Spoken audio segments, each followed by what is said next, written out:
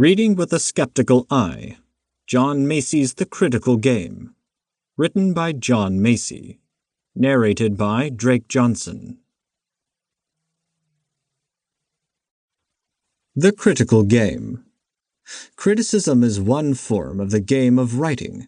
It differs from other forms only as whist differs from poker and as tennis differs from golf. The motives are the same, the exercise of the player's brain and muscles, and the entertainment of the spectators, from whom, if the player be successful, he derives profit, livelihood, applause, and fame. The function of criticism at the present time, and at all times, is the function of all literature, to be wise, witty, eloquent, instructive, humorous, original, graceful, beautiful, provocative, irritating, persuasive. That is, it must possess some of the many merits that can be found in any type of literature. It must in some way be good writing. There is no other sound principle to be discovered in the treatises on the art of criticism or in fine examples of the art. Whether Charles Lamb writes about Shakespeare or Christ's Hospital or Ears is of relatively slight importance compared with the question whether in one essay or another Lamb is at one of his incomparable best moments of inspiration. Rémy du Guermont says, apropos Bruntier's views of Renan, contre l'opinion commune, la critique est peut-être le plus subjectif de tous les genres littéraires. C'est une confession perpétuelle, et croyant analyser l'œuvre d'autrui. C'est soi-même que l'on dévoile et que l'on expose au public.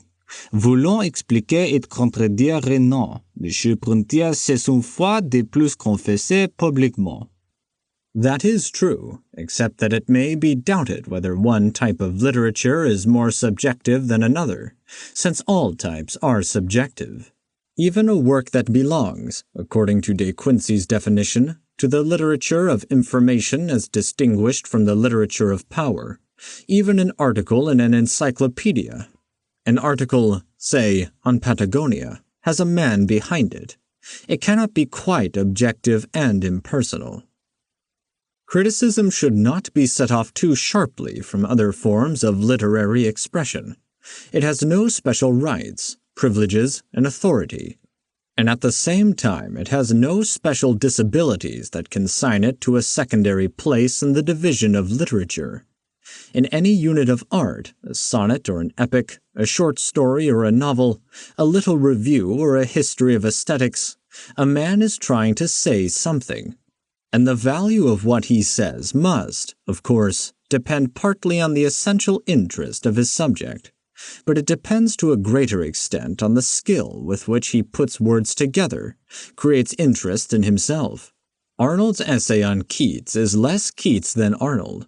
It could not have been if Keats had not existed. But the beauty of that sequence of words, that essay in criticism, is due to the genius of Arnold. Francis Thompson on Shelley adds no cubit to the stature of Shelley, but Thompson's interpretation is a marvelous piece of poetic prose, which cannot be deducted without enormous loss from the works of Thompson, from English criticism. We read Pater on Coleridge, not for Coleridge, but for Pater, and we read Coleridge for Coleridge, not for Shakespeare. Thackeray's lecture on Swift, which is full of animosity and miscomprehension, is a well-written revelation of Thackeray. Trollope's book on Thackeray, which is full of friendship and admiration, is an ill-written revelation of Trollope. Some men of great ability, like Trollope, who have written good books themselves, lack the faculty, whatever it may be, of writing in an entertaining fashion about the books of other men. Swinburne is a striking example. His knowledge of literature was immense, and he had the enthusiasm and contempt that make the critical impulse. But except when the poet in him seized the pen and made a passage of lyrical prose, his excursions into criticism are bewildering and difficult to read. His sonnets on Dickens, Lamb, and the Elizabethans are worth more than all his prose. On the other hand, Lamb, who wrote like an angel about the Elizabethan dramatists, failed completely as a dramatist. Every man who plays with literature at all must be ambitious to succeed in some form of art that may be called creative, as distinct from critical, a distinction which, since Arnold taught us our lesson, we know does not exist. The reason for this ambition is plain enough. A novel or a play reaches a wider audience than a volume of essays, however admirable. It has a more obvious claim to originality, and it brings the author a greater degree of practical satisfaction. A few doubly or trebly gifted men, Dryden, Coleridge, Poe, Arnold, Pater, Henley, Stevenson, Henry James, could do first-rate work in more than one genre, including criticism. And a good case could be made out to prove that a man who knows how to handle words in many ways is on the whole the best qualified to comment on the art of handling words. However that may be, it is certain that in English literature, a critic who is only a critic seldom wins a conspicuous position. Even Johnson was something more than a critic, and he was, with all due respect, somewhat less than a good one. And Hazlitt, who was a good one, wrote on many subjects besides books and art. Because so many little people went into the business of reviewing and presumed to sit in judgment on their betters, criticism early got a bad name in English literature, and not all the dignified works of Arnold and others has yet succeeded in restoring the reputation of the word or the art.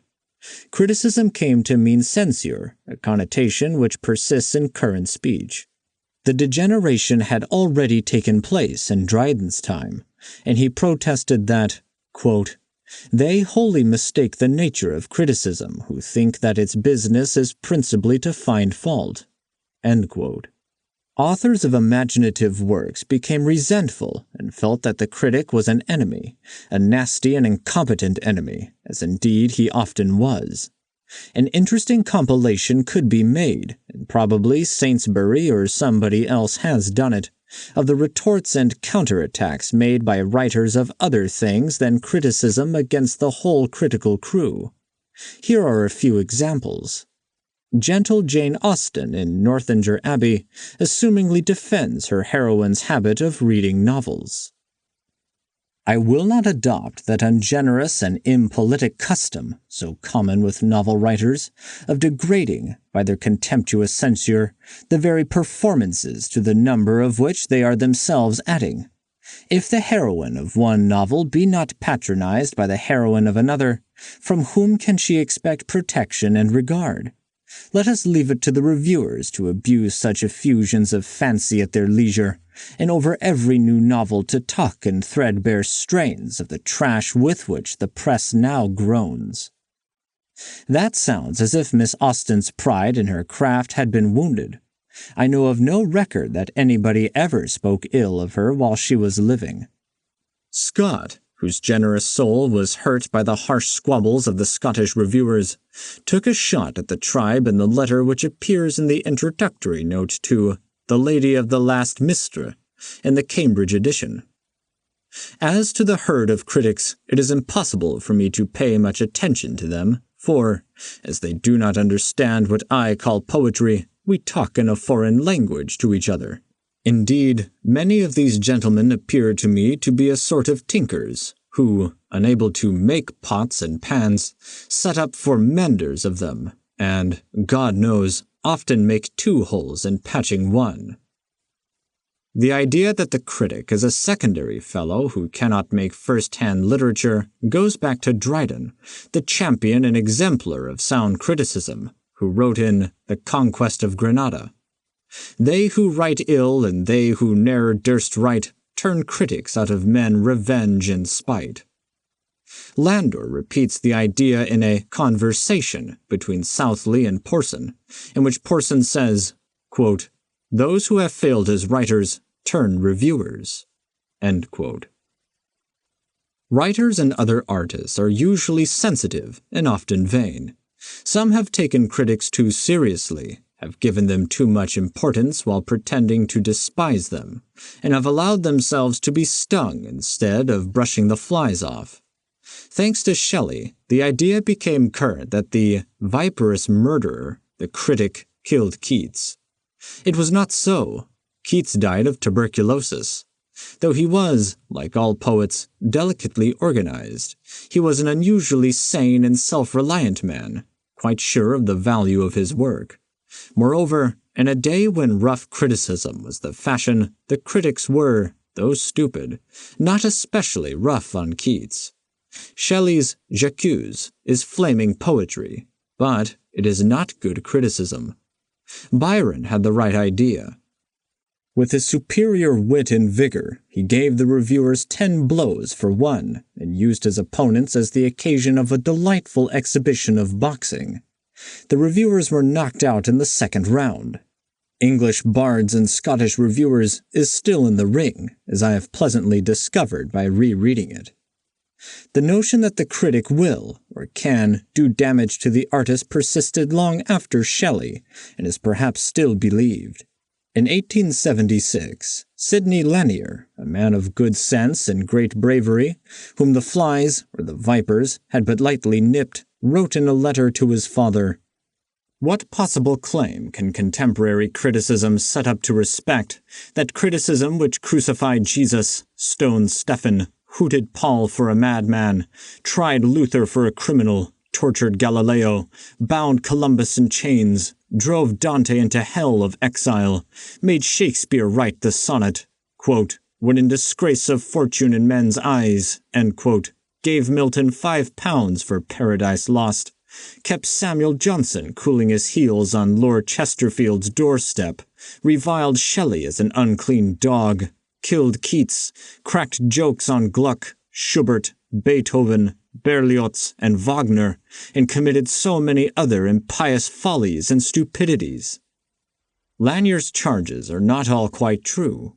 He mixed up the sins of criticism with the sins of politics, economics, and other dreadful affairs. But his outburst is a good illustration of the quarrel between the author and the critic, especially when the author has, for the moment, lost his sense of humor. The best treatment of the critic by the author, as also, perhaps, of the author by the critic, is humorous. In One of Our Conquerors, Meredith lays out the art critics. He had relied and reposed on the dicta of newspaper critics, who are sometimes unanimous and are then taken for guides and are fatal. Washington Irving, in a delightful little paper called Desultory Thoughts on Criticism, quietly places the reviewer in the low seat where he belongs. I shall not quote from the essay, but merely refer the reader to it, and especially to the introductory quotation from Buckingham's Rehearsal, in which the critic is set in a still lower seat. Finally, for these questions, Dr. Holmes, who lived all his life surrounded by praise and comfort, put his finger gently on the partialism of the critic. The passage is in The Poet at the Breakfast Table.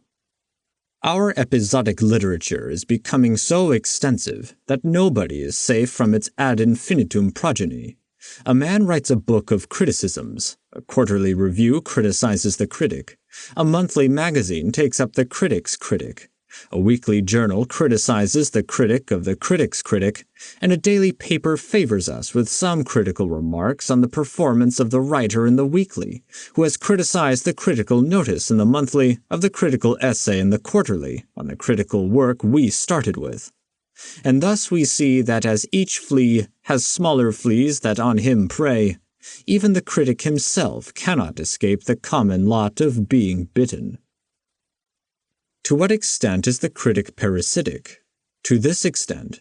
He is dealing with ideas already expressed, with cooked and predigested food.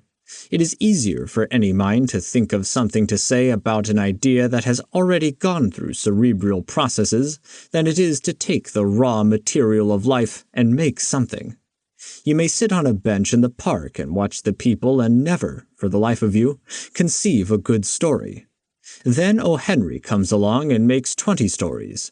After he has done it, you can write something very brilliant about what O. Henry saw from the same bench that you sat on, and you can make neat remarks about the resemblances and differences between O. Henry, Boccaccio, and H.C. Brunner. That may be worth doing, if your remarks are really neat, for then you may be readable. And that is the function of the critic. to be readable, to make literature of a sort. The critic is always playing his own game, selfish, egotistical, expressive of his own will, and no more disinterested than was Arnold himself when he took his pen in his hand to slay a Philistine or to sign a contract with his manager for a lecture tour in America. In playing his own game, the critic may help the game of another author by crying him up and advertising him. But 100 critics, clamoring in the fatal unanimity at which Meredith pokes fun, cannot make the fortunes of a book or influence at the creative source the work of a man sufficiently strong and original to be worth reading. And the same 100 critics with lofty hatred of bad writing cannot prevent bad books from being written and read.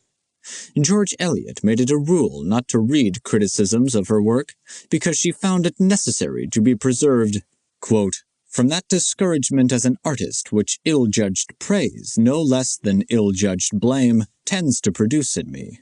End quote. The implication that criticism, favorable or unfavorable, is ill-judged gives us an addition to our notes on what authors think of critics. I doubt whether, if that strong-minded woman had read everything that was written about her before and after her death, she would have altered a single sentence. Did Hardy stop writing novels because of the ignorant attacks on Jude? I would not accept without question Hardy's own word for it. I suspect that it was his own inward impulse, not determined by the opinions of the other people, that turned his energy to that stupendous epic, The Dynasts. To what extent can the critic play the game of the reader, be guide and teacher, maintain standards, elevate taste, make the best ideas prevail? Not to a very great extent. Criticism, good or bad, is read only by the sophisticated, by people whose tastes are formed and who can take care of themselves in matters literary and intellectual. Who that had not already looked into Shakespeare and Plato ever heard of Potter? The journals that print intelligent articles about literature and art have a small circulation. They are missionaries to the converted. Their controversial discussions of general principles or of the merits of an individual are only family feuds. Critics play with each other in a professional game. The few amateurs who sit as spectators are a select minority who have seen the game before, and who, though not in the professional class, are instructed, cultivated, have some knowledge of the plays. The critical game is enjoyed by those who are themselves critical and least in need of enlightenment. Nevertheless, it is a great game when it is played well. The author of a book on golf illustrates it with the stances and swings of better players than himself. He makes an anthology. A collection of essays by various authors would illustrate the game better than the plays of a single critic, a much more competent critic than I. I do not pretend that the essays in this book are first-rate specimens of how the stroke should be made, but even a small fellow may flatter himself that he has an individual way of looking at things which may give unity of interest to a collection of papers. At any rate, he has a right to exhibit his methods, and nobody is obliged to watch him or play with him. Most of the papers have been published in reviews and magazines. The Freeman, the Dial, the New Republic, the Boston Herald, the Atlantic Monthly, the Literary Review of the New York Evening Post, and the New York Tribune. The essay on Joseph Conrad appeared in the Atlantic Monthly in 1906. I am proud only of the date. 16 years ago, Conrad was not universally recognized. Some of his best work had not been done, and many finer essays than mine had not yet been written. If I was not the first American critic to pursue that mysterious mariner across enchanted seas, at least I can swear before the critical court of admiralty that the waters were not crowded with little craft like mine. It is a pleasure to read again a few letters which hail me for hailing Conrad, and which make me believe that I did introduce the master to a few readers. If so, I have not lived in vain. But my pride is somewhat reduced by the consideration that any reader intelligent enough to look at a literary essay in the Atlantic Monthly must sooner or later have discovered Conrad for himself without the assistance of a critic. However, I hug with amusement the memory of a Harvard professor who threw up his hands and said, quote, "My God, I had no idea there was a man living who could write like that." End quote. To the professorial mind in those days, English literature stopped officially with the death of Browning, or, at the latest, with the deaths of Stevenson and Potter. The essay itself is a little professorial, enfeebled by a sort of Boston-Harvard timidity, utterly failing to express the wild joy which I felt. The second paper on Conrad, written 15 years later, is not so hesitant. It is interesting to look again at the bibliographical footnote to the first essay and see how Conrad's few books were scattered among the publishers. I could not find An Outcast of the Islands, except in the Tauchnitz edition. Today his work is collected. There is a handsome subscription edition, and Mr. Doubleday tells me that a new book by Conrad has an assured immediate sale of 20 to 30,000. Perhaps, after all, we who cheered long ago when it was not the fashion to cheer have justified our miserable existence as critics. The essay on Tolstoy was written in the 2 months immediately after his death. Mr. Ellery Sedgwick asked me to write it for the Atlantic Monthly, and then rejected it. It was published in the New York Call. I bear no bitter grudge against Mr. Sedgwick for returning an article that he had ordered. But I am convinced, as I read the article over again, that he is an incompetent critic of criticism. Sometimes editors and publishers, whose business it is to provide the arena and assemble the spectators, play their part of the game stupidly. But on the whole, I think they are more than generous to second-rate performers. If I owned a magazine, I should be very grudging of the space I gave to literary chatter, except my own. A critical friend, we critics suffer from each other, admonishes me that in the foregoing remarks I have treated an important art in a flippant manner. Certainly, I am not so foolish as to take my essays very seriously, and I believe that much modern criticism is too solemn, that if we fooled with literature in a higher spirit, we should enjoy it more and be happier. Charles Lamb was not afraid to kick up his heels, and yet nobody will accuse him of being a trivial clown. Oscar Wilde was a man of wit, sometimes a buffoon, and he could puncture a stupid piece of work with ridicule. But the prevailing tone of his best essays is one of dignity and sobriety. Good criticism is as important as anything that man can put on paper. Moreover, certain subjects must be treated by the critic with the utmost gravity. It would be owlishly humorless, uncritical, not to take Tolstoy seriously. Essays about the greater men of genius and the deeper problems of art must be substantial, solid, or they are inappropriate, out of key. But it is possible to be sane and erudite without being leaden, to approach a noble subject earnestly without striking an attitude of priestly austerity. Some of our sincerest contemporaries, both the academic and the rebellious, seem to me to worry about literature, as it were an invalid that needed nursing, or a dead man about whom the last word must be said before next Thursday afternoon. They do not get enough fun out of it. They forgot that Potter, who was not a mad wag and not a dilettante, could sometimes see the gaiety of things and was willing to be inconclusive. Criticism is important. The best contemporaneous English criticism is not good enough. And even in France, where we have been taught to look for sound critics, Flaubert thought as late as 1869 that criticism was still in its infancy. He wrote to George Sand, quote, "You speak of criticism in your last letter to me, telling me that it will soon disappear. I think, on the contrary, that it is, at most, only dawning. When will they, critics, be artists, only artists, but really artists? Where do you know a criticism? Who is there who is anxious about the work in itself, in an intense way? The unconscious poetic expression. where it comes from, its composition, its style, the point of view of the author? Never.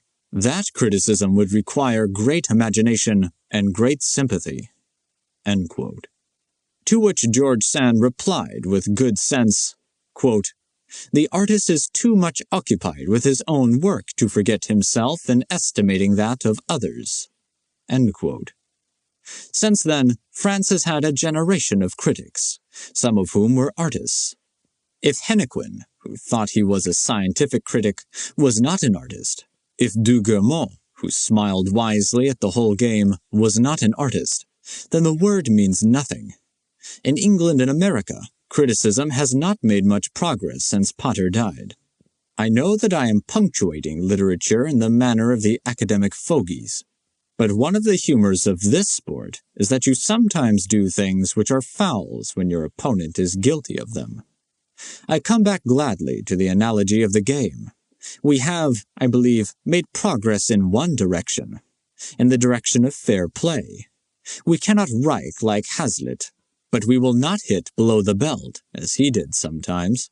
We cannot write like Arnold, and his combination of literary charm and scholarship makes us feel desperately small. But in our descent from his altitude, we have freed ourselves from his major vice, his dogmatic snobbery, his bigoted liberalism. The pulpit pounder still thrives in religion and politics. In criticism, he is becoming obsolete.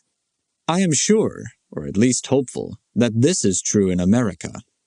I think I see a slight but appreciable improvement in candor, simplicity, generosity, geniality, and fairness in attack.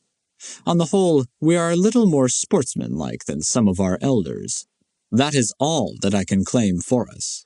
Our real consolation is that the ancient and honorable game is still young, still to be played.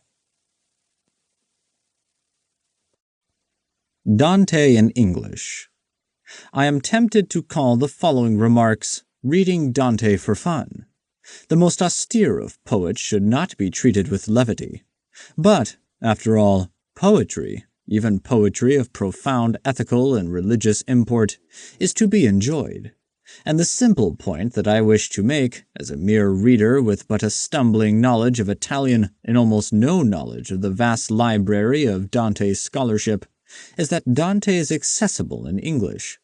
His book of magic is at least half open, even to one who must forever remain partly blind and deaf to the beauty of the original. It is a great pleasure to read the convenient little volumes of the Temple Classics, with the Italian text on the left-hand page and the English on the right, to read idly or study deeply, according to mood and temperament. At any rate, let us not be overcome by the solemnity of the occasion or discouraged by the difficulties, some of which the commentators have cleared away, and some of which they have made more difficult. Dr. Toynbee finds that since 1802, the Commedia as a whole has been translated into English about once every 4 years, and he excludes from his record American translators and critics. Why did Dr. Toynbee, or the British Academy, make this commemorative volume so narrowly insular? English and American scholarship is one institution, and American Danteists have done good work. Though it is the fashion to scorn the Yankee bards and seers, Lowell's essay, and the translations by Longfellow, Norton, and Parsons, are important in the history of Dante in English, not British, literature. They had literary gifts, they knew Italian, and they were able to appreciate a universal mind. For all their provinciality, their shades can afford to smile at their young countryman, Mr. Mencken, who writes, quote, "If I have to go to hell for it, I must here set down my conviction that much of the Divine Comedy is piffle." End quote. Well, he ought to go to hell, to Dante's hell, which is an entertaining and hospitable place. In the cold prose of Norton or John Carlyle, where the melody is necessarily lost, there may be some passages in which an alert modern reader cannot find great interest, but the number of lines of piffle is exactly none. It is not to be expected that all men, even all literary men, will respond to Dante. Horace Walpole called him, quote, extravagant, absurd, disgusting, in short, a Methodist parson in Bedlam." End quote. This is amusing, even refreshing, in view of the too pious devotion of some later Englishmen. But the 18th century was not the time for English appreciation of Dante, and Walpole, witty prosateur, was not the man to enjoy him. Dante was known, of course, to Chaucer and to the Elizabethans and Milton, and his influence on English poetry was perhaps even greater than Dr. Toynbee's record makes evident. But it is with the 19th century, which, bien entendu, was born intellectually a few years before its numerical date, that Dante becomes a power in English literature. He is, indeed, a part of the revival of English Romanticism. The translations of Boyd and Carey appeared early in the century, and from then on, Dante belonged to English literature, as well acclaimed as any other foreign classic. The index of Dr. Toynbee's record contains the names of almost all the important English poets from Scott to Francis Thompson. And it contains hundreds of other names, not perhaps of great importance in literature, but important in this respect, that they show the appeal of Dante to a great variety of minds not medieval, not Catholic, not Italian. Nobody can dip into him, however superficially, without getting something. He has so much that everybody can be happy, from the Pope to the most pagan young poet. Though the true Danteist will insist that the greatest of poets must be understood, or accepted, entire, like his own God in his own universe, I propose that the anthological view of him is proper and delightful. If he is so rich and structurally perfect that no side of him can be neglected, then he is so rich and so strong that any side of him can be neglected. You can sit under a tree on the side of a mountain without comprehending the mountain, but deriving much happiness from the tree, the altitude, and the view. The interpreters of Dante's stupendous unity are all true to Dante, in that they try to find some complete explanation of him and will tolerate no neglect of his least detail. Dante himself, for all his mystery and multiple meanings, is quite explicit about the indivisibility, the integrity of his work, so that the episodic, incomplete view of him, which I recommend to other casual readers, is unphilosophic and amateurish. Let us concede that, and at the same time let us reserve the right to be cheerfully wary of systems where the benumbed conceiving soars. Ruskin speaks the indubitable truth. Quote, "The central man of all the world, as representing the imaginative, moral, and intellectual faculties, all at their highest, is Dante." End quote. But such a genius is too awful to contemplate, and it is more comfortable to keep this side idolatry. Moreover, the interpreters, seeking to comprehend Dante's vast totality, do not discover complete unity among themselves. Mr. Walter Arsenberg thinks that he has unlocked the mystery, and I think that he has. But as I had little to do with filling that key, I will not say how well I think it turns in the wards of the lock. I will leave him to the mercies of other critics, and merely note that 6 centuries after Dante's death, we have a novel interpretation. And then comes Professor Courtney Langdon with another. One of his ideas seems to me just, though debatable, namely, that any modern man has the right to find anything in Dante that he can find, to derive the sort of joy and wisdom that suit him, the reader, whether or not Dante would recognize that reader's meaning. The poet exists for our benefit, and, like the Bible, does not forbid but justifies the multitude of sects and individual expositors. That idea alone is worth Professor Langdon's labor, and it will be interesting to see how he develops it. Unfortunately, his translation is worse than useless. He simply has not the gift of English verse. His own verses, prefixed to the several canticles, are absurd doggerel. They remind one of Longfellow's lovely sonnets, the best poems he ever wrote, only by their position of naive rivalry with the splendor that follows. And, what is more strange, Professor Langdon writes abominable prose, such assaults upon the ear as verse's rhythm and Divine Comedy's last part. If the poet exists for us, in English or Italian, one of the things to learn from him is how to write. The poet exists for us. That is an excellent idea. It is our privilege to take what we enjoy and reject what we do not like or understand. I cannot be interested in Dante's ethics, which interested him so profoundly and is the bone of his thought. His stern, indignant moral, as Carlyle called it, is for me no part of the beauty of the mystic song.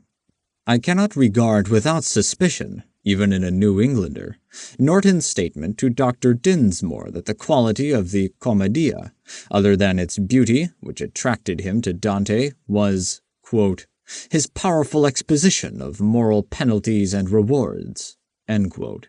Other than its beauty, what does that mean? If the qualities of the Commedia can be separated, Dante happened to believe that they cannot be. Let us throw the ethics, the penalties, and rewards to the four winds. Let us keep as much as we can grasp of the beauty of the episodes, the images, the phrases, the structure, whatever gives delight. The beauty of the fifth canto of Inferno does not depend on the ethical fact that the carnal sinners are punished, but on the poetic fact that their pathetic loves on earth are recalled, and that their punishment is vividly, physically dramatized. The tragic pity and terror of it break through the baldest translation stripped of the enchantment of the original verse. Many English poets have been tempted to try to render that famous fifth canto. Mr. Arsenberg has made the best version that I have seen. His version is in the terza rima, a difficult thing to manage in English, and he succeeds in making a good English poem, a shade finer than a mere tour de force.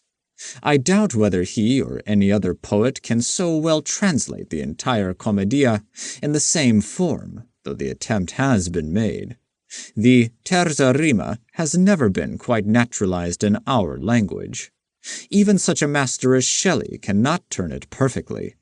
We imported the sonnet as easily as the apple, and we made some French forms grow thriftfully in our hardy garden. The terza rima remains artificial and foreign, peculiarly Italian, and more peculiarly Dante. He made it his own, and moved at ease in its exacting rigidities. He was, in thought and form, a diabolical magician. In order to show the terza rima in English, and to suggest, not to solve, the problem of translation, let us look at 3 versions of the last 10 lines of the fifth canto in Inferno, the story of Paolo and Francesca. Francesca is speaking, and tells how she and her lover read the story of Lancelot and Guinevere, romance within romance. First, Norton's clear, deliberately uninspired prose. When we read of the longed-for smile being kissed by such a lover, this one, who never shall be divided from me, kissed my mouth all trembling. Gelahout was the book, and he wrote it. That day we read no farther in it. While the one spirit said this, the other was so weeping, that through pity I swooned as I had been dying, and fell as a dead body falls. Then Longfellow in traditional blank verse, and it is good verse, he knew his business. When as we read of much longed for smile, being by such a noble lover kissed, this one, who ne'er from me shall be divided, kissed me upon the mouth all palpitating.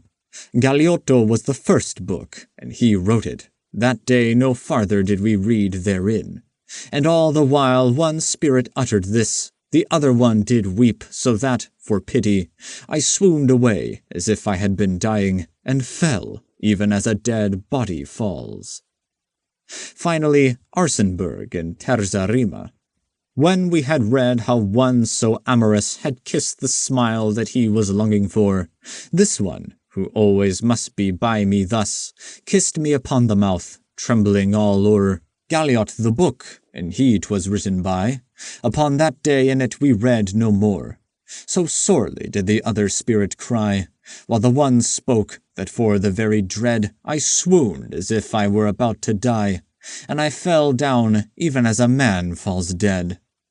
Those versions, I submit, are all good, and I risk the tedium of repeating the same idea of Dante in the English of 3 different translators, because my simple point is that Dante in English is interesting to anybody who cares for English literature. Dante's political philosophy. Dante's De Monarchia is usually treated by the commentators as a mere footnote to the Commedia, and this subordination is justifiable because the poet in Dante overwhelms all other expressions of his genius, and also because the Commedia contains much political philosophy, some of which De Monarchia elucidates. But De Monarchia, considered by itself, is a work of great importance. Even if by some unthinkable accident the Commedia had been lost and De Monarchia had survived, it would remain a significant treatise on the state and the papacy, and would deserve to be regarded as we regard the political writings of philosophers from Plato to Hobbes. To be sure, the chief interest of the work for us lies in the fact that Dante wrote it, and it would lose some of its value if it were isolated from the rest of his thought. The amazing unity of his mind and the coherence of his purpose makes a piecemeal view of any part of him essentially false. His vision of earth and heaven has 1,000 aspects, but no fragments. Even the unfinished works, Il Convivio and De Vulgari Eloquentia, are not fragments, but rather to be read as partial manifestations of a singular and consistent plan. De Monarchia is a vision of earthly well-being. It is an argument prosaic and heavy in the English translation, and very difficult in the original. I should suppose, even to an excellent Latin scholar. But the argument embodies a dream of the greatest of dreamers. The first part sets forth the necessity of empire. Only under a single world-governing monarch are possible the solidarity of mankind and the fullest possible development of the human spirit.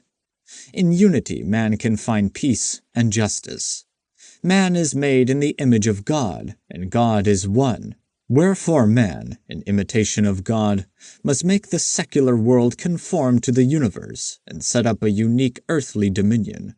In the nature of things, empire is divinely ordained, and this is further proved by the fact that Christ willed to be born under the Emperor Augustus. The second part seeks to show that the Roman Empire was appointed by God to rule the world. It was established by the aid of miracles, which confirm it as especially created by the will of God. Christ died under the empire. If the empire had not been the rightful temporal authority, Christ would have been punished by the agent of an unjust power. His suffering would have been unlawful, and therefore the sin of Adam would not have been duly expiated. Rome was born to command, because it did, in point of fact, conquer the world, and also because the histories of its many heroes and patriots show that the Roman citizen loved right and justice. The third part is an argument for the separation of church and state, which are independent authorities both deriving directly from God. Many false arguments for the temporal power of the church are refuted. Though the emperor, as a man, is the first son of the church and should obey it like other Christians, yet as emperor he owes allegiance only to God, whom he represents on earth in temporal matters, as the Pope represents God in spiritual matters. The very nature of the Church, its essential spiritual function, forbids the possession of temporal power. Have we here, then, nothing but a defense of an empire that has been dust these many centuries, and stale scholastic arguments for the separation of church and state? A long-settled question in theoretic politics and practically settled in most countries? There is much more than that in De Monarchia, even for the most confident modern democrat, who may regard emperor and pope as twin tyrants, and for whom the word medieval has derogatory connotations. It is true that the empire under which Dante actually lived is dead as the empire of the Caesars, and that the empire of Dante's dream was never realized in the workaday world. As a political pamphlet, De Monarchia is obsolete, without even the persistent contemporaneity of some 18th century tracts. In a sense, Dante's treatise died at birth. Bryce, who gives an excellent summary of it in his Holy Roman Empire, shows that this plea for empire, conceived by the supreme mind of the age, was the epitaph of the existing empire. It was, indeed, a swan song, not of the author, who was still to take us to paradise and put his dream in lovelier form, but of the empire in the Catholic Christian sense of holy. The empire that persisted after the 13th century grew further and further away, not only from a poet's dream, but from any practical possibility of united political authority. The solidarity of mankind was not to be achieved through Rome or Christ, and Dante was not, as he thought, announcing a new era, but summing up a passing era. But the truth of a dream inheres in the dream itself, and is measured only in a secondary way by the course of events.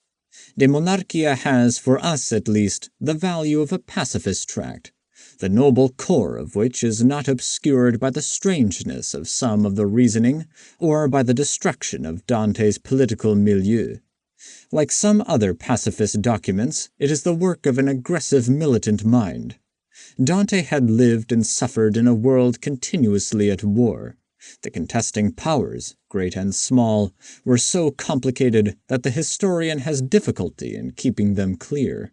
To the major quarrels between church and state, and of the strife of the city republics with one or the other, or both, were added an internal warfare between economic classes and feuds between castes and families, all hopelessly intricate.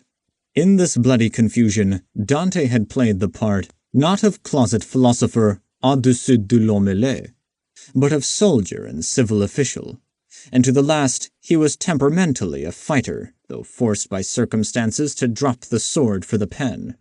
He was not in the eyes of his contemporaries what he had become for us, the supreme solitary genius exiled by an ungrateful city, but was simply one of 1,000 members of a beaten party. He was not a pathetic, unappreciated poet, but a pertinacious partisan who happened to be on the losing side. He knew war and misery and defeat, yet his plea for peace is by no means that of a wary belligerent. It is that of a bellicose champion of certain principles. And so, though those principles do not appeal to us, and though the expression of them is laborious, even turgid, De Monarchia is still hot with conviction. The instrument of peace was the one form of government that Dante knew, the empire. Even if his genius had taken the form of vaticination, he was indeed, as it turned out, a poor prophet. He naturally could not in his time have made himself familiar with leagues of nations and Wellesian world states. He had to ride on a horse, not in a motor car, and he rode, as a worldly writer, to a fall.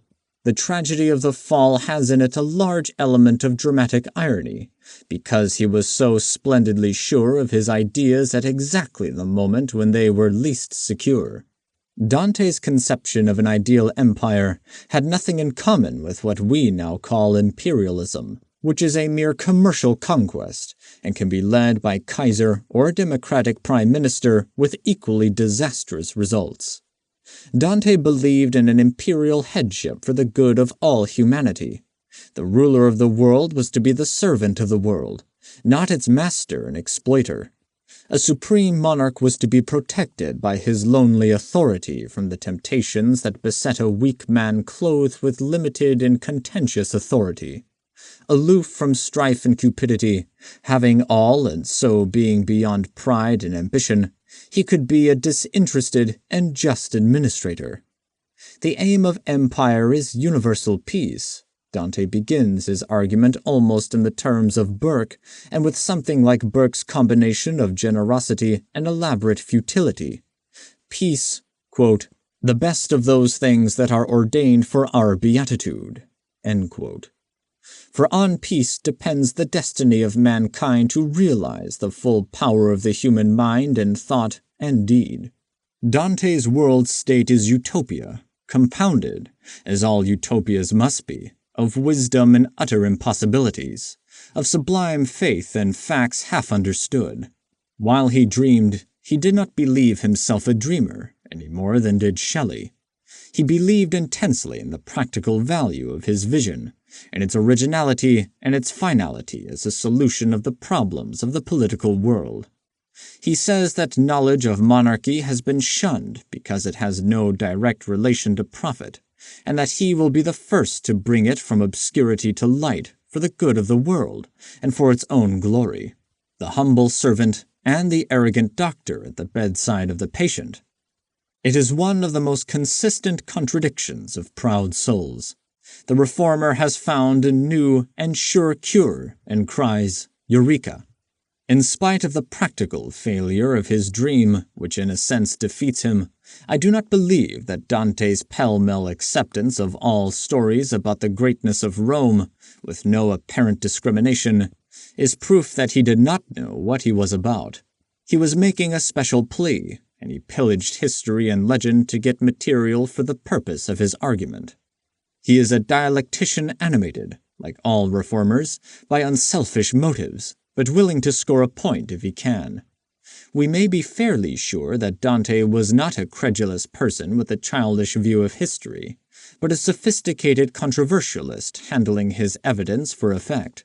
Though he mingles fact and fiction, though his documentary resources were more limited than ours, yet he knew perfectly what he was trying to do, and modern attempts to gloss him in a patronizing and apologetic manner are generally mistaken.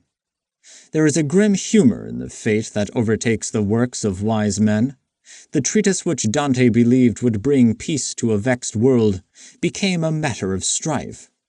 Later Ghibellines used his argument, unfairly of course, to support the supremacy of the empire over the church, and ecclesiastical authority retorted by condemning the book and even threatening the repose of Dante's bones. A somewhat similar quarrel arose over Hobbes's Leviathan 3 centuries later. Seeking to unite all men, the political philosopher is attacked from both sides, and if he lives, he finds that he has poured oil not on troubled waters, but on a fire. Though De Monarchia is much more than a footnote to the Commedia, and is worth study for its own sake, yet the unity which it seeks in the world is closely allied to the unity of Dante's celestial vision, by which he tried to lead mankind to God. Mankind refused to be cursed of its political pains by De Monarchia, and even ignored it in spite of Dante's secure and growing frame. There was no English translation until the late 19th century. But mankind also never accepted, and never will accept, the supreme vision of the Commedia. It is a beautiful poem, enjoyed by the literary, and even in Italy it is valued, quite properly, as a mere work of art.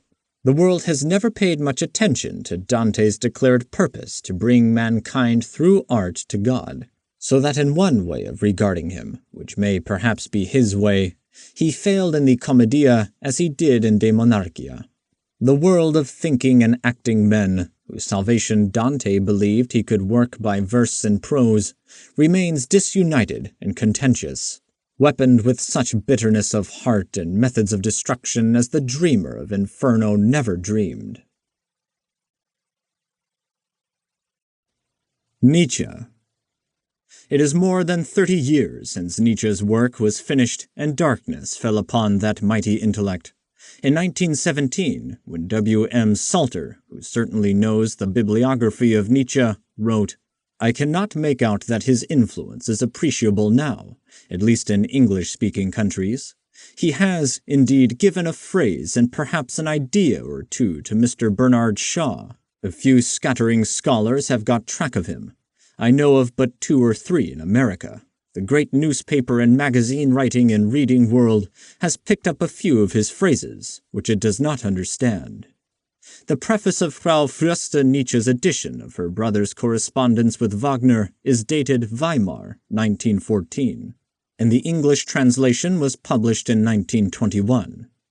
Dr. Oscar Levy's preface to his selection from the 5 volumes of Nietzsche's correspondence, published in Germany between the years 1900 to 1909, is dated August 1921.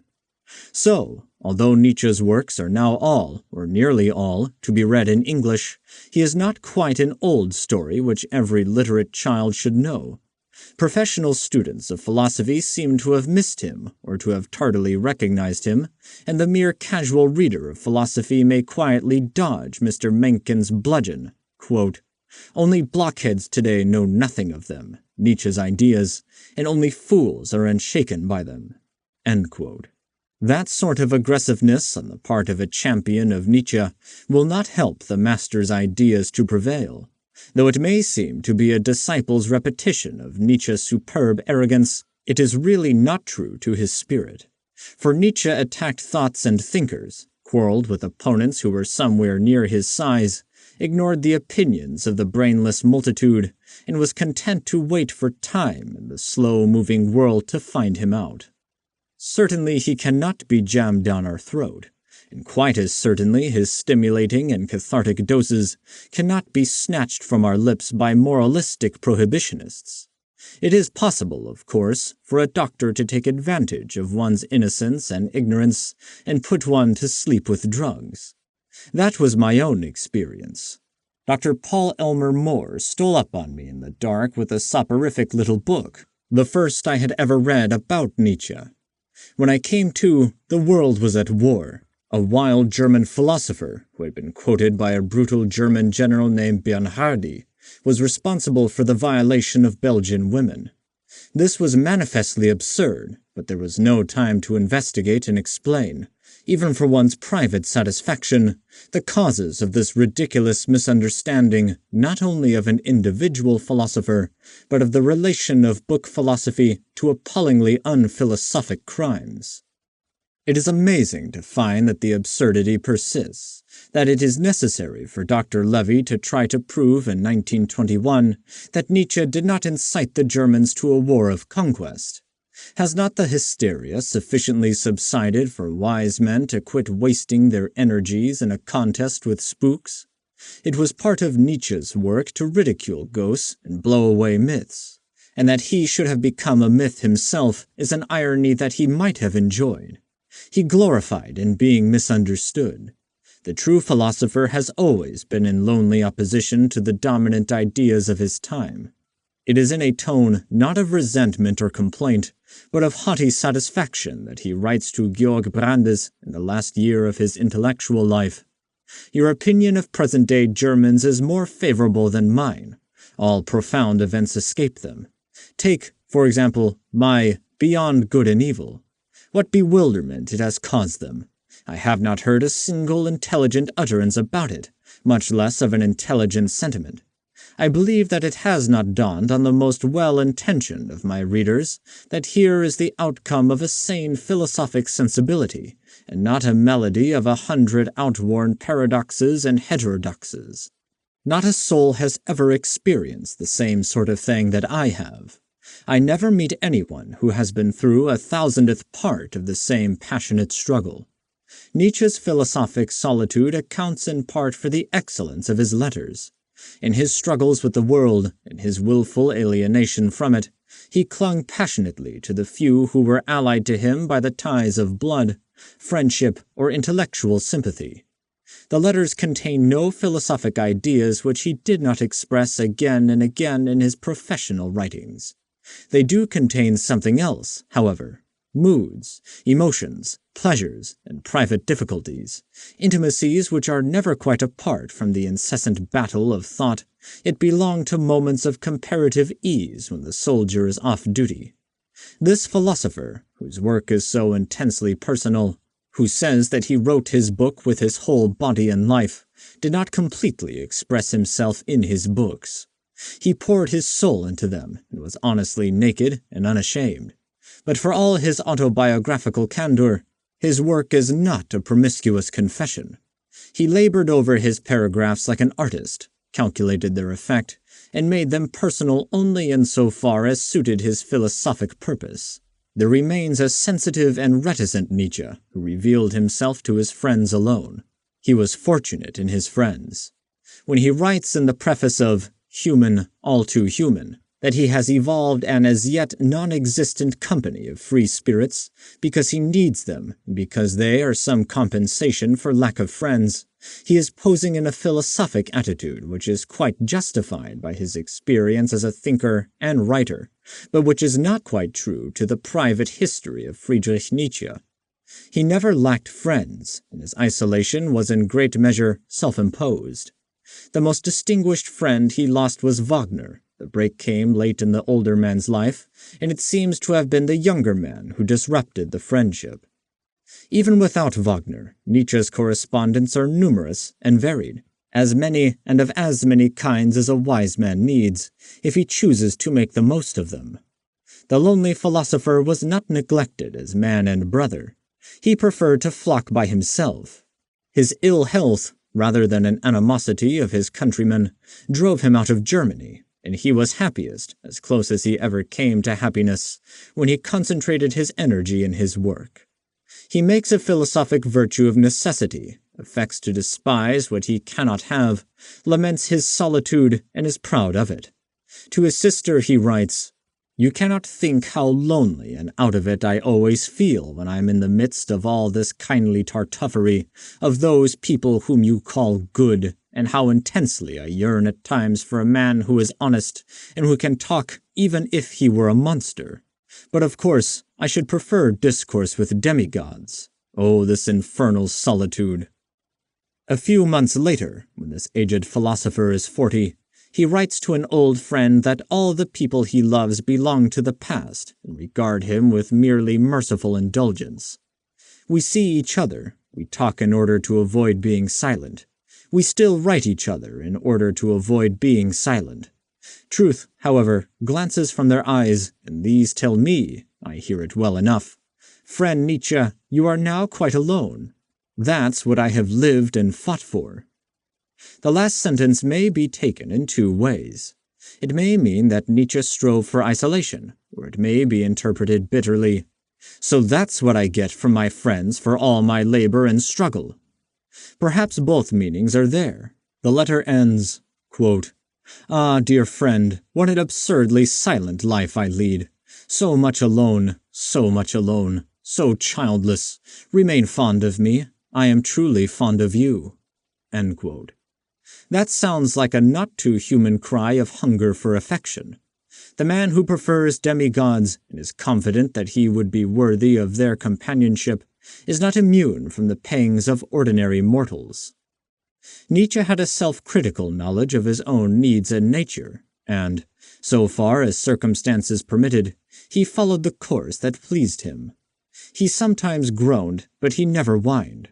In a letter to his sister, who had evidently suggested the possibility of marriage, he says that he cheerfully accepts the disadvantages of independence. The list of requirements that he lays down are enough to make us congratulate the impossible, she whom he wisely refrained from marrying.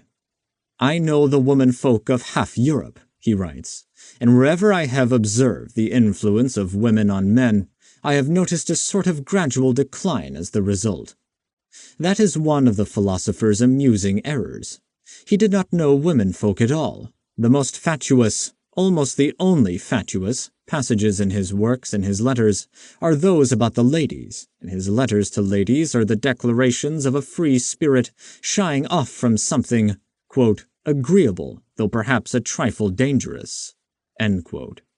Nietzsche is at his best, of course, when he writes to distinguished men, the few who recognized his genius and made him glow in his cold solitude.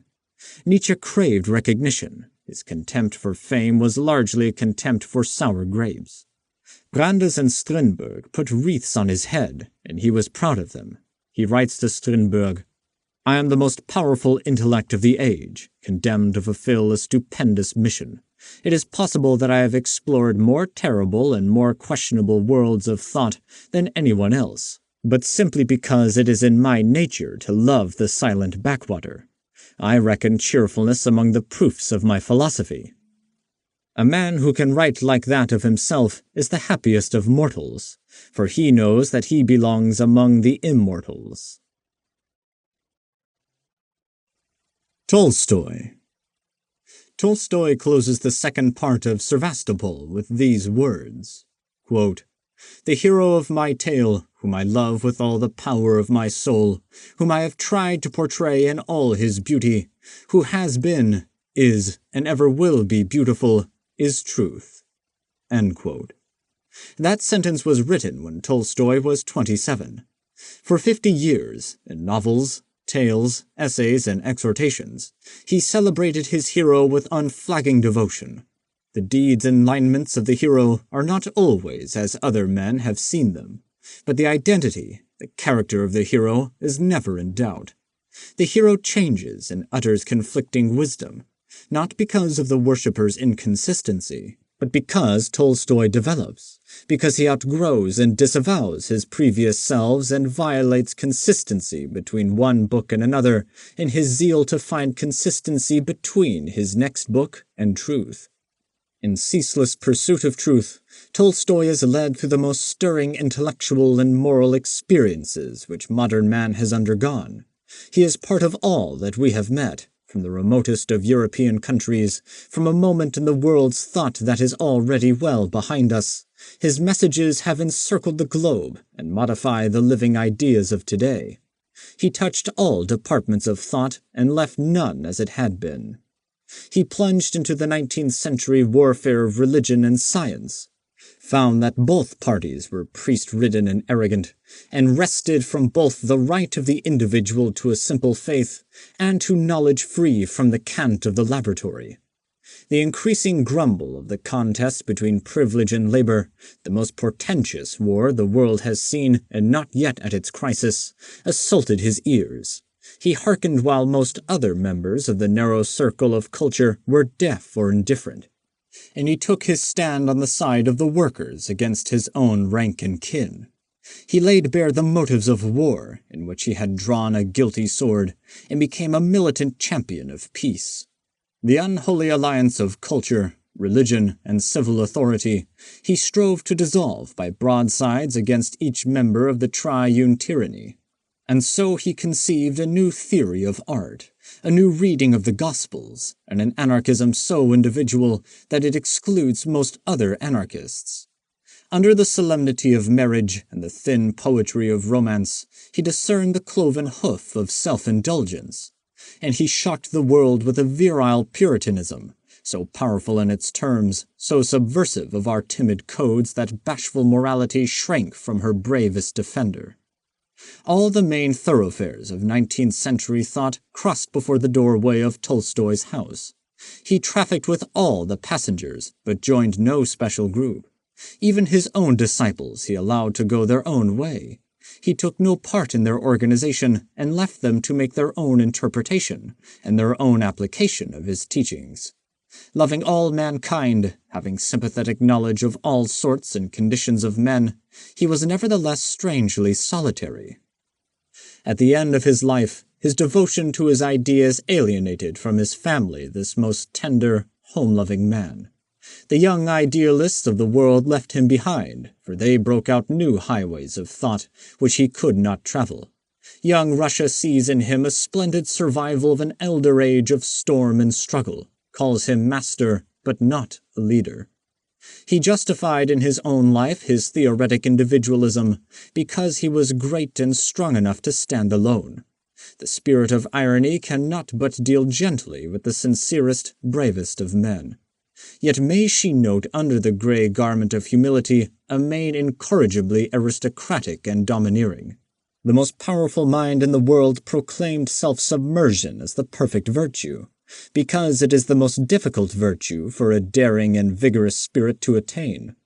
The foe of privilege, preaching that all men are brothers in love and alike before the Lord as they should be before the law of man, enjoyed a unique privilege. He was almost the only man in Russia who could with impunity say what he thought. He won this right because he was an aristocrat with friends at court, and because the Russian government dared not disregard the admiration of the world which had made Tolstoy an international hero. He warned the mighty to walk in the fear of God, but they walked in the fear of Leo Tolstoy. To remind ourselves of the titles of some of his books and the order in which they appeared, we may divide his work into 7 parts. The first part includes military tales and autobiographic sketches. Sevastopol, 2 Hussars, The Raid, The Cossacks, Childhood, Boyhood, Youth.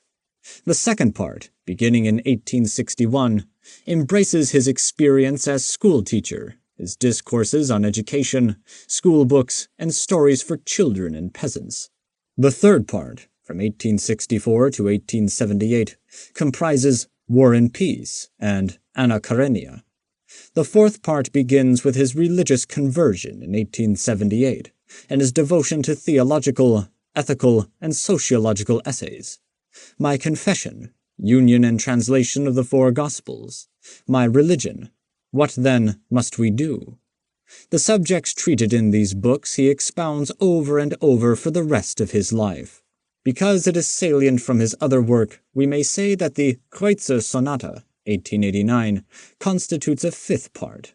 What is Art and Resurrection may be thought of as a 6th part. Then follows the concluding decade of warfare in pamphlets, essays, letters upon civil and ecclesiastical authority, and other powers of darkness. Any such partition of Tolstoy's work is untrue to its organic continuity, its massive unity. His books are embedded in his life. Though each novel stands alone in self-sustaining integrity, intelligible to all the world, yet each gains in clearness and power for being understood in relation to the mind that produced it. This colossus of solitary protest, rising rough and volcanic above the flats of modern thought, is vaster when seen close to his intellectual base. Viewed from a distance, some sides of him, some contours, are blurred and deceptive. No part of his work can be wholly apprehended unless all parts are brought into the range of vision. On the day of his death, he was the most famous man of letters in the world. From the first report of his final illness, bulletins flew over the cables in hourly succession. Yet for several weeks after his death, repeated inquiry among the dealers in English and foreign books in Boston, reputed center of culture and high thinking, showed that there never had been much demand for Tolstoy's books, except his novels, and that the momentary rise of interest caused by his death had not disturbed the dust on such books as What Then Must We Do? And My Confession. This seems to indicate that not all the articles and sermons which followed the ultimate news from Russia were grounded upon first-hand knowledge of Tolstoy. The truth is that his opinions have trickled through to us Westerners in diluted streams. He is already a tradition, and it is the habit of tradition to weaken as it spreads, to lose the effect which a drinker at the source feels in their concentration, in their full and proportioned measure of ingredients. Tolstoy is abroad in the world. He has permeated the thought of the best minds and tinged the currents of our present beliefs. But few Westerners know him in his overwhelming entirety. This man, who laid open his whole mind and heart with prodigal frankness, is borne westward on the winds of rumor as a mythical prodigy. The outlines of his thoughts are misty and wavering to many of those who call him great. He spared no pains to clarify his beliefs. He expounded the same principle many times with undiminished force and ever-new transparency. He gave sweeping permission to the world to translate and print his books. Yet there is no complete authorized edition of his works in any language, even in Russian, thanks to the censors and his own indifference to practical concerns. Thus, for the moment, a partial chaos has descended upon the work of Tolstoy, a coherent, luminous body of work which left his hand as free from ambiguity as his extraordinary skill and industry could make it, but which has been scattered in transmission. It will take some years for his loyal followers in England and America to give us a complete and adequate translation. And in spite of Matthew Arnold's naive confidence in the French, the most patient collator will have difficulty in finding Tolstoy's work or recognizing even the titles in the books which the Parisian publishers have sent forth under his name. One who has assembled such of his books as are procurable in French and English would say with all emphasis possible, quote, "Withhold judgment about any particular belief expressed or supposed to have been expressed by Tolstoy until you have read as many of his books as you can get, and do not fail to read them. He is the one noble speaker who has happened in our time, who may be named and stand as the mark and acme of modern literature." End quote. A little knowledge of Tolstoy is more than proverbially dangerous. He laid his vigorous hand upon every problem that vexes and strengthens the soul. His utterance on each problem is intense and aggressive. He boldly pursues an idea whither it leads, or drives it with passionate conviction to a foreseen conclusion, and stays not for the beliefs of any majority or minority of men. His magnitude overflows the accepted area of such an adjective as intolerant. Yet approached for the first time by a reader accustomed to the persuasive amenities of other saints and sages, he seems to bristle with outrageous denial. Some of his opinions, isolated from the rest, stand as repellent outposts, forbidding many minds which, entering from another side, would go straight to the heart of him. For example, our traditional reverence for Shakespeare is wounded by his downright statement that Shakespeare was not an artist. The offended judgment retorts that thereby Tolstoy proves that he is himself no artist, or that in crotchety old age he outgrew the poetry of his virile years. It must be understood that the essay on Shakespeare is in the nature of an appendix to his essay, What is Art? That, in turn, is closely related to his ethical and social teachings. Those, again, are inseparably bound with his tales and novels. And his fiction, finally, is rooted in Russian life, not only because, as is obvious, it deals with Russian people, but because during Tolstoy's prime there was, as we shall presently see, an attitude towards the novel and all literary art which was peculiar to intellectual Russians. Happily for English readers, the foundation for complete understanding of Tolstoy has been laid by Mr. Aylmer Maude in his Life, the second volume of which appeared a few days before his master's death. Mr. Maude has entire knowledge of his subject and perfect sympathy. He is a sane and independent thinker, and his work is admirable for its balance, its candor, its sturdy devotion, which, however, admits no surrender of the biographer's private beliefs. To the reader who cares merely for an interesting story, Tolstoy's career offers more than that of most men of letters. It is laid amid the plots and counterplots of bloody Russia, the most melodramatic background of modern history. The man is spectacular, compelling, in all violation of his own doctrines of self-abasement. The peasant's smock, which he wore as symbol of his unity with common man, served only to make him the more picturesque. This ascetic religious philosopher was a master of thrilling war stories. He knew equally well the heart of a lady and the high life of Moscow, and the soul of a peasant woman. He was of athletic stature, and his huge hand was sensitive to the fingertips. With it, he gripped a scythe, played the piano, wrote a tirade against modern music, and indicted an exposition of the gospel of love which estranged some of his best friends. It is no wonder that his fiction bears the seal of reality, that it has the abundance, the variety, the jostling contrasts of life itself.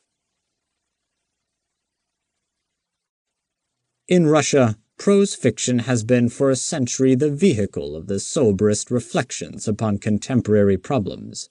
It was dangerous for a Russian radical to express his beliefs directly in essays and expositions.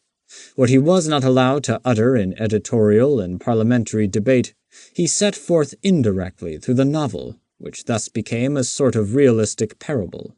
Suppression increased his emotional intensity. Feeling himself a member of a downtrodden class, he became the champion of other downtrodden classes. When Tolstoy began to write, the novel was already a tempered weapon against abuse. The skillful handling of it was a tradition among the literati, and there were masters to coach and encourage the beginner. The Russian novel records the deepest motives of Russian history. Turgenev voiced the philosophic resignation and skepticism of the educated Russian and the evils of serfdom. Tolstoy portrayed the vices of the educated Russian and the evils of wage slavery which followed the emancipation of the serfs.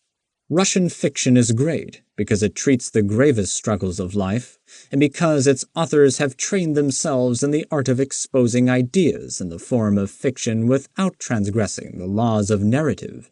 They have learned to be the mouthpiece of life and to let life preach the sermons. To Tolstoy and other Russians, the greatest American book is Uncle Tom's Cabin, because it is the chronicle of a bleeding issue. I have seen many references to that book by Russian writers, but scarcely a mention of Hawthorne. Mr. Mott quotes a letter to Tolstoy from Druzinin, critic, novelist, and translator of Shakespeare. Quote, "An Englishman or an American," he says, "may laugh at the fact that in Russia, not merely men of 30, but gray-haired owners of 2,000 serfs sweat over stories of 100 pages, which appear in the magazines, are devoured by everybody, and arouse discussion in society for a whole day. However much artistic quality may have to do with this result, you cannot explain it merely by art. What in other lands is a matter of idle talk or careless dilettantism, with us is quite another affair. Among us things have taken such shape that a story, the most frivolous and insignificant form of literature, becomes one of two things. Either it is rubbish, or else it is the voice of a leader sounding through the empire." End quote. Tolstoy's realism is, then, the result of both his own temperamental passion for truth and of a theory of art which prevailed in his literary circle. There were, to be sure, silly novelists in Russia. There, as everywhere, only the best minds regarded fiction as a vital matter. But there were enough such serious minds to welcome Tolstoy and encourage him. Nekrasov, editor of The Contemporary, found in Tolstoy's first work, quote, the truth of which, since Gogol's death, so little has remained in Russian literature." End quote. Turgenev repeatedly called Tolstoy the greatest of Russians, and on his deathbed penciled the pathetic letter in which he pleaded with Tolstoy to return to his art. Quote, "I am glad," he said, "to have been your contemporary." End quote. Had he lived 16 years longer, resurrection might have made him happy. In Tolstoy's discourses on religion appear many times the words sense of life. Religion is the sense of life, the principle upon which the details of the moral world are ordered, and by which they are to be interpreted. And a slightly different meaning, the sense of life, expresses the total effect of Tolstoy's fiction. He wrote to a young disciple, quote, "Do not bend to your purpose the events in the story, but follow them wherever they lead you. Lack of symmetry and the apparent haphazardness of events is a chief sign of life." End quote. In War and Peace and Anna Karenina, there are many plots. The unity is that of the loose-jointed English novel rather than that of the French, which travels on a straight track. Tolstoy's stories move like a river with many tributaries. He explores now one, now another of the branch streams, but the course of the main current is continuous and runs in one general direction, as if the slope of the country had been determined before the recorder came upon the scene to measure and report. War and Peace is greater than a novel. It is an epic. It is nationwide and long as the growth from childhood to maturity. We see from a peak of the face of Eastern Europe and the swarming of peoples and armies, the sensation of vastness, of humanity surging and flowing in obedience to obscure collective interests, is produced by only one other modern book that I know, Hardy's The Dynasts. From the high pinnacles of omniscience, the imagination descends by swift, unperceived transitions to the intimacies of a house in Moscow, to the heart of the girl in Natasha, to the mind of Pierre saturated with alcohol plotting to assassinate Napoleon. The adventures and purposes of the characters cross in conflict, interweave and unite, but each goes as it must, and there is no confusion in the telling. In Anna Karenina, the story of Levin is but loosely related to the principal tragedy, and the story of Levin's brother is an excursion from the highway of Levin's career. One can see that after the book is done. During its course, the reader has no sense that any part is not precisely placed. The illusion of inevitability is perfect. Levin's brother is related to him by natural ties in life. It is natural, then, that he should appear in Levin's story. The illusion of inevitability springs from Tolstoy's all-encircling comprehension of events, from his justice to each character, and from his extraordinary physical vividness. He writes with his five senses. A critic warned him early that he was in danger of making a man's thigh feel like going on a journey to India. But his recognition of physical sensations and his power to convey them, they traverse bodily and stylistic obstacles of translation, take the story off the flat page and give it three-dimensional reality.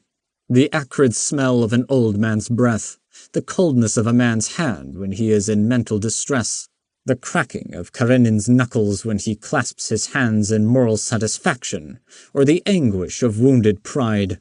Such details cling to the mind, and the memory of them recalls the whole story.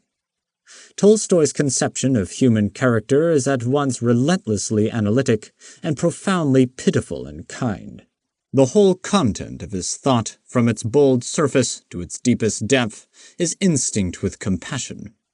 Once when he was walking with Turgenev, they came to an old broken-down horse in a pasture.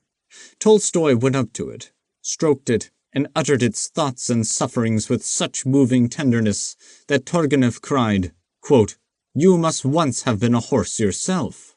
End quote. In Master and Man, a beautiful story of two men lost in a snowstorm, the horse is a third character, an animal character, be it understood, for Tolstoy is antipodal to nature-faking. He has confidence that nature and man will tell their own story and disclose their inherent lessons. Dogmatic and uncompromising in his private ethical beliefs, he never sacrifices humanity, even upon the altars where he tried to immolate himself. Valid morality springs spontaneously from his narrative, and is thereby 100-fold more impressive than teachings forced from artificially molded events. Even in his rewriting of traditional myths and parables, he restores inorganic sermons to life, creates a living thing in which the ethical intention is assimilated and vitalized. He told these stories to the peasants, listened with delight to their retelling of them, and incorporated their racial turns of phrase. To an old peasant woman with a native gift for narrative, he said, quote, "You are a real master, Anisia. Thank you for teaching me to speak Russian and to think Russian." End quote. He learned from life, and he trusted life to teach the reader. Anna Karenina commits suicide, not because she is a naughty woman whom the novelist, as guardian of morals, must punish for the satisfaction of a virtuous world, but because the society that surrounds her, the everyday life of visiting and tea-drinking, inexorably forbids her to be happy. Tolstoy is a champion of the poor. He began his career at a time when, as Mr. Cahan tells us, the idealization of the peasant was one of the staple phrases in essays and editorials. But in Tolstoy's stories, there is no false sublimation of the peasant. He does not cry, like Dickens, or the professional charity monger, quote, "Pity these poor starved brothers," end quote. He simply recites their lives. Sometimes he chronicles the most terrible things in a grim, restrained, matter-of-fact tone, more moving than any passionate appeal to the reader's sympathy. He is, of course, a master of argument and exhortation. But all of that is found in his other books, not in his fiction. A critic, whose democracy is too narrowly partisan, complains that in War and Peace, all the important characters are aristocrats, and that the story fails to reveal the motives of the people, of those inarticulate millions who Tolstoy himself says are the real makers of history. But this apparent fault is an instance of Tolstoy's integrity. When he wrote War and Peace, he knew only aristocrats, or was chiefly interested in them. He had already begun to discern the relations between the multitude of the leaders whom history signalizes, but he had not lived close to peasants and workmen. He had approached them as lord and master, not yet as brother and interpreter. Moreover, if there be a moral hero in War and Peace, whom the author seems to favor, it is Karateev, the illiterate soldier, whose simple faith dawns as a regenerative light upon Pierre, a rich man of the world who has met all philosophies and found them heartless. Tolstoy could not write what he did not know or did not feel. His stories, though not autobiographic in the usual sense of the word, are the quintessence of his adventures and experiences, accurately recalled and profoundly mediated. When the manuscript of the Kreutzer Sonata was read in his house to a company of friends, Tolstoy said in answer to some objections, quote, "In a work of art, it is indispensable that the artist should have something new of his own. It is not how it is written that really matters. People will read the Kreutzer Sonata and say, 'Ah, that is the way to write.' The indispensable thing is to go beyond what others have done, to pick off even a very small fresh bit.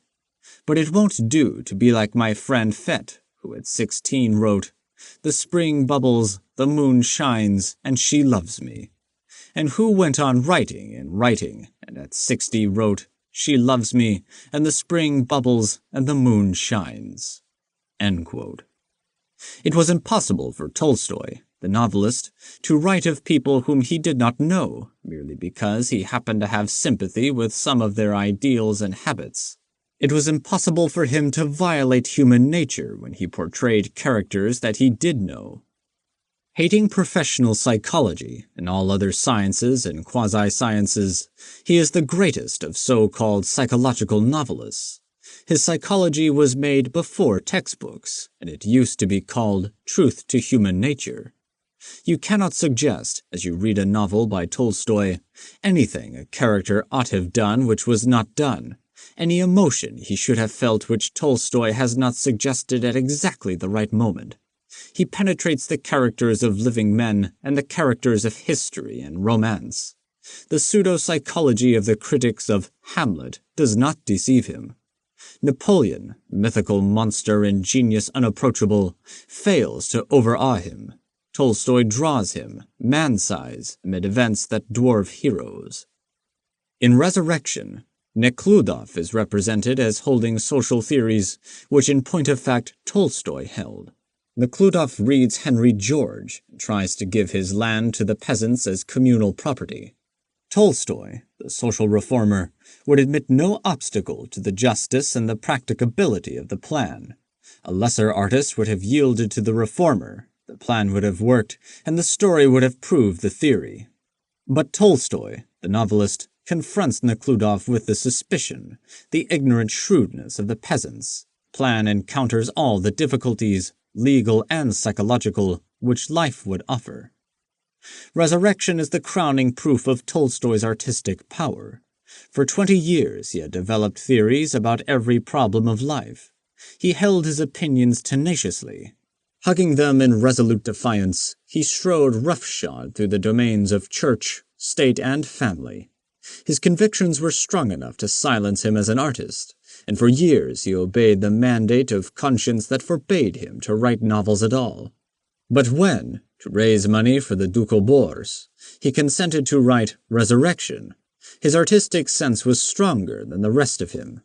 If, indeed, there was any antagonism between the two sides of his nature, and theories powerful enough to disrupt the universe were kept in bounds by his sense of proportion, his sense of life. The feeling that Tolstoy, the artist, and Tolstoy, the reformer, are in any true sense engaged in struggle is largely due to the false dialectic of traditional criticism, which he, by precept and practice, has confuted. His great moral principles are the sure foundation of his greatness in art. For us Westerners, modern realism, Hardy and Zola come first to mind, is associated with a godless, though very humane skepticism. Religious sentiment has been left in the weak hands of romance, and the longer it has been left there, the more false it has become. From the beginning, Even before his religious conversion, Tolstoy had a sound ethical outlook. At the age of 40, he wrote of Turgenev's Smoke, quote, "The strength of poetry lies in love. The direction of that strength depends on character. Without strength of love, there is no poetry. In Smoke, there is hardly any love of anything, and very little poetry. There is only love of a light and playful adultery, and therefore the poetry of that novel is repulsive." End quote. The spirit in that criticism is the guiding spirit in Anna Karenina, and it is the same spirit which didacted this passage in the magnificent sermon on the Russian-Japanese War. Quote, "The great struggle of our time is not the struggle in which men engage with mines, bombs, and bullets. It is the spiritual struggle which goes on incessantly, which is going on now, between the enlightened conscience of humanity, about to be made manifest, and the shadows and opposition which surround it and crush it." End quote. To Western liberals, Tolstoy's assaults on church and state seem too vehement, partly because the tyranny he attacked is more obviously brutal than that from which we suffer, partly because we are complacently blind to the facts which he revealed, facts which are present at our doors. Our mild meliorations delude us. We have an idle hand and say, quote, "Ah, yes, Russia is a savage country, but we are not like that." End quote. And all the while the coldest labor statistics, if we dare to open them, show that in the exploitation of workmen, women, and children, ours is as barbarous a country as any in the world. Our horrors and injustices are smoothed over by a disingenuous press, which is owned or indirectly controlled by the powers that be. American philanthropy steals with one hand and builds universities with the other. We have no kings and no dukes, but America is the sport of capital. It lies abjectly prostrate before a power-drunk bourgeoisie. We celebrate Tolstoy in harmless little magazine articles and wear shirts woven by children. We think we need no school like the one Tolstoy conducted for poor, backward Russian peasants because we have our public schools and compulsory education laws in some states. Hundreds of our children are at work. They have succeeded, thanks to the glorious free competition of business, in taking their father's place at the machines. The children that are in school wave the flag and read about George Washington. Tolstoy's teachings cannot at present shake the somnolent conscience of America. He believed in his innocence, that our industrial masters have reached the outrageous limits of exploitation, and that America must be the first country to rise and throw off its parasites. But that is a foreigner's opinion, and not to be taken seriously in the land of the free and the home of the National Civic Federation. His indictment of our civilization is only 9/10 true, and we shall take advantage of the 1/10 that is overstatement to throw his indictment out of court. He sees that every government is a commercial agency by means of which a privileged minority conducts its business at the expense of the majority. We are ashamed to believe that that can be true of our Congress and our irreproachable Supreme Court. It is easier to dismiss Tolstoy because he is eccentric and goes too far. Did he not sweepingly assert that there is no such thing as a virtuous statesman? That absurdity permits us to ignore the book in which it appears. Besides, it is more optimistic to read articles about the history of achievement in the United States, to take democratic shortcuts to superficial knowledge than to read disconcerting books. Our healthy-minded confidence in American morals bids us be content with a little gossip about Carlyle and his wife, and not trouble ourselves with such a difficult book as Past and Present. In like fashion, we shall understand Tolstoy's ideals without reading What Then Must We Do? Or The Kingdom of Heaven is Within You. Sufficient for us a few newspaper discussions about why Tolstoy left the Countess and the relations between family life and anarchism. For Tolstoy was an anarchist, and that disposes of him. We know all about anarchists. They live in Paterson, New Jersey, and in the imaginations of journalists, home secretaries, and framers of immigration laws. Yet despite our Republican wisdom, we cannot quite understand Tolstoy until we know the true meanings of such words as labor, capital, exploitation, rent, property, interest, and proletariat.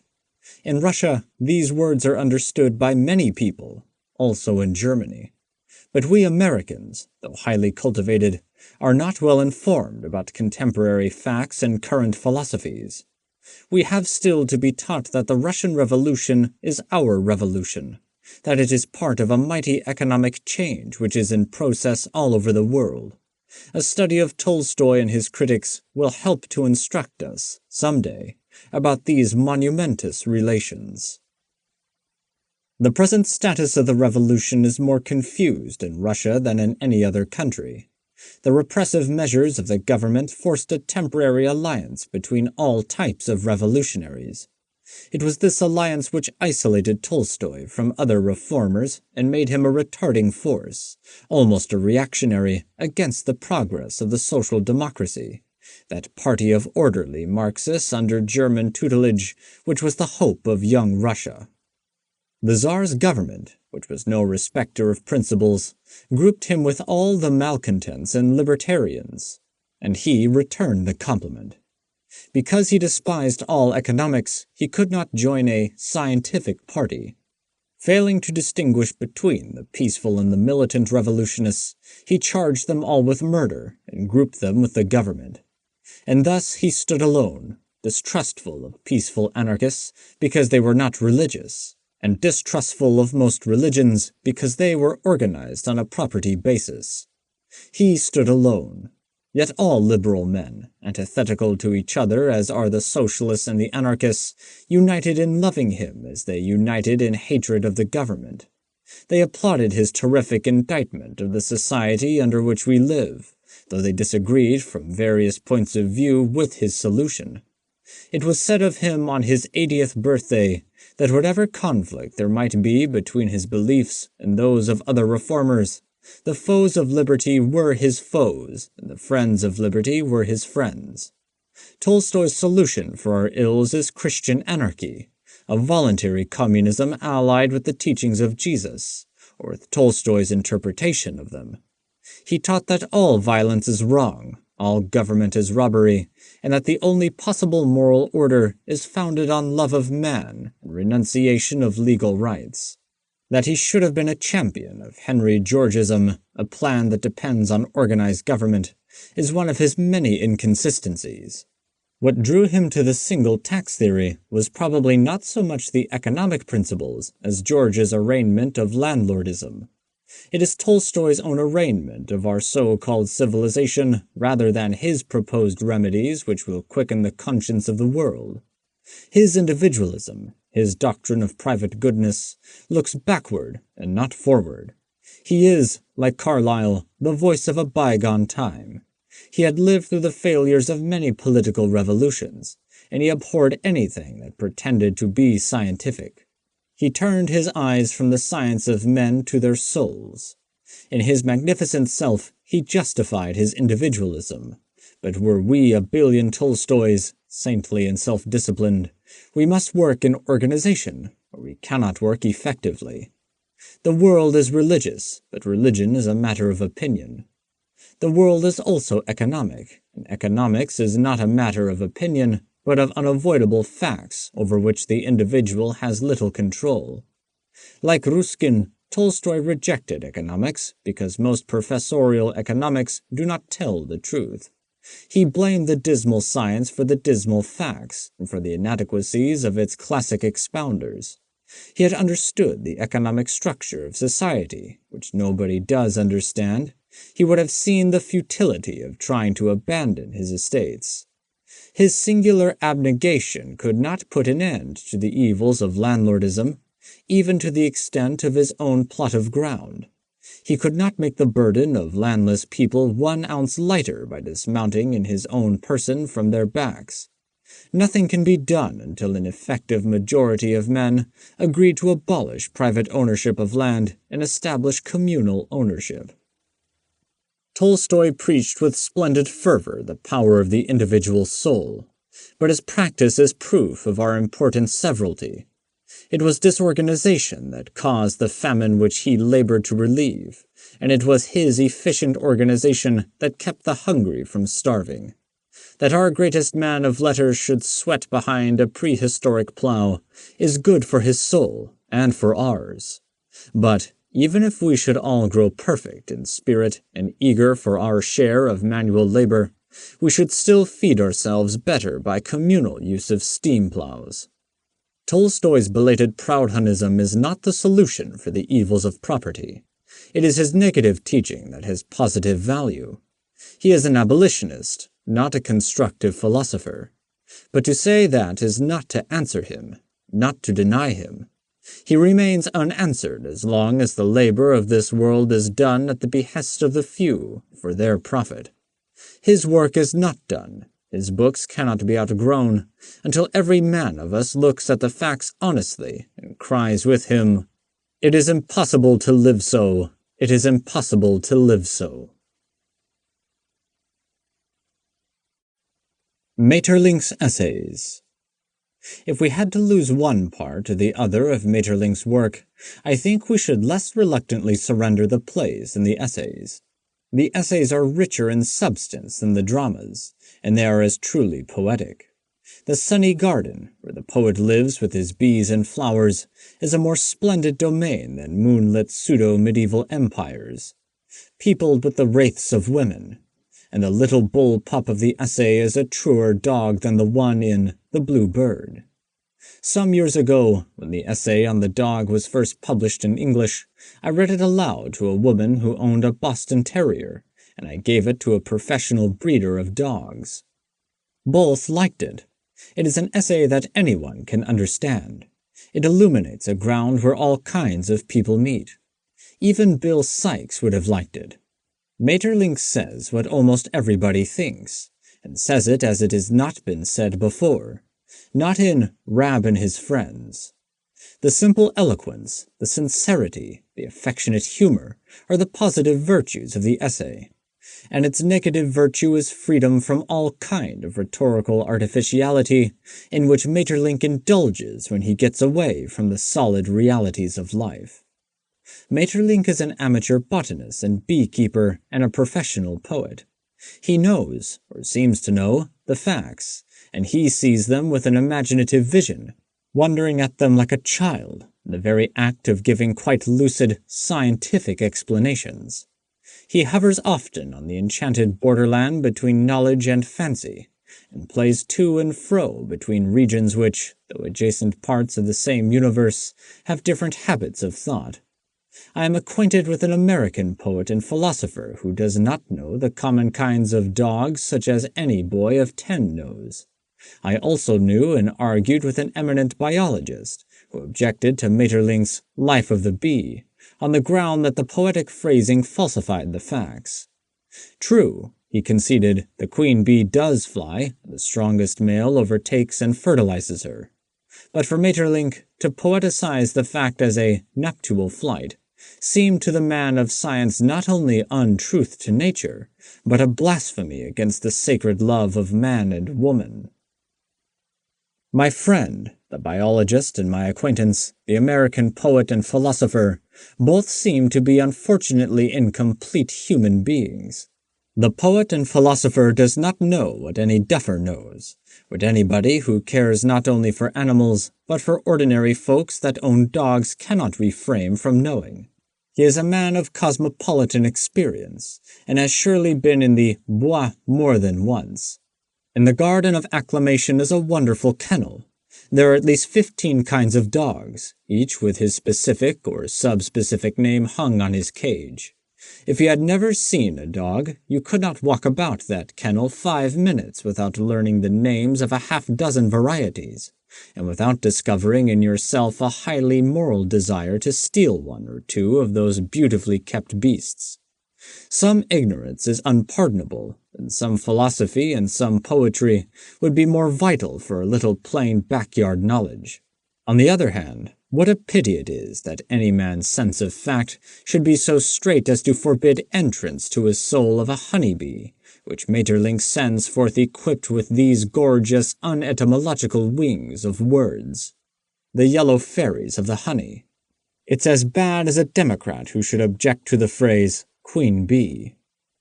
Maeterlinck has knowledge of nature, not only such knowledge as Wordsmith had, but a fair acquaintance with contemporaneous science. He has learned lessons from Fabre, whom he admires. He has studied his own garden in the light of what botanists have told him, and in the other light, which is not hostile to botany, but is different, the light of poetry. He loves to speculate about unsettled questions, and his speculations have a very great intellectual merit. He is, on the whole, content to be uncertain about uncertain things, and to express his inclinations towards one or another conclusion in a persuasive, wistful manner. Like many other poets, he leans toward the belief that nature, which includes us, knows more than we do, and that to ascribe intelligence, in a restricting way, to man alone is probably to leave out a good deal of the magic of growing things, and to omit some potential explanations of their mystery in the poet's sense and in the stern truth-seeker's sense. The essay on The Intelligence of Flowers revivifies the old moot question about what knowledge is, what instinct is. It's a very fine question, and it becomes hottest when the men of imagination and the men of science, happily they are not mutually exclusive, argue about whether a dog knows that he loves you. A British poet began a verse to a dog, "The curate says you have no soul. I know that he has none." That is good, but it is spiteful. Let us admit the curate, for the dog would. A dog does not care a wag of his tail whether a man is curate or editor of a newspaper. Therein, the dog is our superior. Maeterlinck, though overtaken by the wan doubt of our times, is a true believer in other kinds of intelligence than ours. He holds that, quote, nature, when she wishes to be beautiful, to please, to delight, and to prove herself happy, does almost what we should do had we her treasures at our disposal. End quote. There, you see, he begs the whole question, and ascribes to nature wishes, desires, intentions. He does the trick that poets always do. He answers the question that he asks and that he pretends to be discussing. All that we observe within ourselves, he says, is rightly open to suspicion. We are at once litigant and judge, and we have too great an interest in peopling our world with magnificent illusions and hopes. But let the least external indication be dear and precious to us. In this the poet says all, while, on another page, the man of science, with firm integrity, minimalizes evidence and refuses to be convinced. There is a region where the poet knows almost everything worth knowing. There is a region where the man of science knows not everything worth knowing, but all that is known. There is a misty mid-region where a full-minded, large-hearted man can live happily. He gets the message going and coming. He receives what the poet has to say and what the man of fact has to say, and he constructs his world from the fragmentary contributions of both regions. Maeterlinck himself in Our Eternity dwells on this central ground. Shakespeare and Isaiah are on his right hand. On his left hand are William James and other psychological students of the evidence of spooks. Poets are enamored of death. 9/10 of all the imaginative literature of the world is concerned with love and death, the begetter and the extinguisher. The sweetest lines in Shakespeare deal with love. The stateliest lines, Hamlet's and Macbeth's, are upon death. The chief interest of life is in dying. We get our highest emotions from some other person's death, and we adapt our entire course, from the cradle to the grave, with a view to the fact that we are going to quit in some year determined by fate, or God, or other power not quite understood, a year carefully figured out by the actuaries of the life insurance companies. Man is a perfect coward in the face of death, his own or that of somebody he loves. The believer and the unbeliever alike bewail the great adventure. The tears shed by the believer in immortality and by the disbeliever are the same hot, saline human drops. Everybody wants an answer, and only the adherents of certain sects receive an answer that satisfies them. Those answers do not satisfy me or you, not because there is anything wrong in the answers, but because the people that hold the answers behave as all the rest of us do in the presence of death. Maeterlinck, on the basis of modern evidence, argues for 258 pages that we do not know what happens when we die.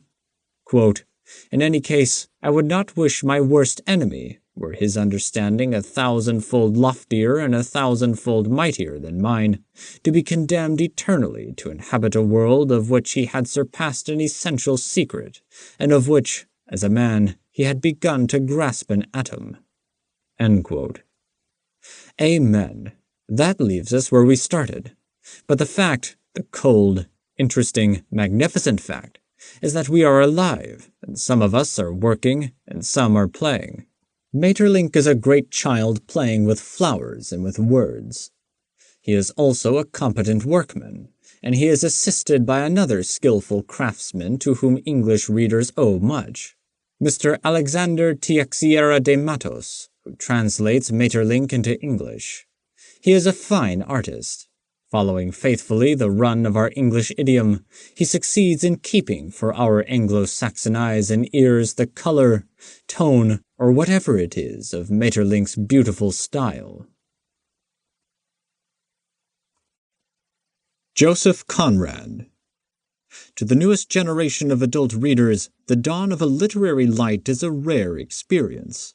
It is as if the course of our literature were arctic in their slowness, as if the day came at long intervals, and then without warmth or brilliance. Our fathers knew the joy of welcoming the latest novel of Dickens or a new volume of essays by Carlyle. The only great day whose beginning young men have witnessed is the day of Kipling. His light mounted rapidly to a high noon, and if the afternoon shadows have begun to deepen prematurely, that sun is still beautiful and strong. Other lights have kindled in the last 15 years, and have gone out before they had fairly dislodged the darkness, or have continued to burn dimly. Eyes accustomed only to darkness and uncertain lights are in condition to be deluded by the phantoms of false dawn. It is therefore unwise to greet with too much enthusiasm the arrival of Mr. Joseph Conrad. Even if the dawn is real, it is certainly overcast with heavy clouds, and it has not proved bright enough to startle the world. Nevertheless, his light is of unique beauty in contemporary literature, and the story of its kindling makes interesting biography. Józef Konrad Korzeniowski was born 50 years ago in Poland. His father, a critic and a poet, and his mother, who was exiled to Siberia, were engaged in revolutionary journalism.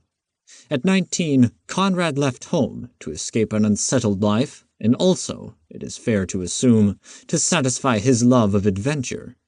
He found work on English vessels, and this fact gave to contemporary English letters a man who might otherwise have written in French. Today he appears in handbooks of biography as master in the British Merchant Service and author. At 19, he had not mastered English. At 38, he had published no book. Since then, he has published about a volume a year. In the preparation for his book, he sailed as able seaman, mate, and master for 20 years on steam and sailing craft, and meanwhile he was reading deep in French and English literature. All, we are told, with no intent to become a writer. Indeed, it was a period of ill health resulting in an enforced idleness from the familiar sea that gave him opportunity to put some of his adventures into words. Perhaps he is a lesser illustration of a theory of Thoreau's that a word well said, quote, must have taken the place of a deed by some urgent necessity, even by some misfortune, so that the truest writer will be some captive knight after all. End quote. However that may be, the intellectual and physical adventures of Conrad's life were abundant, and they reappear, discernible though transfigured, in the substance and the qualities of his work. His 10 books are for the most part concerned with the waters of the earth, and the men that sail on the face of the waters, and with lands far from English readers, to be reached only by long journeying in ships. His first book, Almayer's Folly, tells the story of a disappointed Dutch trader in Borino, whose half-caste daughter runs away with a Malay chief. His second book, An Outcast of the Islands, deals further with the career of Almayer and with that of another exiled Dutchman, Nostramo, has for the scene an imaginary South American state, and its heroes are an Englishman and an Italian.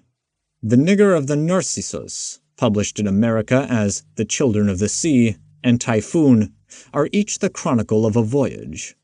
Lord Jim is the story of a young mate who disgraces himself by one unseamanlike act, and becomes a wanderer in the Eastern Islands, and finally a kind of a king in a village of savages.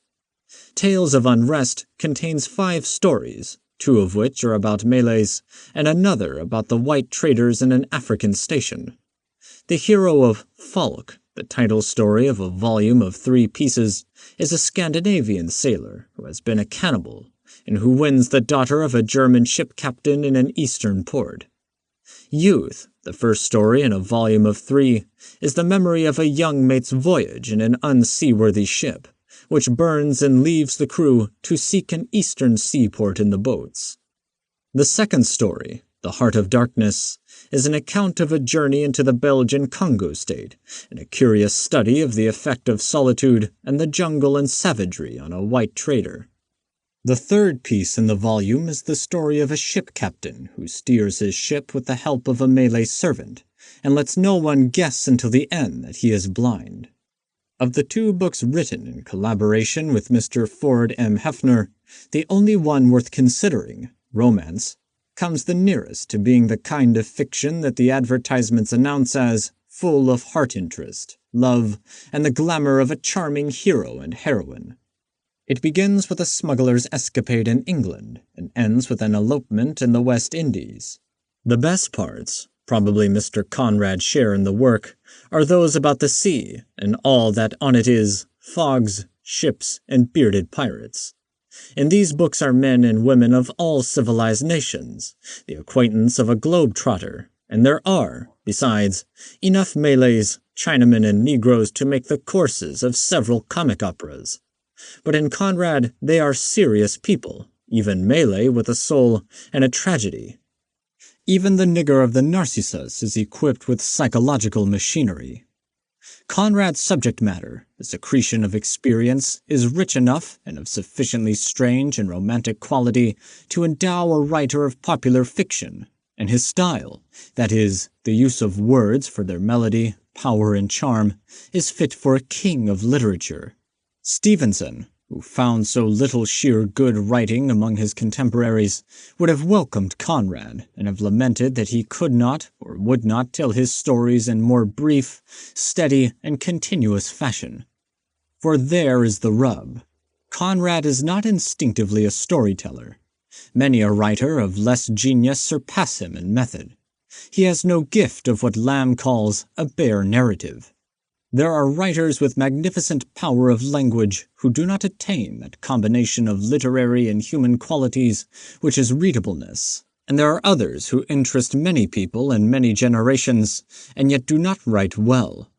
To most readers, Dickens is as delightful when he writes slovenly sentences as when he writes at his best. Scott, the demigod, pours out his great romances in an inexpressive fluid. On the other hand, Walter Potter writes infallibly well. These illustrations are intended to suggest a difference which is a fact in literature, and are not to be carried to any conclusive comparison. The difference exists, and it is not a strange fact.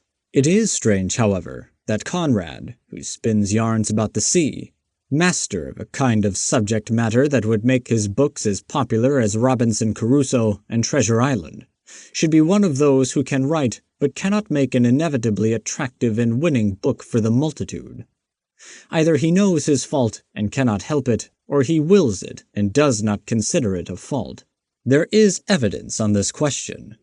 Several of his stories are put in the mouth of Marlowe, an eloquent, reflective, world-worn man. In one place Conrad says, quote, "We knew that we were fated, before the ebb began to run, to hear about one of Marlowe's inconclusive experiences." End quote. The story Marlowe tells is no more inconclusive and rambling than most of the other stories, so that one is forced to conclude that Marlowe's character as narrator is Conrad's concession to his own self-absorbed habit of mind. In another place, Conrad says, quote, "The yarn of seamen have a direct simplicity, the whole meaning of which lies within the shell of a cracked nut. But Marlowe was not typical, if his propensity to spin yarns be expected, and to him the meaning of an episode was not inside a kernel, but outside, enveloping the tale which brought it out as a glow brings out a haze, in the likeness of one of these misty halos that sometimes are made visibly by the special illumination of moonshine." End quote. Evidently, Conrad prefers, or pretends to prefer, the haze to the kernel. In an essay on Henry James, he openly scorns the methods usual to fiction of solution by rewards and punishments, by crowned love, by fortune, by a broken leg or sudden death, and says, quote, "Why the reading public, which as a body has never laid upon the storyteller the command to be an artist, should demand from him this sham of divine omnipotence is utterly incomprehensible." End quote. Thus Mr. Conrad flings down the gauntlet to those demands of readers which greater men than he and Mr. James have been happy to satisfy without sacrifice of wisdom and reality. A further announcement of his literary creed he made in a kind of artistic confession published a few years ago. Quote, "His, the prose writer's, answer to those who in the fullness of a wisdom which looks for immediate profit, demand specifically to be edified, consoled, amused, who demand to be promptly improved or encouraged, or frightened, or shocked, or charmed, must run thus. My task which I am trying to achieve is by the power of the written word to make you hear, to make you feel, it is before all to make you see. If I succeed, you shall find there, according to your deserts, encouragement, consolation, fear, charm, all you demand. Perhaps also that glimpse of truth for which you have forgotten to ask." End quote. A writer with ideals so high and strongly felt commits himself for trial by exacting standards. It is necessary to remind Mr. Conrad that if a reader is to feel, he must first understand. If he is to hear, he must hear distinctly. And if he is to see, his eye must be drawn by interest in the object, and it can look only in one direction at once. Nostromo is told forward and backward in the first half of the book, and the preliminary history of the silver mine is out of all proportion to the story of Nostromo, the alleged hero of the book. Lord Jim is confused. The first few chapters are narrated in the third person by the author. Then for 300 pages Marlowe, a more or less intimate spectator of Jim's career, tells the story as an after-dinner yarn. It would have taken 3 evenings for Marlowe to get through the talk, and that talk in print involves quotation within quotation beyond the legitimate uses of punctuation marks. In other stories, the point of view fails. In The Nigger of the Narcissus are conferences between 2 people in private, which no third person could overhear, yet the narrative seems to be told in the first person by one of the crew. In Typhoon, where a steamer with deck almost vertical is plunging through a storm, we are on the bridge beside the simple dogged captain while he shouts orders down to the engine room through the tube. Without warning, we are down in the engine room, hearing the captain's voice from above, and as suddenly we are back on the bridge again. A man crawls across the deck in a tempest so black that he cannot see whose legs he is groping at. We're immediately informed that he is a man of 50, with coarse hair, of immense strength, with great lumpy hands, a hoarse voice, easy-going and good-natured, as if the man were visible at all, except as a blot in the darkness. Conrad has a mania for description. When anything is mentioned in the course of narrative, though it be 1,000 miles from the present scene, it must be described. Each description creates a new scene, and when descriptions of different and separated places appear on the same page, the illusion of events happening before the eyes is destroyed. If a writer is to transport us instantaneously from one quarter of the globe to another, he should at least apprise us that we are on the magic rug. And even the space-or-leaping imagination resents being bundled off on hurried and inconsequential journeys. Often when Conrad's descriptions are logically in course, they are too long. The current of narrative vanishes under a mountain of gold, perhaps, but difficult to the feet of him who would follow the stream. And when the subterranean river emerges again, it is frequently obstructed by inopportune, though subtle exposition. Conrad's propensity for exposition is allied, no doubt, with his admiration for Mr. Henry James, of whom he has written an extremely literary appreciation. Too much interest in masters like Flaubert and Mr. James is not gentlemanly in a sailor, and it cannot help a sailor turned writer who pilots a ship through a magnificent struggle with a typhoon, leads us into the bewitching terror of the African jungle, and guides us to Malay lands where the days are full of savage love, intrigue, suicide, murder, piracy, and all forms of picturesque and terrific death. Mr. Conrad finds that there are, quote, adventures in which only choice souls are involved, and Mr. James records them with a fearless and insistent fidelity to the peripéties of the contest and the feelings of the combatants. End quote.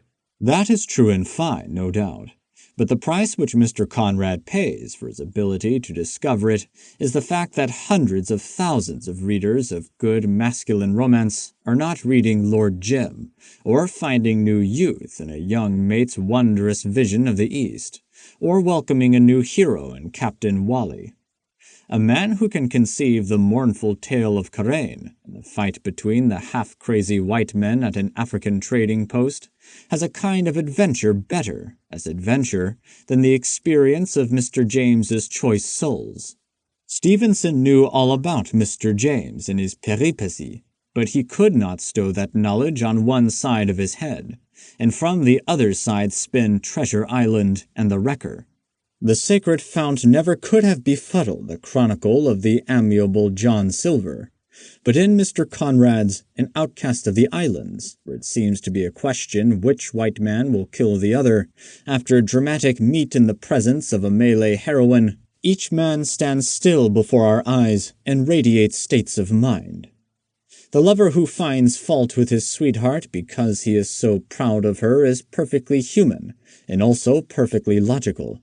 So my reason for dwelling on Mr. Conrad's shortcomings is because his books are thoroughly worth consideration. His advent is really important. More than any other new writer, he is master of the ancient eloquence of English style. No one since Stevenson has surpassed in fiction the cadence and distinction of his prose. Never has an English sailor written so beautifully. Never has artist had such full and authoritative knowledge of the sea. Not even Pierre Loti. Stevenson and Kipling are but observant landsmen after all. Marryat and Clark Russell never write well, though they tell absorbing tales. There was promise in Jack London, but he was not a seaman at heart. Herman Melville's eccentric genius, greater than any of these, never led him to construct a work of art, for all his amazing power of thought and language. Conrad stands alone with his two gifts of sea experience and cultivation of style. He has lived on the sea, loved it, fought it, believed in it, been baffled by it, body and mind. To know its ways, to be master of the science of its winds and waves, and the ships that brave it, to have seen men and events and the lands and waters of the earth with the eye of a sailor, the heart of a poet, the mind of a psychologist, artist and ship captain in one. Here is a combination through which fate has conspired to produce a new writer about the most wonderful of all things, the sea and the mysterious lands beyond it. If we grant that he is not master of the larger units of style, that is, of construction, we can assert that in the lesser units, sentence for sentence, he is a master of the English tongue. There is a story that he learned English first from the Bible, and his rigorous primal usages of words, his racial idioms and ancient rich metaphors warrant the idea that he came to us along the old highway of English speech and thought, the King James Version. His sentences, however, are not biblical as Stevenson's and Kipling's often are, but show a modern sophistication and intellectual deliberateness. He frequently reminds us that he is a Slav who learned French along with his native tongue, that he has read Flaubert and Maupassant and Henry James. Approaching our language as an adult foreigner, he goes deep to the derivative meanings of words, their powerful first intentions, which familiarity has disguised from most of us native-born to English. He has achieved that ring and fluency which he has declared should be an artist's aim. Conrad's prose lifts to passages of great poetic beauty, in which the color of the sea, its emotional aspects, its desolation and its blitheness, are mingled with its meaning for the men who sail it, its austere servitude, its friendliness and its treachery. Quote, "The ship, a fragment detached from the earth, went on lonely and swift like a small planet. Round her the abysses of sky and sea met in an unattainable frontier. A great circular solitude moved with her, ever changing and ever the same, always monotonous and always imposing. Now and then another wandering white speck, burdened with life, appeared far off, disappeared, intent on its own destiny. The august loneliness of her path lent dignity to the sordid inspiration of her pilgrimage. She drove forming to the southward, as if guided by the courage of a high endeavor. The smiling greatness of the sea dwarfed the extent of time." End quote. No fairer temptation can be offered to a reader who does not know Conrad than to quote a passage from the end of Youth, and no more honest praise can be afforded to Conrad than to say that it is a selected, but by no means unique, specimen of his genius. A crew that have left a burning ship in boats find an eastern port at night. The wary men tie to the jetty and go to sleep. This is the young mate's narrative years after, the narrative of the reflective and eloquent Marlowe. Quote, "I was lying in a flood of light, and the sky had never looked so far, so high before. I opened my eyes and lay without moving, and then I saw the men of the east. They were looking at me. The whole length of the jetty was full of people. I saw brown, bronze, yellow faces, the black eyes, the glitter, the color of an eastern crowd, and all the beings stared without a murmur, without a sigh, without a movement. They stared down at the boats, the sleeping men who at night had come to them from the sea. Nothing moved. The fronds of palm stood still against the sky. Not a branch stirred along the shore, and the brown roofs of hidden houses peeped through the green foliage, through the big leaves that hung shining and still like leaves forged of heavy metal. This was the East of the navigators, so old, so mysterious, resplendent and somber, living and unchanged, full of danger and promise.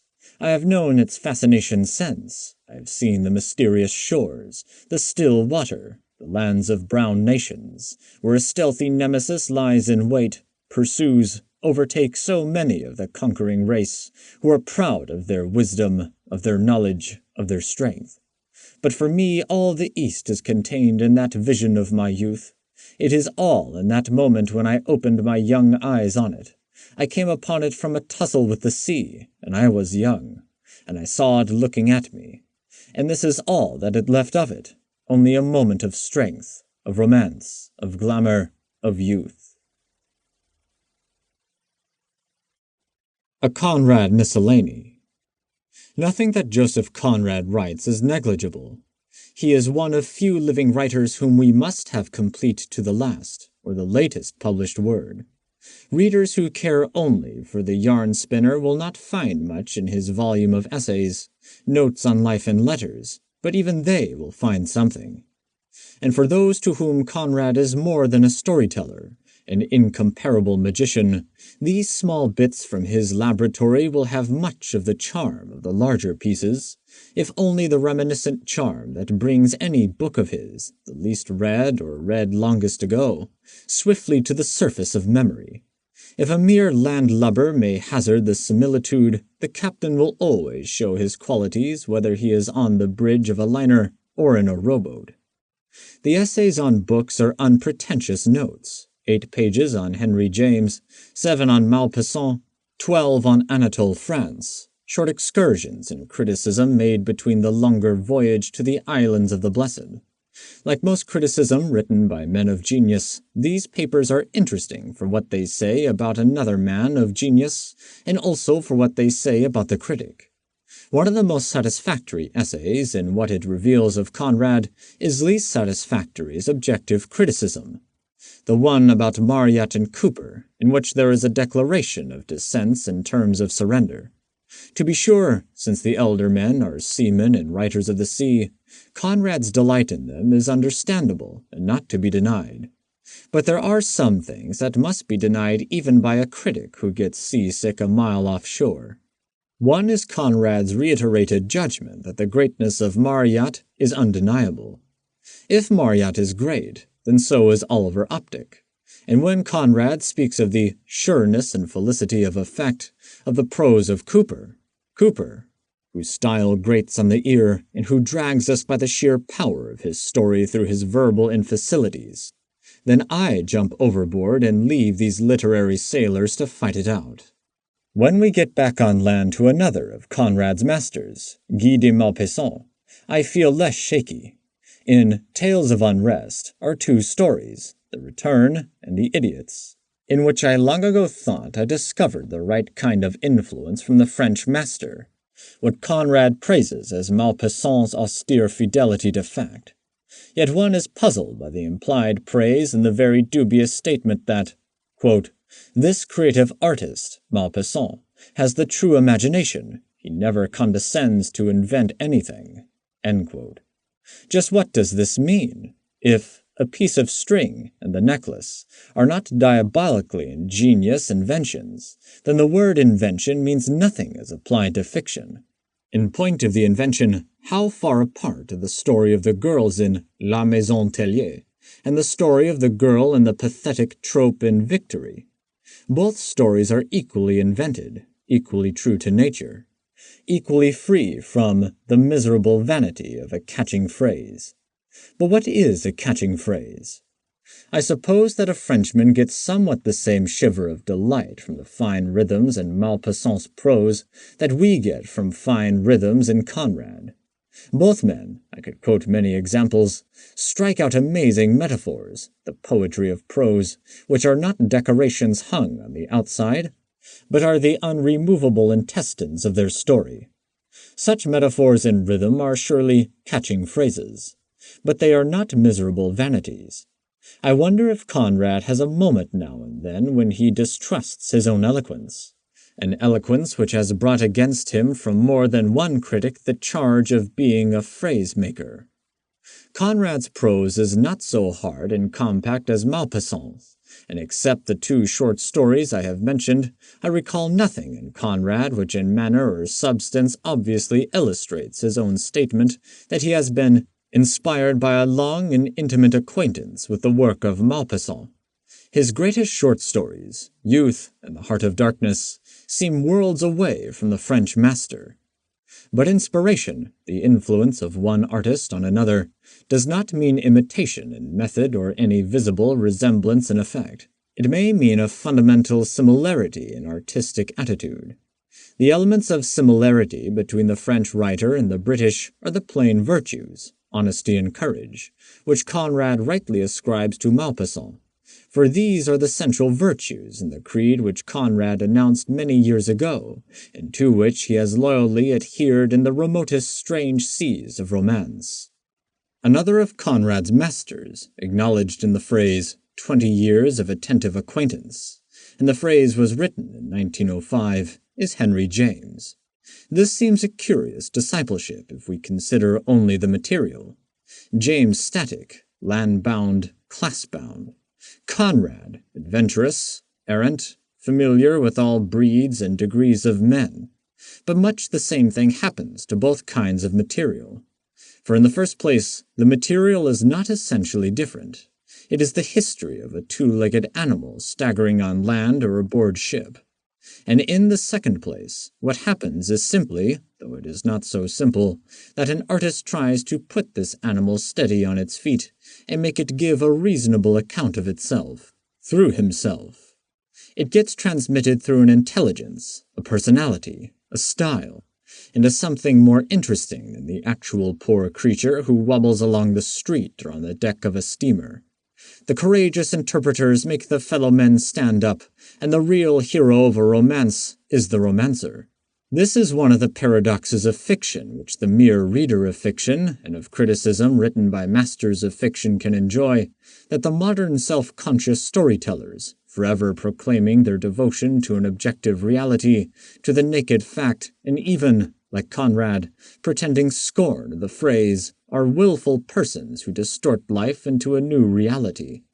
There is something almost naive in the honest belief of Tolstoy, James, Conrad, that nature, human nature, is something outside the artist, lying over there, and that the artist standing over here observes it, renders it, mirrors it. James himself, a most sophisticated realist, was not always so insistent as Conrad seems to think on the function of the novelist as historian. Some years later than Conrad's essay, James found fault with the younger novelist because their work was too undigested, because it was not sufficiently remade, transformed by an individual interpreter. That is, though he did not say it so harshly, the younger men were not interested individuals, not men of first-rate imagination. But we must not get too far away from Conrad in his particular relation to James. He has a generously envious admiration for James's inconclusiveness, for the novel that stops but does not end because life does not end. It seems to be, like his admiration for Maupassant's accuracy and directness, a declaration of something that he has striven for and not always accomplished.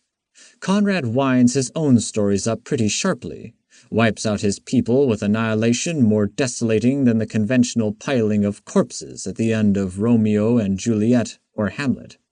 Recall the obliterating finality of Lord Jim, of Victory, which ends with the blank word, nothing. Or, where death does not conclude at all but the character lives on, remember the abrupt inevitable termination of The Rescue, Steer North. Another relation which I have suggested, and which Conrad as critic does not hint, is this. Conrad's material, though superficially it is made up of adventure, wreck, blood, piracy, mystery, and Stevensonian yo-heave-ho, is, as he treats it, often as static as anything in James. It is stationary, concerned with the moods of men, analytic, psychological. That tiresome word has to do for it, even while the storm rages.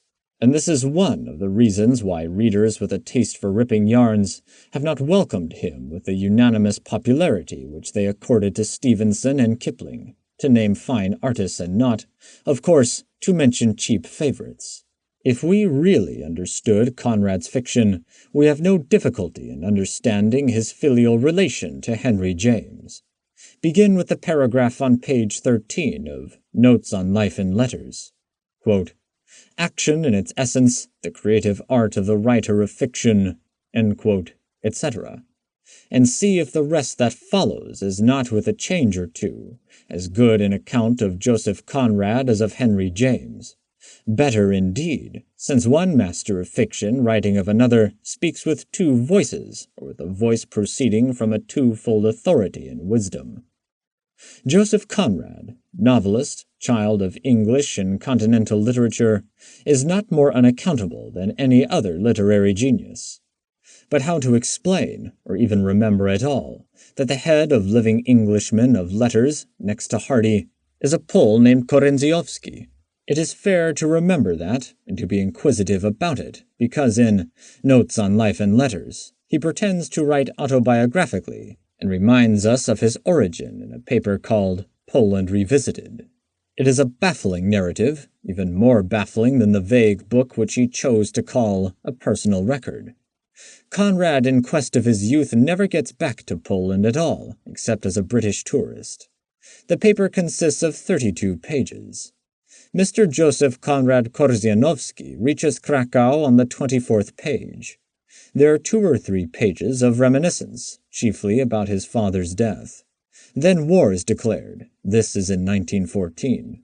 And the British subject, with the assistance of the American ambassador, escapes from Poland, amid the booming of distant guns in Flanders, sails safely back through the Downs, quote, thick with the memories of my sea life. End quote. Mr. Conrad is the least patriotic of Poles and the most patriotic of Englishmen.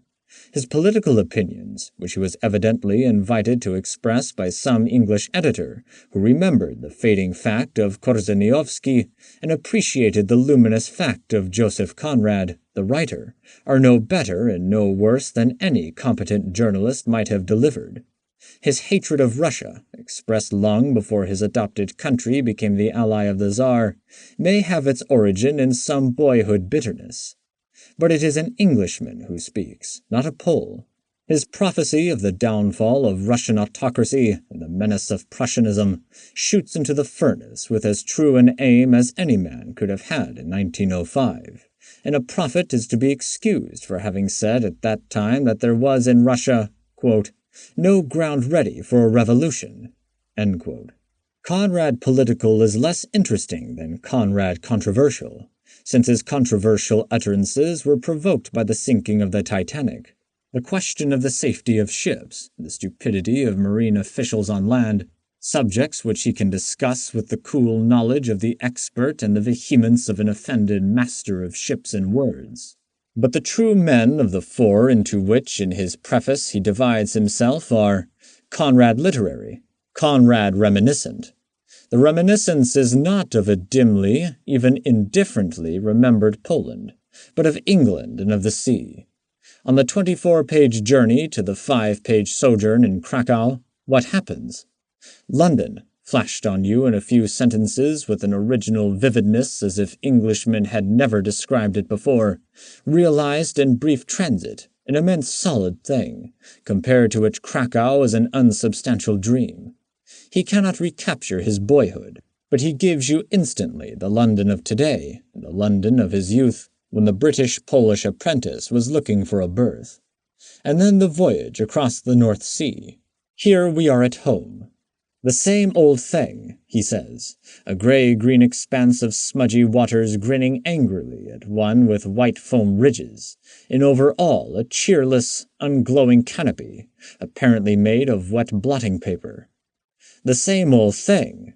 The sea is the same old thing, water-deep and shoal, storm and calm, fog and clear weather, light and darkness, starshine and sunshine. It is understandable that from time to time a new poet should be born. Byron, Tennyson, Swinburne, Whitman, Conrad, Masefield, who, being a different man from all the rest, should phrase some mood of the sea in words that no other poet in centuries had used. But Conrad has written 15 volumes, mostly about the sea, many pages necessarily about some aspect which he has treated more than once. His treatment is so unmistakably his own that you could recognize any passage as his if you saw it on a piece of torn paper blown from nowhere. Yet it is truer of him than of Shakespeare that he never repeats, has no clichés, no pet phrases, but in each book finds astonishing new images, as if he himself had not written before. How does he do it? Strindberg. Some men of genius at 40 or 50 arrive at a view of life, an attitude toward the human comedy, as inclusive and definite as it is possible for them to conceive. Hardly at 70 is quite recognizable the man that he was at 40. The Meredith of 1860 is the Meredith of 1890. They grow, they improve or change their artistic methods, but their natures do not undergo violent revolutions. Other men, Tolstoy, for example, experience a catastrophic annihilation of some part of themselves and emerge from the confusion, remade, fired with new beliefs. Tolstoy had one great battle with himself which divided his life into two main periods, and after the struggle his philosophy, whatever its worth, was fairly settled, and he knew how to express it clearly over and over again. Strindberg seems to have been continuously at war with Strindberg, and the peace that he found was but the deathbed repentance of a man whose forces were spent.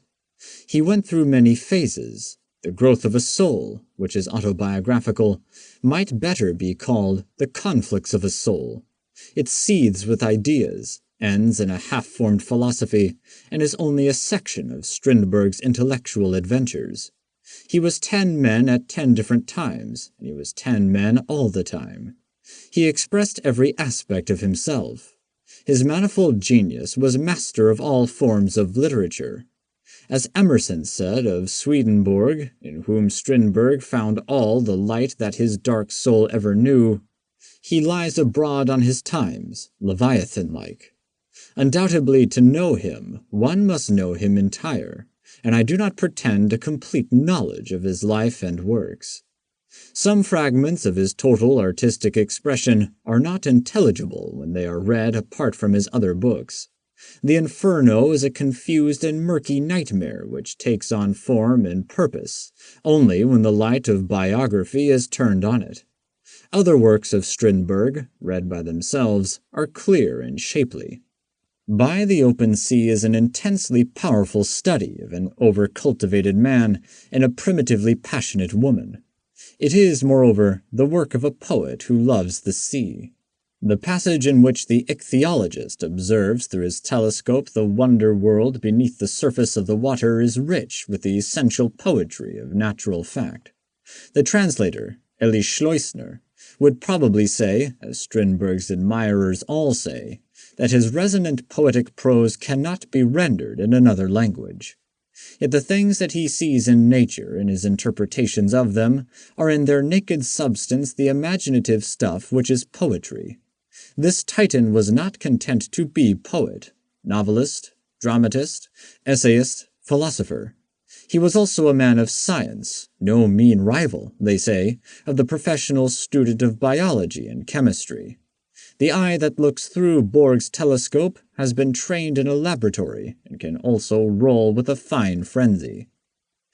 Quote, "The Blenny, which has developed a pair of oars in front, but is too heavy in the stern and reminds one of first attempts at boat-building, raised its architectural stone head, adorned with the mustachios of a Croat, above the heraldic foliage among which it had lain, and lifted itself for a short moment out of the mud, only to sink back into it the next instant.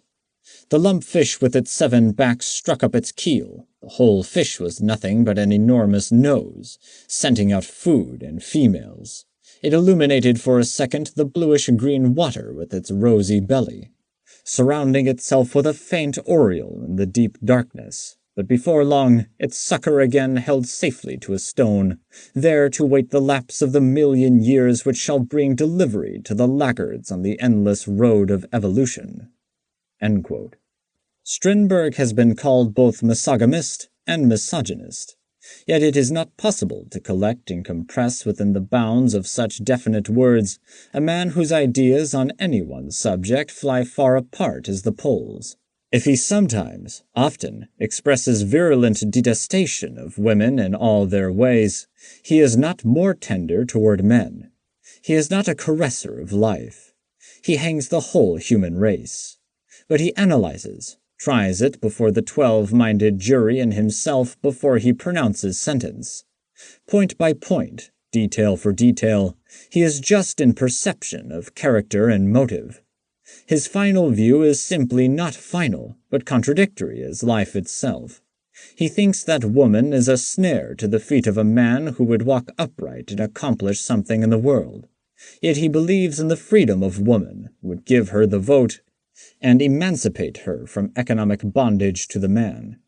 He even champions the liberty of the child, condemns, quote, The family is a social institution which does not permit the child to become an individual at the proper time, end quote, and draws both parents as victims of, quote, the same unfortunate conditions which are honored by the sacred name of law, end quote.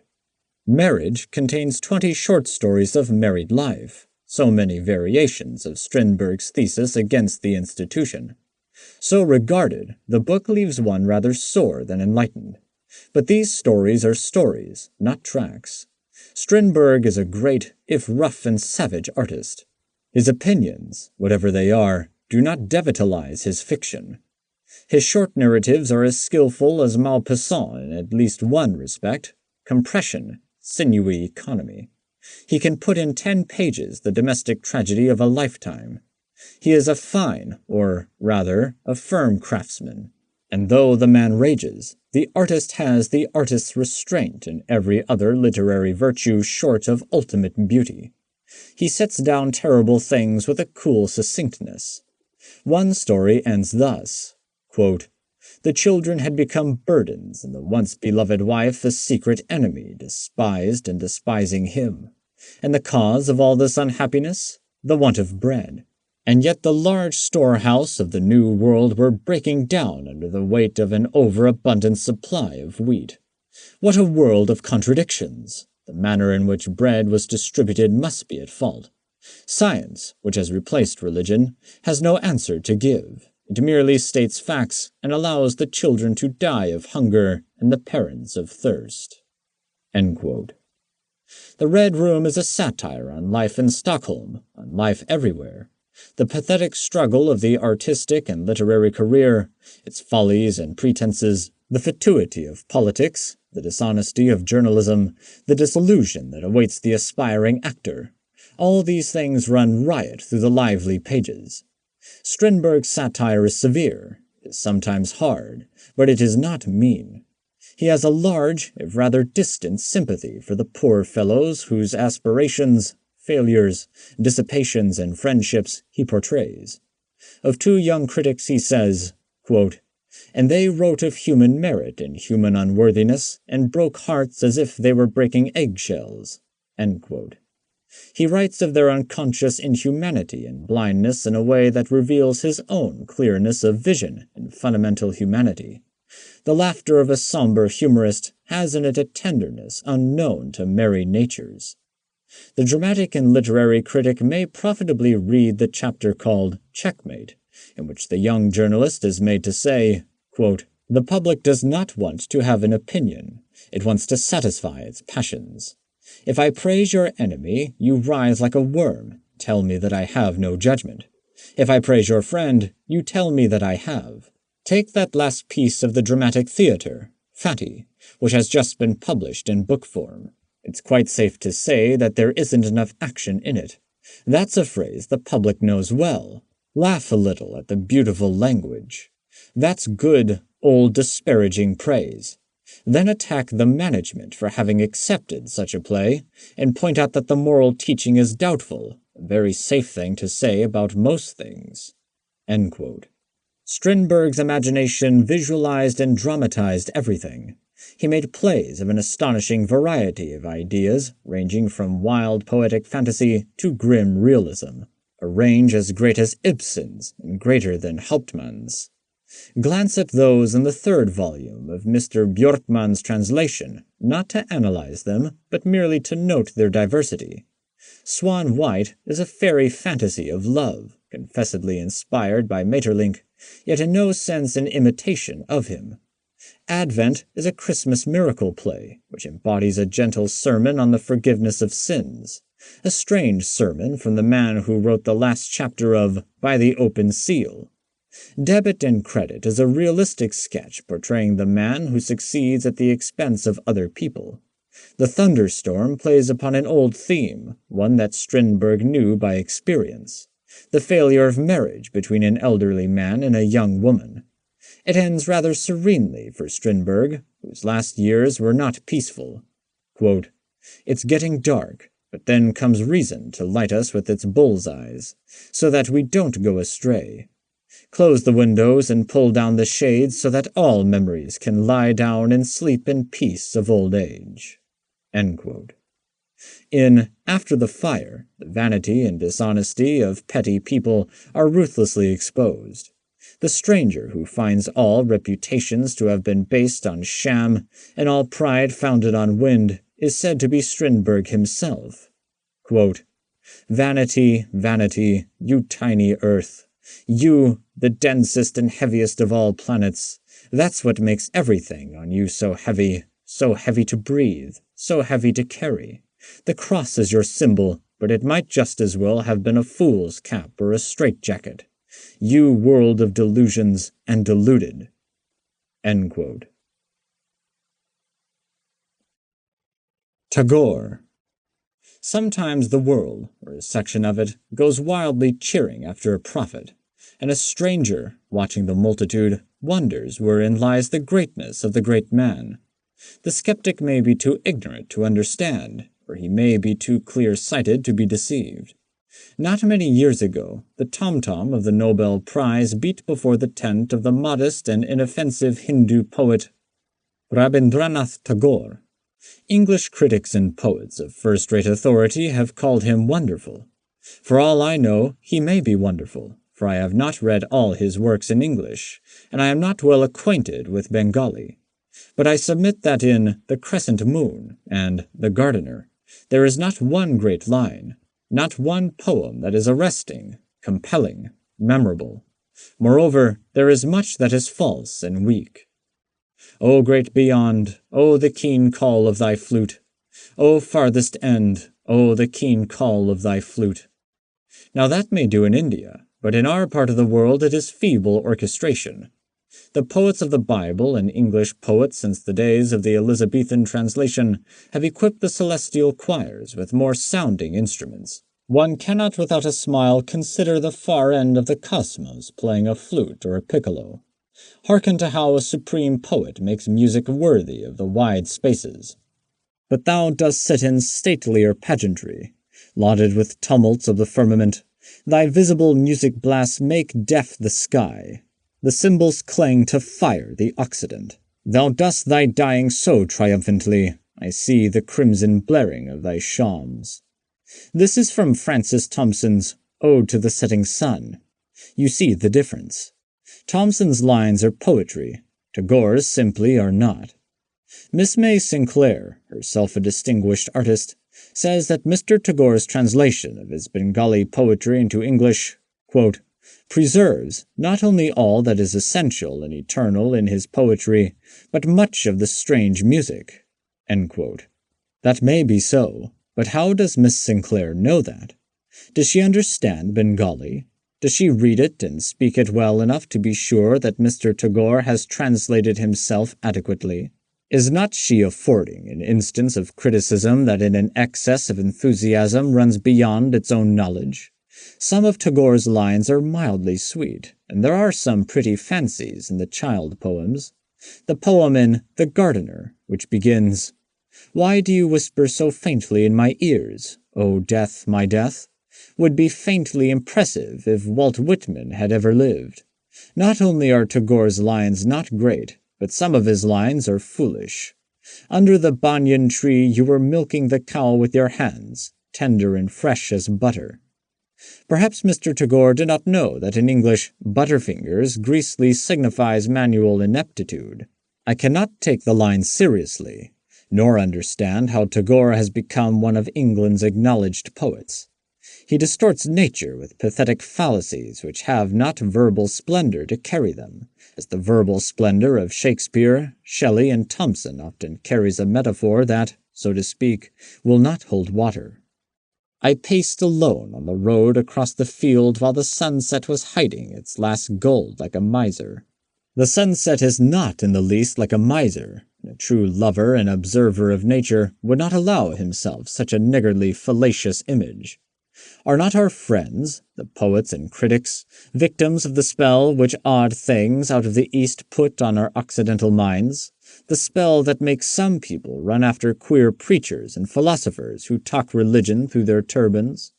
One is reminded that Mr. or Sir Owen Seaman has in his delicious book of parodies, The Battle of the Bays, an Edwin Arnoldy thing that runs like this. The bulbul hummeth like a book upon the poo-poo tree, and now and then he takes a look at you and me and you, coochie coochoo.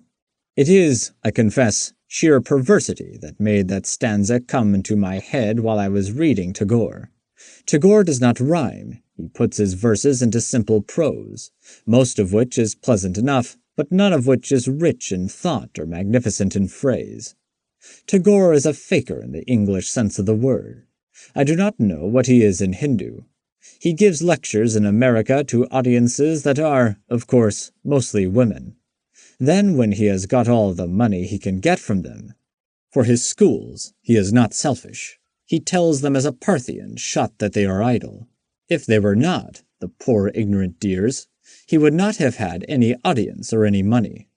It is caddish to kick the cow that gives the milk. I should rejoice if he took millions from the idle ladies of America to help the ladies of India, and to free India from the British murder and thief. Spoiling the Egyptians is a good game, but it is not playing the game like a man and a philosopher to bite the hand that feeds you. And it is not manly or philosophic to kiss the hand that strikes you. Tagore, with a feeble gesture, relinquishes his British title as a protest against British crime in India. If he had been a real philosopher and true patriot, he would not have accepted the title in the first place. The lost leader who sticks a riband in his coat does not recover leadership by throwing the riband away. The political and social beliefs of poets, even of Dante and Shelley and Hugo, are of less importance than their sense of beauty. But there is a connection, not quite impertinence to a purely literary discussion, between the quality of a poet's work and his character as it is expressed when he descends from Parsenas and uses the prose of politicians.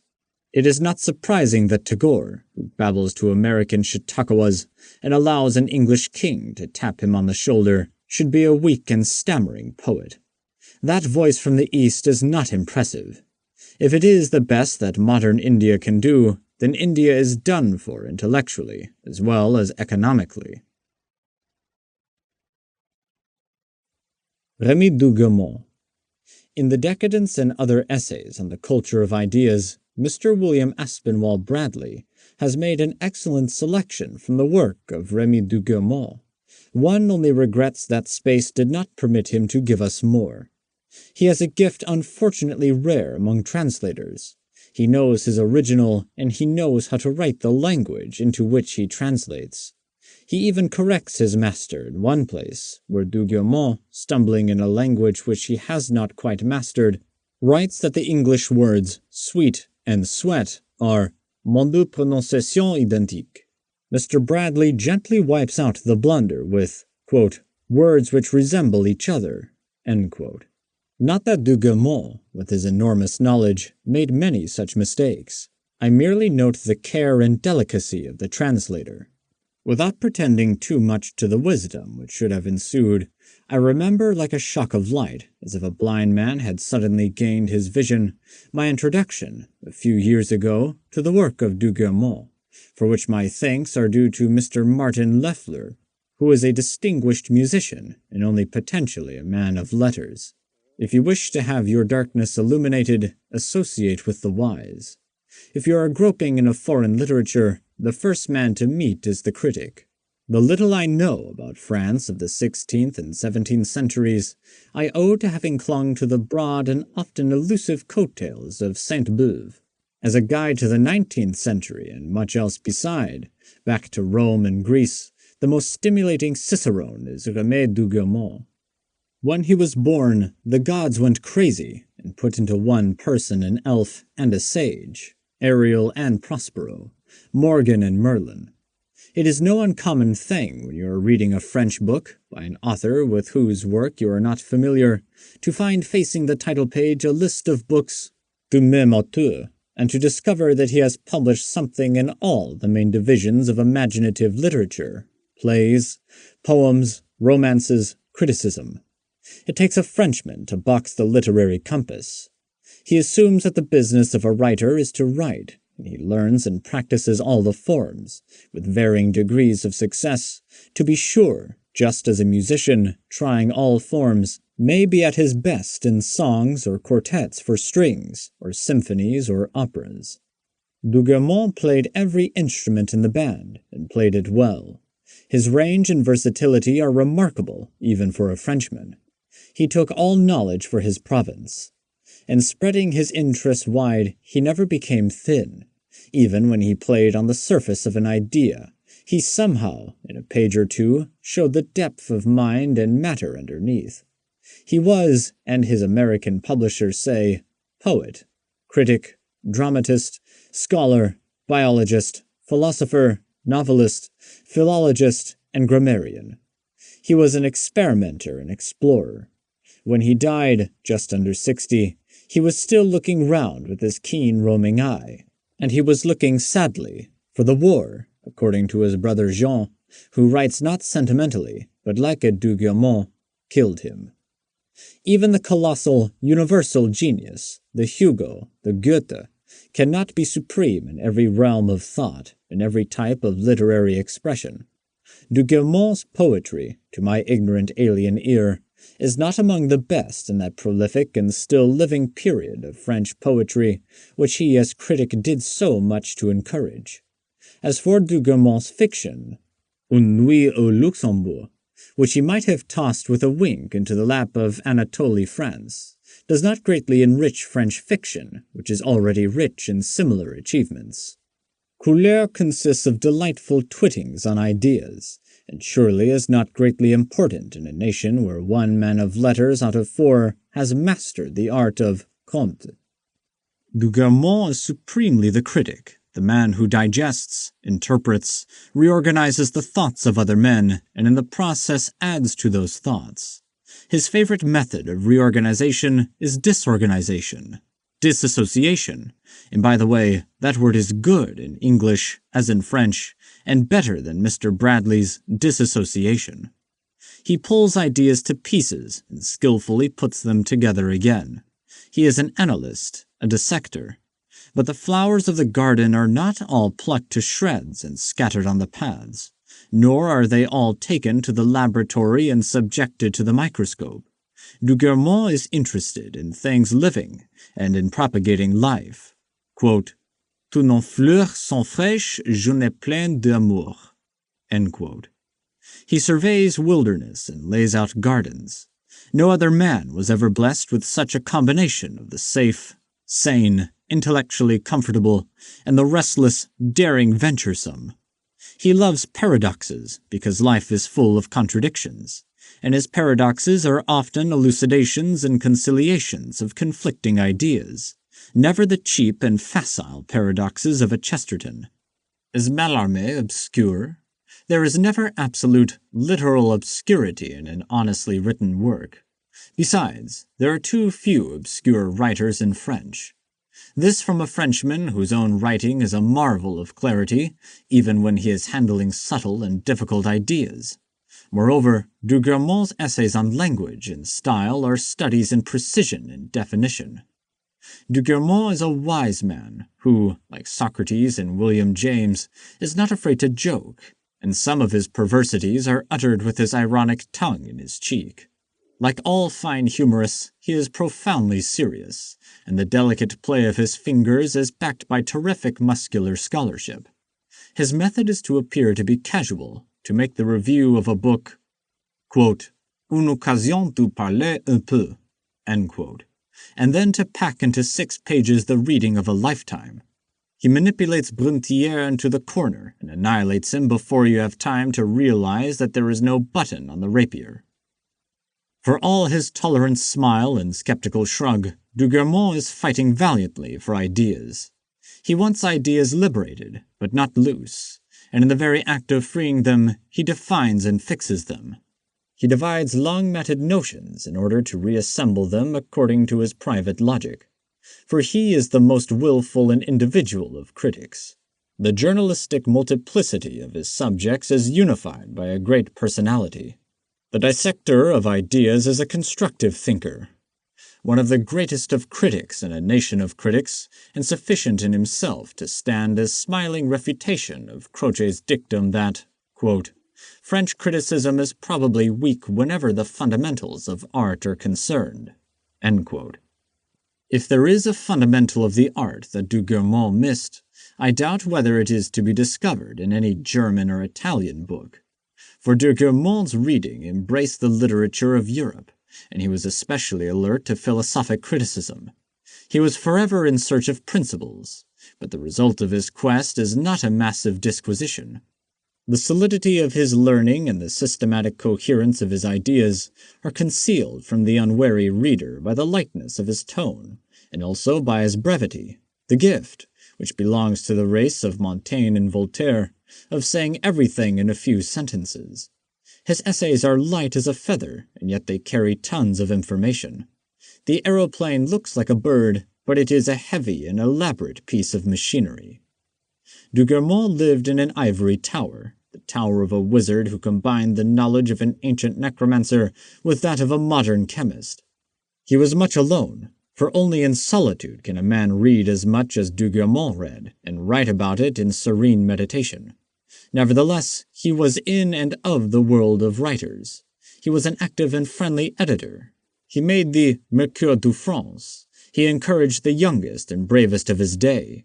Many of his notes record conversations with the finest men of his time.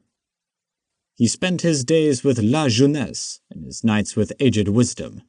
When he retired to his ivory tower, he carried under one arm a volume of medieval Latin, to add to his enormous library, already neatly stowed in his head, and under the other arm the manuscript of the youngest French poet. In one of his essays, de Gurmont plays charmingly with the reviewer's too facile use of great.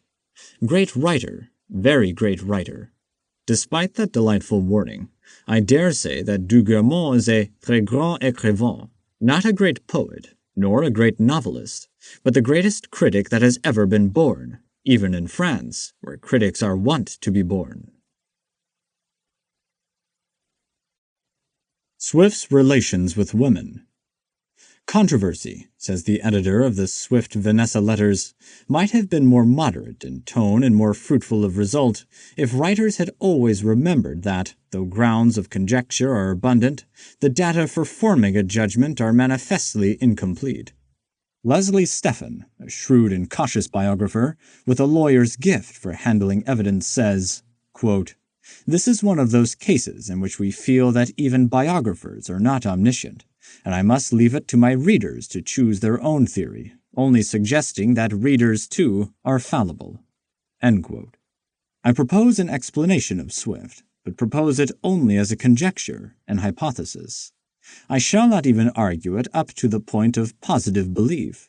Certainly I shall not push it beyond the line where belief borders knowledge. Conjecture is good if it remains clearly in the realm of conjecture, an honest area of thought, and does not try to sneak over into the land of things proved.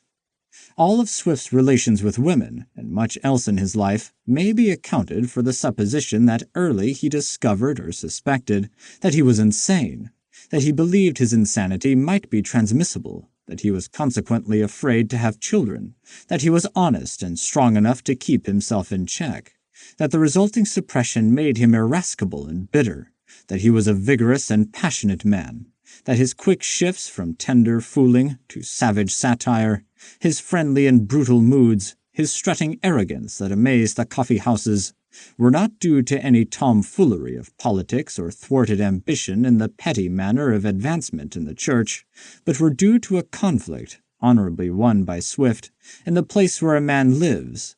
The early in this supposition is important.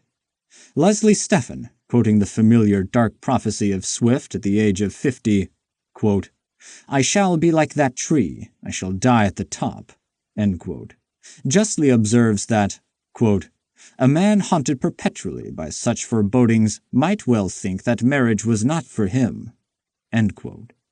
But Stephen is dealing with Swift in middle age and offering an explanation of why, assuming that Swift was not already married to Stella, he did not marry Vanessa. Let us place the beginning of the perpetual foreboding early in Swift's life, and see if the main facts, so far as we know them, will lie upon this supposition. Swift's attacks of vertigo began in his youth. He attributed his illness to an overconsumption of fruit when he was 21. Swift knew better than that. Even if we assume that medical science in the 18th century was stupid and backward, Swift was too intelligent to believe that an early period of indigestion accounted for the suffering which afflicted him all his life. He knew, or suspected and feared, what was the matter with him. In 1699, when he was 32, he wrote some resolutions, headed, "When I come to be old." Among them is this, quote, "Not to be fond of children, or let them come near me hardly." End quote. Stephen quotes a friendly commentator as saying, quote, "We do not fortify ourselves with resolutions against what we dislike, but against what we feel in our weakness we have reason to believe we are really inclined to." End quote.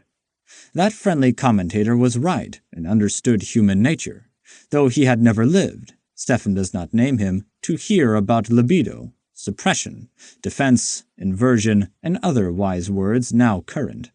Stephen goes wrong, it seems to me, in his following friendly commentation. Quote, "Yet it is strange that a man should regard the purest and kindliest of feelings as a weakness, to which he was too much inclined." End quote. I have not space to quote the rest, which is on page 31 of Stephen in the English Men of Letters. Swift was not fighting against a weakness, he was fighting against a strength. He resolves, quote, "not to marry a young woman." End quote. In a letter he calls a woman's children her litter, and that has been quoted by some critics as an example of his brutality. He loves Tom, Dick, and Harry, but he hates mankind. Is it not clear? He cannot have what he wants, and what he wants is what normally results in children, and more mankind.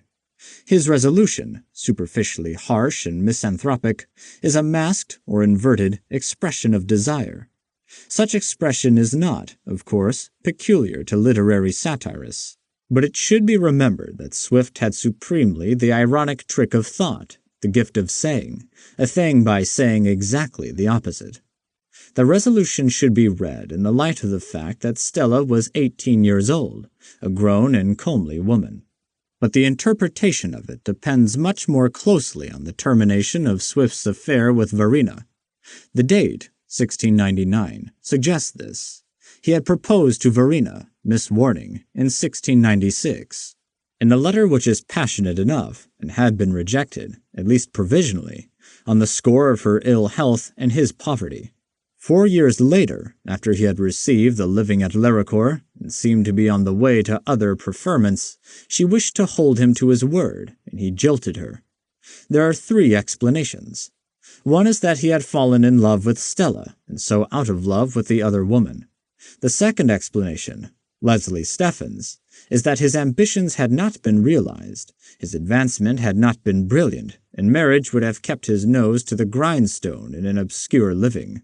That explanation is not good, for, though Swift always had an eye to the main chance, and was worried about money, power, and position, it is only men of cool blood, or men who have extramarital opportunities to gratify their desires, who are ever deterred by considerations of thrift and economy from marrying the beloved woman.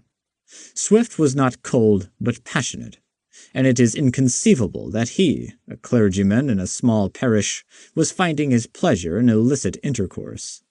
The third explanation, which I venture to suggest, is that between his proposal to Verena in 1696 and his insulting rejection of her in 1700, between his 29th and 23rd years, he had discovered a reason why he must not live with a woman. His resolutions, remember, not to marry a young woman and not to be fond of children, were written in 1699. How could Stephen believe that those resolutions, with others pithy and sensible, were for behavior in a distant future? Swift's heading, "When I come to be old," means nothing. He is writing from the misery of the moment. Why is the letter in which Swift puts an end to poor Verena so brutal and insulting that, In Stefan's words, no one with a grain of self-respect could accept the condition of marriage which he lays down, because he could not tell her the real reason, a reason based on fear rather than on physiological certainty. It is an honestly dishonest letter. It is a perfect example of that perplexing contradiction which appears everywhere in his life and writings, that he was brutally honest, saw through the postures and masks of everybody else, and yet postured, attitudinized, and lied himself. He carried his secret agony with fortitude and alternately raged against the world and fooled with it. In relation to the Verena episode, Stefan misses the point, though what he says is true enough. Quote, Swift could be the most persistent and ardent of friends, but when anyone tried to enforce claims no longer congenial to his feelings, the appeal to the galling obligation stung him into ferocity and brought out the most brutal side of his imperious nature. End quote. Though a man has but one heart, yet his relations with his friends are quite different from his passions for women. A proud, ferocious, and imperious nature is not the whole story of Swift. It does not give us the real foundation of the story of Verena, of Stella, of Vanessa, and the man they loved. On the foundation which I propose the story of Stella will rest securely, intelligibly. If Swift was married secretly to Stella in 1716, the evidence is not conclusive. The marriage was only a legal ceremony, performed perhaps for the purpose of securing her in case her fortunes went wrong, or gossip or other circumstances made necessary the protection of his name. Almost certainly there was no physical marriage, no union legal or illegal. Why? He was free, and she was free. She was, by his own account, a charming person, who would have been quite presentable to his friends, and in all ways helpful to a man in middle age who is supposed to need a woman to take care of him. The answer is simply that Swift feared to propagate his tainted stock, that he refrained and suffered, and the Journal to Stella is a record of suffering, of passion disguised in writhing.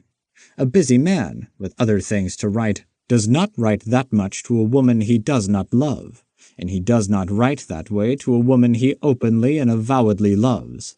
The little language, the silliness, the foolings, the avoidance of direct declaration of love, the semi-paternal injunctions, the gossip about big people, much of it whimsical chatter in which we get only by implication the serious view of Swift, and his times that he has made it an important historical document, the 2 or 3 hintful promises of felicity which commit Smith to nothing, the passages of melancholy and half-humorous old man's grouch, all this is a veiled love letter.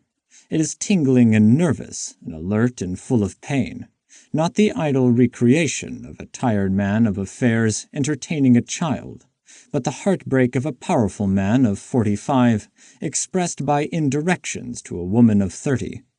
Perhaps she understood his spleen and his complaints of ill health.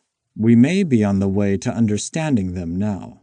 Certainly Stefan is off the track when he says that there are, quote, grounds for holding that Swift was constitutionally indisposed to the passion of love, end quote. Unless he means by that Swift knew that there was something in his constitution which made the ultimate realization of love impossible. And Stefan does not mean that, for he speaks of the absence of traces of passion from writings conspicuous for their amazing sincerity.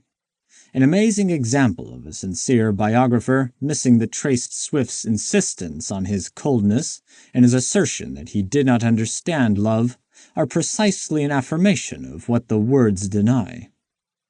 Now enters the 3rd woman of record. There may have been more in Swift's unhappy sexual life, Vanessa, Esther van Homry. At the same time that he is writing his long love letter, the Journal to Stella, he is seeing Vanessa. Of course, it is all explicable. The man cannot have the woman he wants, and is tantalized by another woman who wants him. He plays, and he won't play. He is tormented by the same restraint that keeps him out of Stella's bed. He is handsome, virile, and distinguished. The woman is crazy about him. He is unable to keep away from her, but he is fighting, for reasons known to him, against the impulse to possess her.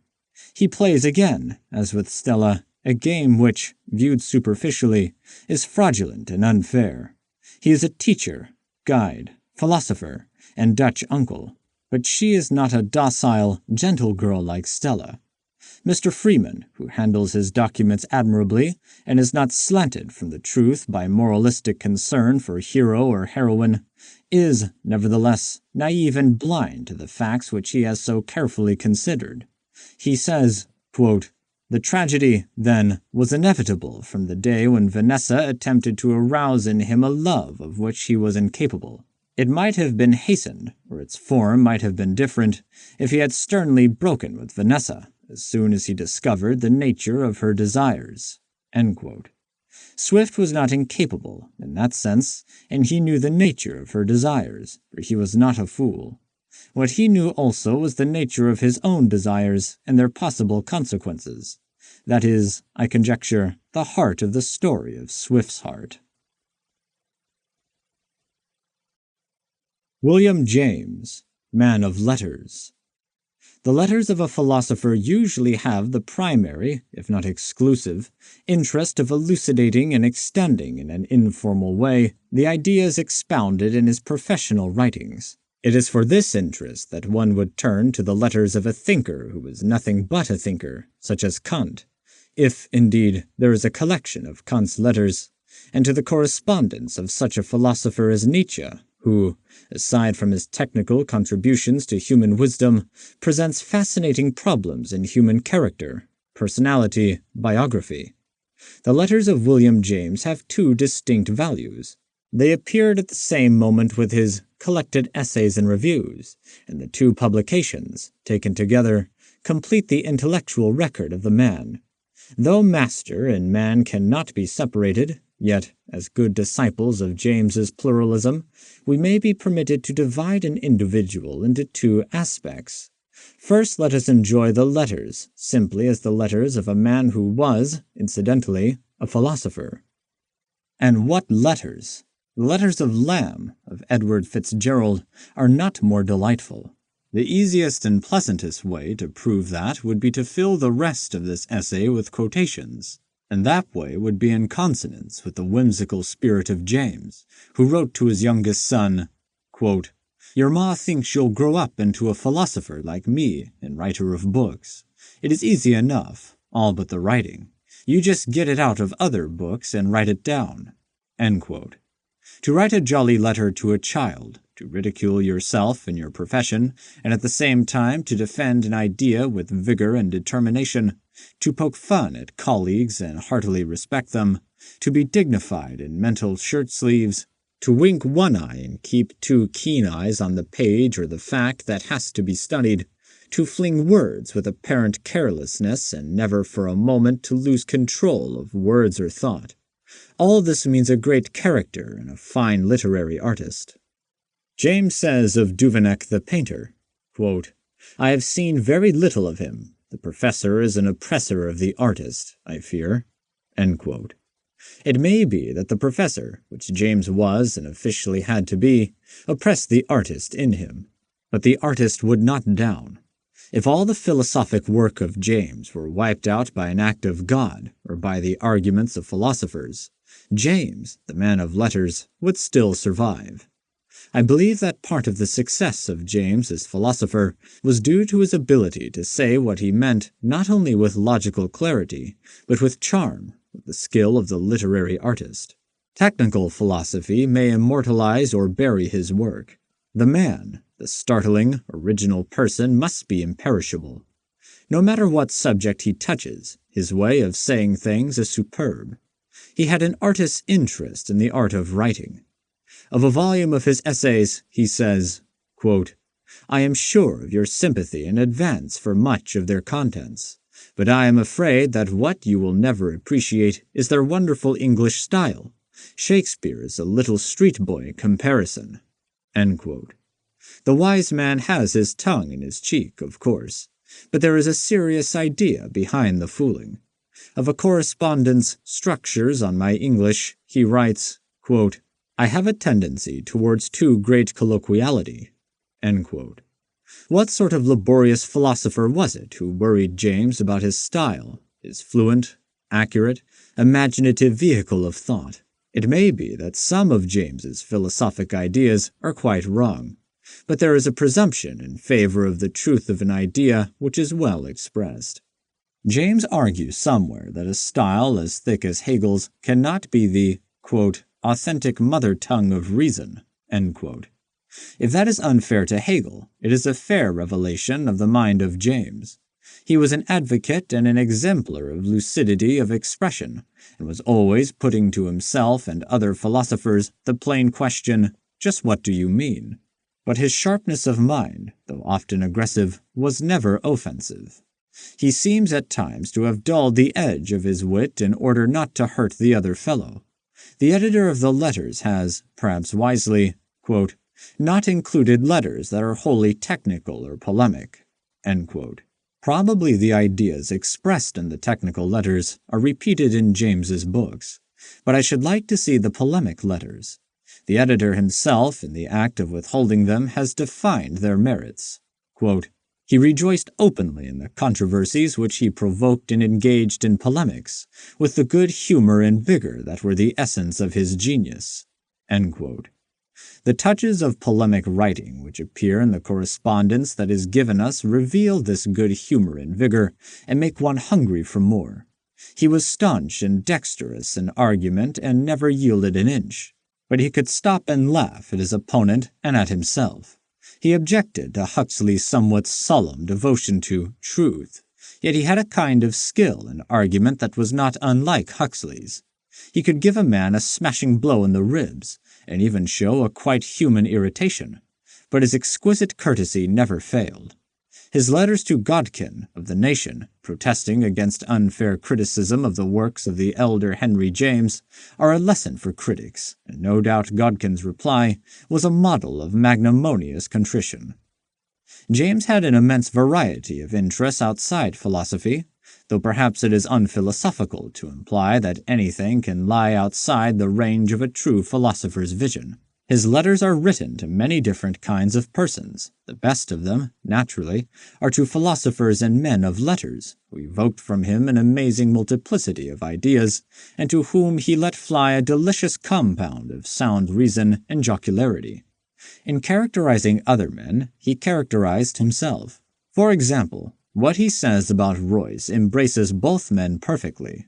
Quote, that unique mixture of erudition, originality, profundity, and vastness, and human wit and leisureliness.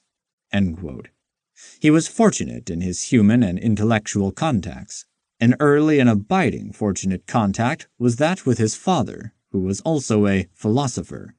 His last letter to his father is beautiful. It brings tears, of which the most stoical philosopher need not be ashamed. Indeed, one might rather be ashamed if the tears did not come. No one outside the family of a few friends has a right to read that letter, but print has extended the privilege. If Mr. E. V. Lucas or any other anthologist makes a new collection of examples of the gentlest art, the letter from James to his father should be included. In it 2 men are portrayed, father and son, both magnificently. If either man had been less than great, the letter could not have been written. James was born a philosopher. Philosophy was in the blood and in the very air of the household. There is no better instance of the heredity of genius and of predestination to a career. Yet James did not find himself immediately. He floundered about in the world of thought long after the age at which most men have hung out shingles. He was 30 when he was appointed instructor in physiology at Harvard, and his tardiness in establishing himself as a bread-winning citizen fretted him. Lesser men who feel that the expression of their talents has been thwarted or postponed may take comfort from the fact that James's first printed book, The Psychology, appeared in 1890 when he was 48 years old. The fact that James was an intellectual roamer and did not proceed docilely from a doctor's degree to a position as teacher in a groove forever accounts, in part, for the flexibility and variety of his thought. His dribbling, as he calls it, during years when he suffered from physical illness and a depressing sense of impotence, was not altogether bad for the man, or for the philosopher. He wandered about Europe, became bilingual, if not trilingual. He was never quite happy in German speech or German philosophy. His learning was enriched with odds and ends of information such as belonged rather to the man of the world than to the professor.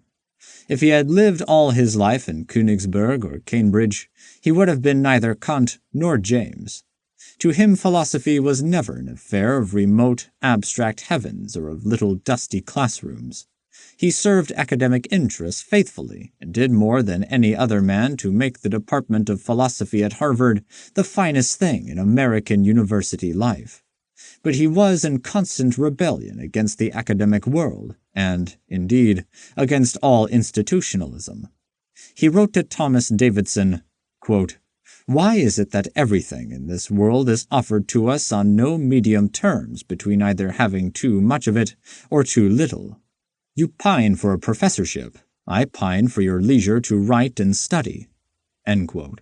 Yet he had more leisure and freedom than most men. He went abroad whenever he wanted to go, and never knew what it was to be down to his last dollar. His lateness in finding himself professionally and philosophically is, perhaps, related to his perpetual youth, his eagerness for new ideas, his inability to be fixed and settled. He sometimes grasped at ideas too hastily and welcomed such new arrivals as Wells and Chesterton with a heartiness which, perhaps, they did not quite deserve. But that was the fault of his enthusiastic Catholicity.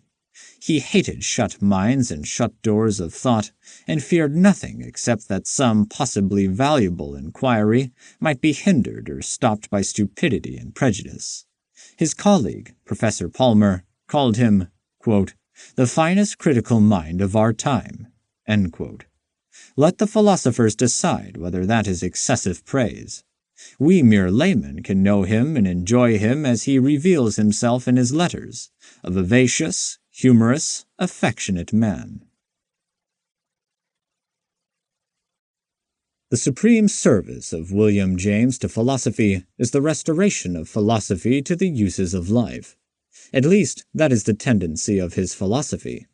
Even though much wisdom still remains shut up in a tower, indifferent to life, and though life may often be ungrateful to and suspicious of such wisdom as is offered to it, nevertheless James's attempt to bring about a rapprochement was his finest contribution, and is expressed in some of his most glowing pages.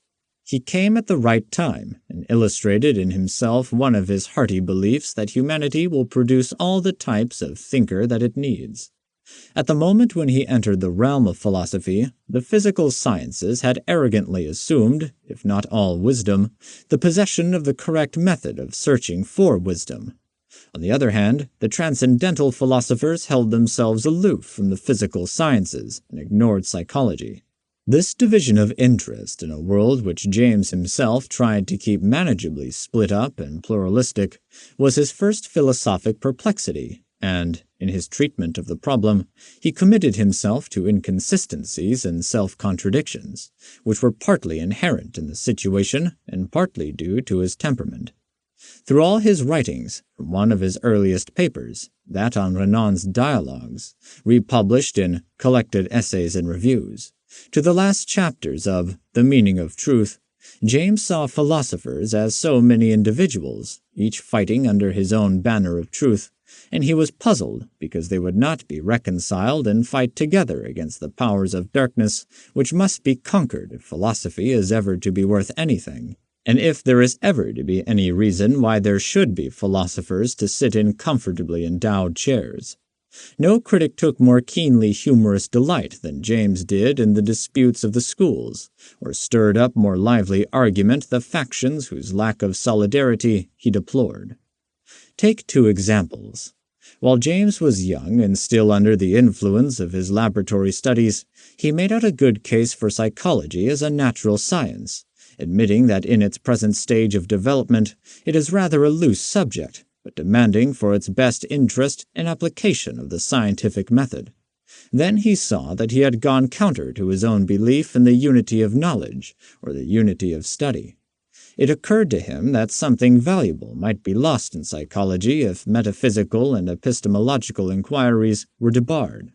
So in an address to the American Psychological Association, He openly renounced his first position, adding, however, as a half-smiling reservation, that metaphysics should give up some of its nonsense as a condition of admission.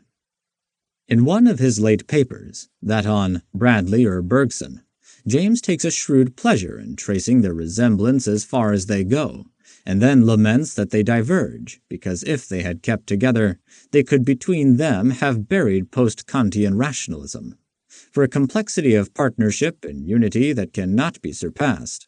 But James's willingness to be pallbearer at the funeral of a philosophic idea was not inconsonant with his determination that some other ideas of doubtful character should be allowed to grow up and thrive. For the old idea had had its say.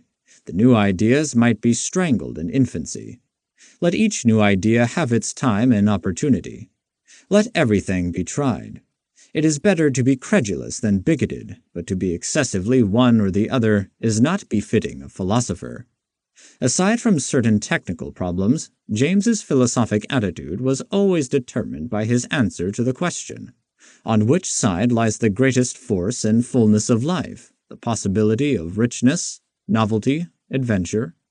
In 1895, at the height of his power as a man, though perhaps he grew wiser as he grew older, he ends a paper on Degeneration and Genius thus, quote, "The real lesson of the genius books is that we should welcome sensibilities, impulses, and obsessions, if we have them, as long as by their means the field of our experience grows deeper, and we contribute the better to the race's stores. That we should broaden our notion of health instead of narrowing it, that we should regard no single element of weakness as fatal. In short, that we should not be afraid of life." End quote. The italics are his. If that is not good psychological argument, then there is something the matter with the science of psychology. It is only just such good sense as this that a common man can understand, and the humanity and eloquence of it are better than argument. Can a common man understand philosophy? James believed that he can both understand it and express it. 2 or 3 times he quotes the saying of his friend the carpenter, quote, "There is very little difference between one man and another, but what little difference there is very important." End quote. He has a hot contempt for Renan's cool contempt for l'homme vulgaire, and he admires Clifford's, quote, "lavishly generous confidence in the worthiness of average human nature to be told all the truth, the lack of which in Goethe made him an inspiration to the few, but a cold riddle to the many," end quote, and the possession of which by James made him a greater teacher of youth.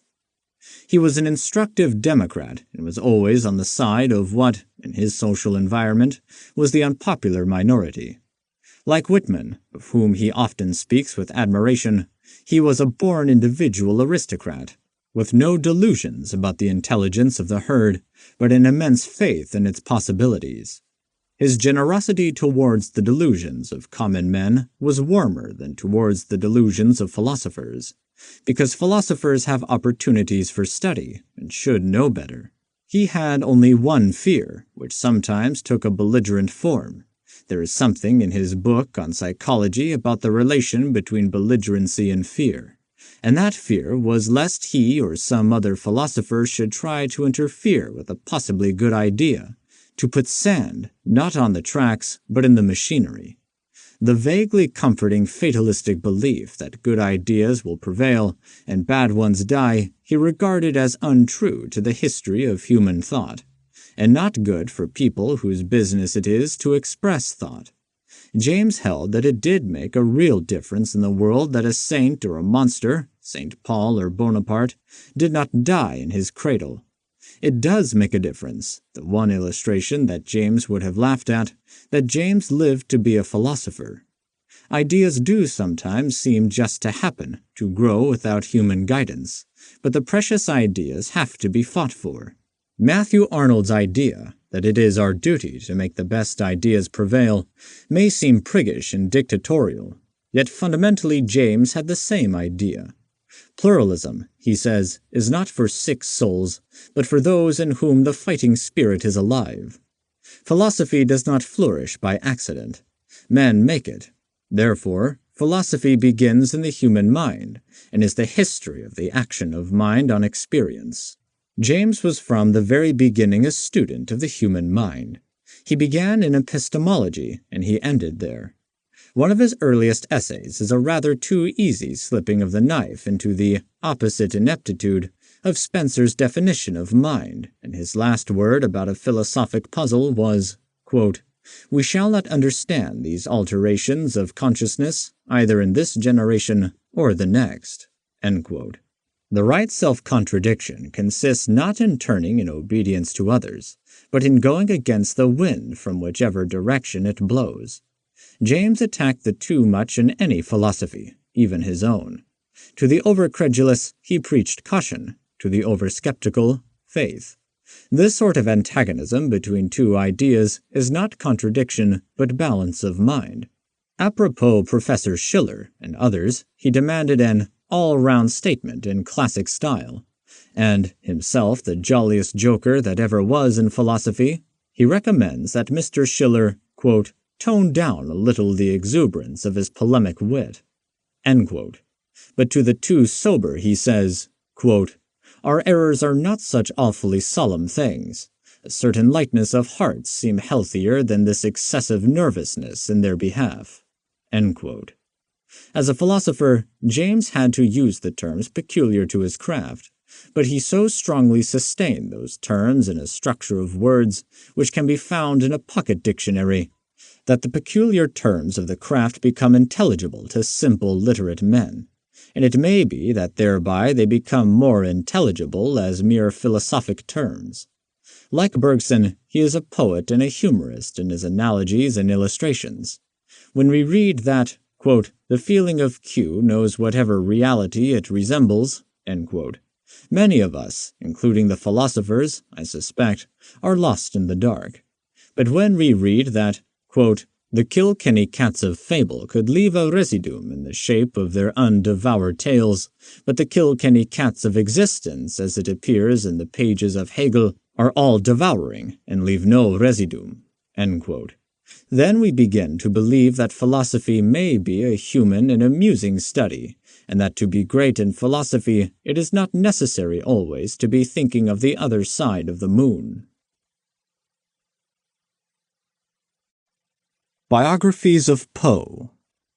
The biography of Poe got a wrong start immediately after his death, when Griswold slandered him, or at least put a false emphasis on certain aspects of his character. Since then, every book about Poe has had an argumentative tone, a defensive spirit, which in a way is as unfair to Poe as was the first misrepresentation. One sometimes feels like crying, quote, for heaven's sake read his work and let the man alone, end quote. Yet it is not possible to let Poe alone if you have once looked into his life. His story is one of the fascinating chapters of literary history. Professor Smith says that his book, Edgar Allan Poe, How to Know Him, quote, is an attempt to substitute for the travesty the real Poe, to suggest at least the diversity of his interests, his future-mindedness, his sanity, and his humanity. End quote. On the whole, Professor Smith's attempt is successful, and he does help us to realize Poe's personality, quote, that coordination of thought and mood and conduct, of social action and reaction, of daily interest and aim, end quote.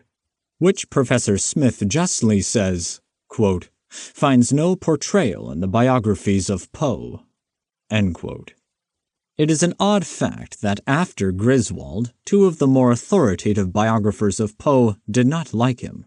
One was Richard Henry Stoddard, the other Mr. George E. Woodberry. Neither one, I suspect, chose Poe as a congenial or even as an interesting subject. The task of writing his biography seems to have fallen to both men as a literary chore, to Stoddard as an official critic who knew Poe, and to Mr. Woodberry as a rising young man of literary talent, who 30 years ago was selected by the editor of the American Men of Letters to write the life of Poe. Of course, Mr. Woodberry is a competent workman. When, in the year of Poe's centennial, he enlarged his life to 2 volumes, he put together in a judicial, objective style probably all the facts that we need to know. But his aesthetic judgments are at best unsympathetic. It may be that the lyric "To Helen" has been overpraised, though it is difficult to understand how there can be too much praise for a masterpiece. And when Mr. Woodberry says of our American writers that they were concerned, quote, not with the transitory, but the eternal, and, excepting Poe, they were all artists of the beautiful, end quote, we seem to have an example of that sort of moralistic aesthetics which sounds lofty, but is only bosh. If Poe was not an artist of the beautiful, Professor Smith asks, what was he an artist of? That is a good, sensible question, and Professor Smith's answer, if not as eloquent as some things that have been written by Poe's European admirers, is sound and appreciative. If it be an American tendency to overrate our national men of genius, we have certainly not displayed that tendency in relation to the American writer who more than any other has captured the imagination of Europeans. For undoubtedly the finest criticism of Poe has come from our brethren overseas. Stoddard had but a grudging sense of Poe's merits, and ends his account with a remark which contains a partial truth, but which, although it is quoted from Dr. Johnson, is a flat anticlimax. Quote, all that can be told with certainty is that he was poor. End quote. There seems to be a good deal more to tell than that. And, indeed, the implications of Poe's poverty, as it affected the artist, are better expressed by Stoddard himself when he says that Poe, quote, wrote with fastidious difficulty and in a style too much above the popular level to be well paid. End quote. American criticism of Poe is thick with moralisms. Thus Lowell wrote, quote, as a critic, Mr. Poe was aesthetically deficient. He seemed wanting in the faculty of perceiving the profounder ethics of art. End quote. But we may well ask, what is the profounder ethics of art? And who, except a New England preacher, wants to be bothered with it in lyric poetry? Poe always focused his attention on beauty, on excellence of workmanship, both in the work of other craftsmen and in his own. The Scottish critic, Mr. John M. Robertson, seems to be nearer the truth than Lowell when he says that Poe, quote, has left a body of widely various criticism which, as such, will better stand critical examination today than any similar work produced in England or America in his time. End quote. I am glad to see that Professor Smith regards Mr. Robertson's essay on Poe as, quote, the ablest brief treatment in any language. End quote. The only exception, which Mr. Robertson himself would be the first to make, is the essay by the French critic Émile Hennequin. But Professor Smith does not quite escape American moralism in his effort to accentuate Poe's virtues. He makes too much of Poe's interest in religion, which was surely nothing but a purely intellectual and critical interest, and his recurrent emphasis on Poe's Americanism is too tiresomely patriotic, even for a professor in the United States Naval Academy. Poe was keen for the best interests of American literature, zealous in searching out any note of promise in a new poet, and in pointing to the weak spots in men of acknowledged talent. He sometimes exhibits a kind of local Southern patriotism, which does not much interest us now, but on the whole he has detached from the issues of politics, an unlocalized, almost disembodied genius whose apparition in the United States of America is still an endless wonder to European critics. One possible influence of Poe's environment on his art, Professor Smith is, so far as I know, the first to point out, and it is a very valuable suggestion, even if it cannot be thoroughly proved. In Virginia, more than in any other American state, the English and Scots ballads survive by oral tradition. It is possible that as a child, Poe heard these ballads recited or sung, and from them derived his sense of refrain and repetition. To the influence of the ballad, Professor Smith adds the possible influence of plantation melodies as, quote, subsidiary sources of Poe's lyrical technique." End quote. He is certainly right in thinking that Poe's originality consists not in the contribution of a new form to poetry, but in his individual development of forms already established. His charm resides in the color of his words rather than in the shape of his stanzas. But of course, the two things are inseparable, and whoever tries to analyze them is hopelessly baffled. Poe's own attempt to explain how the trick is done is far from explaining it, and if he could not expound in prose the secret of poetry, nobody can. For Poe was first and always a critic, inquisitive of methods, and making his effects with cool calculation. Even if his tales of horror no longer give us the creeps, they will always give to anyone who cares about writing that shiver of pleasure which comes when we watch a dexterous craftsman at work. Professor Smith calls Poe the, quote, father of the short story, end quote, but he came too late to be credited with such paternity.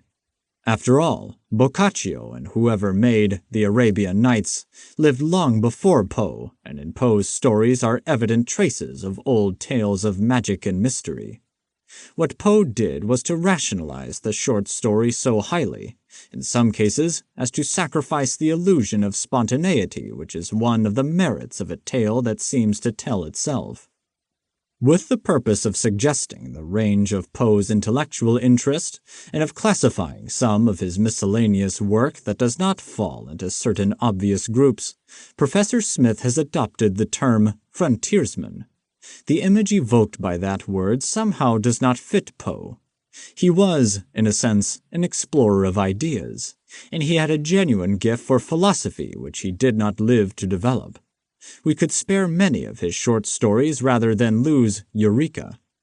If it is not profound philosophy, and if it does not solve the riddle of the universe, it is profound in its beauty, a prose poem. Poe's science is obsolete, no doubt, and even in the science of his day he was little more than an amateur. But the mark of a great intellect is on every page. An amazing mind. He succeeded in all forms of literary art which he tried. If the poet or the critic or the short story writer should be obliterated, there would still remain a man of genius. Critics and biographers of Poe, like Poe himself, cannot let his drink alone. They deny or blame or pity without understanding. The question of Poe and alcohol seems to have been finally answered by a California physician, John W. Robertson, in a book which I have not seen, but which I know only through reviewers' accounts of it. This physician finds from the evidence that Poe was a dipsomaniac.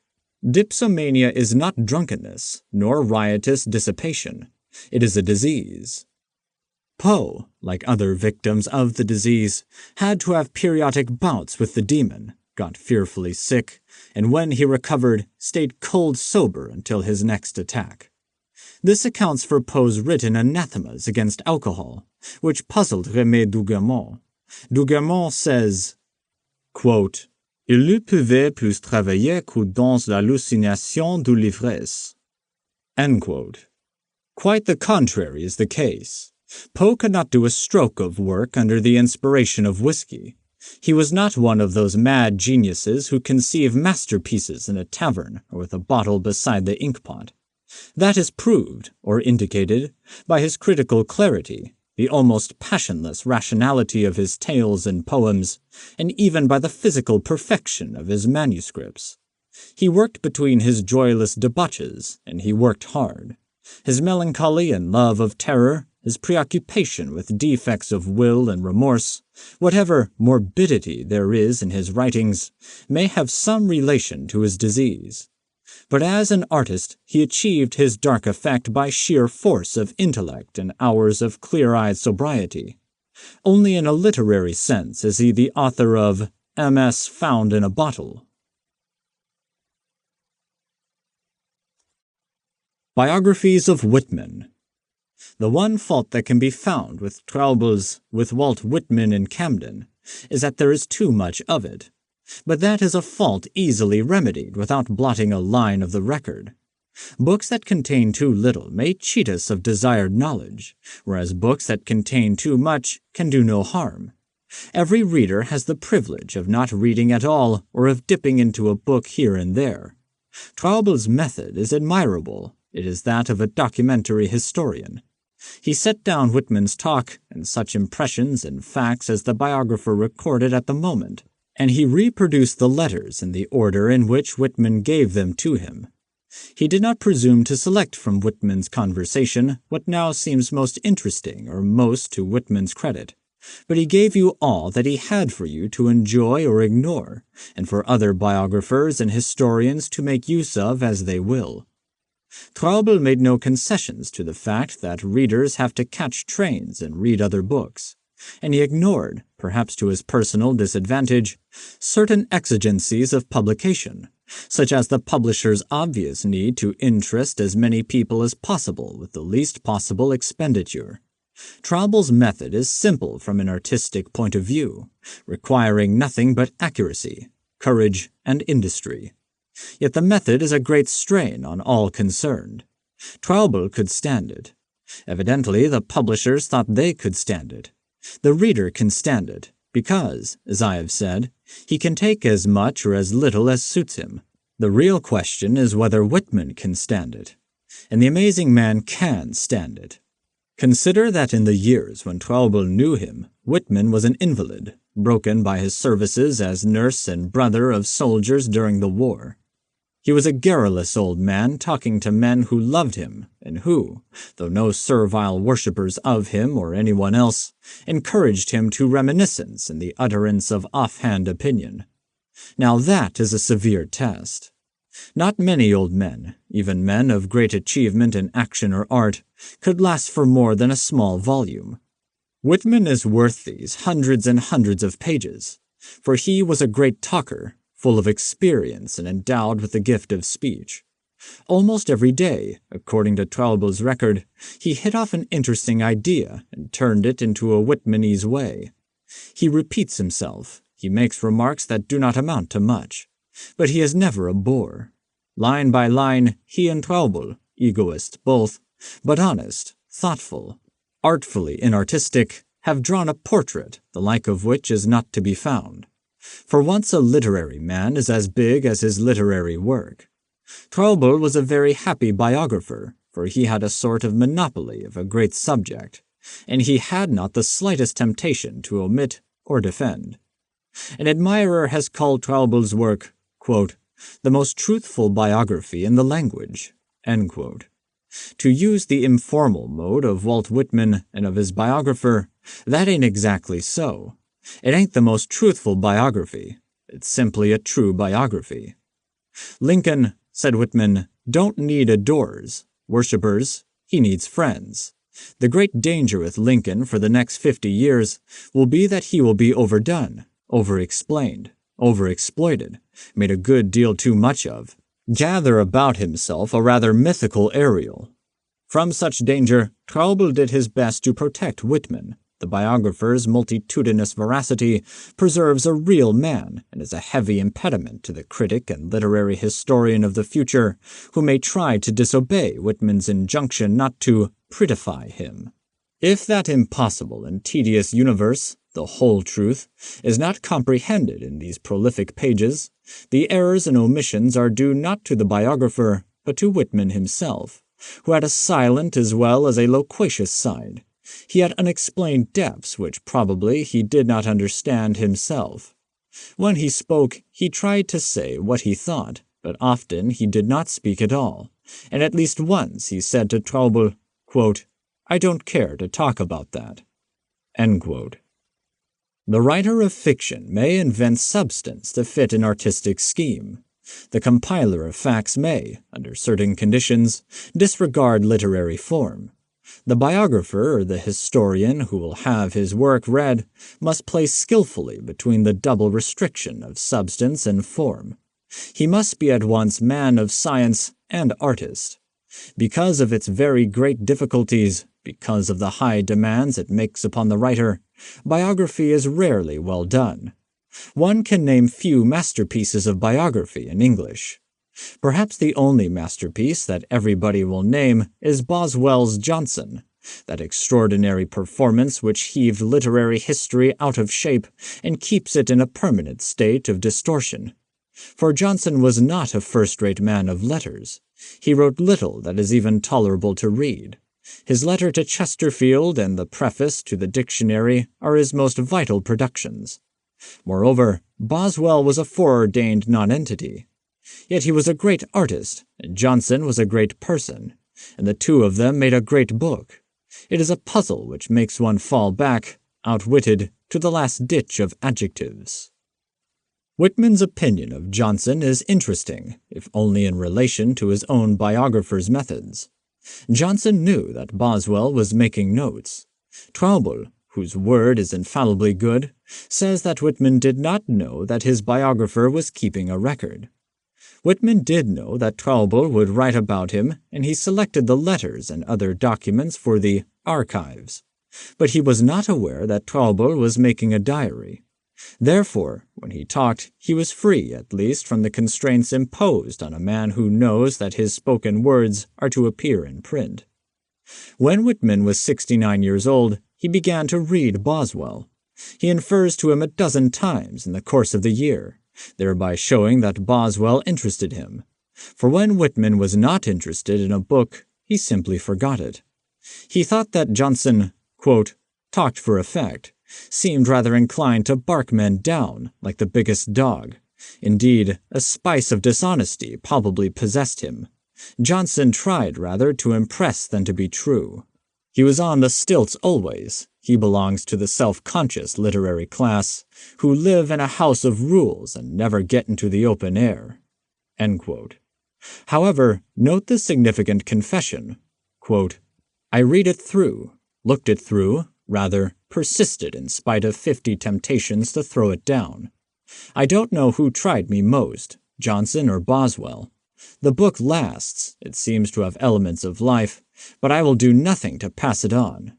End quote. There is the comment of the lion on the bear.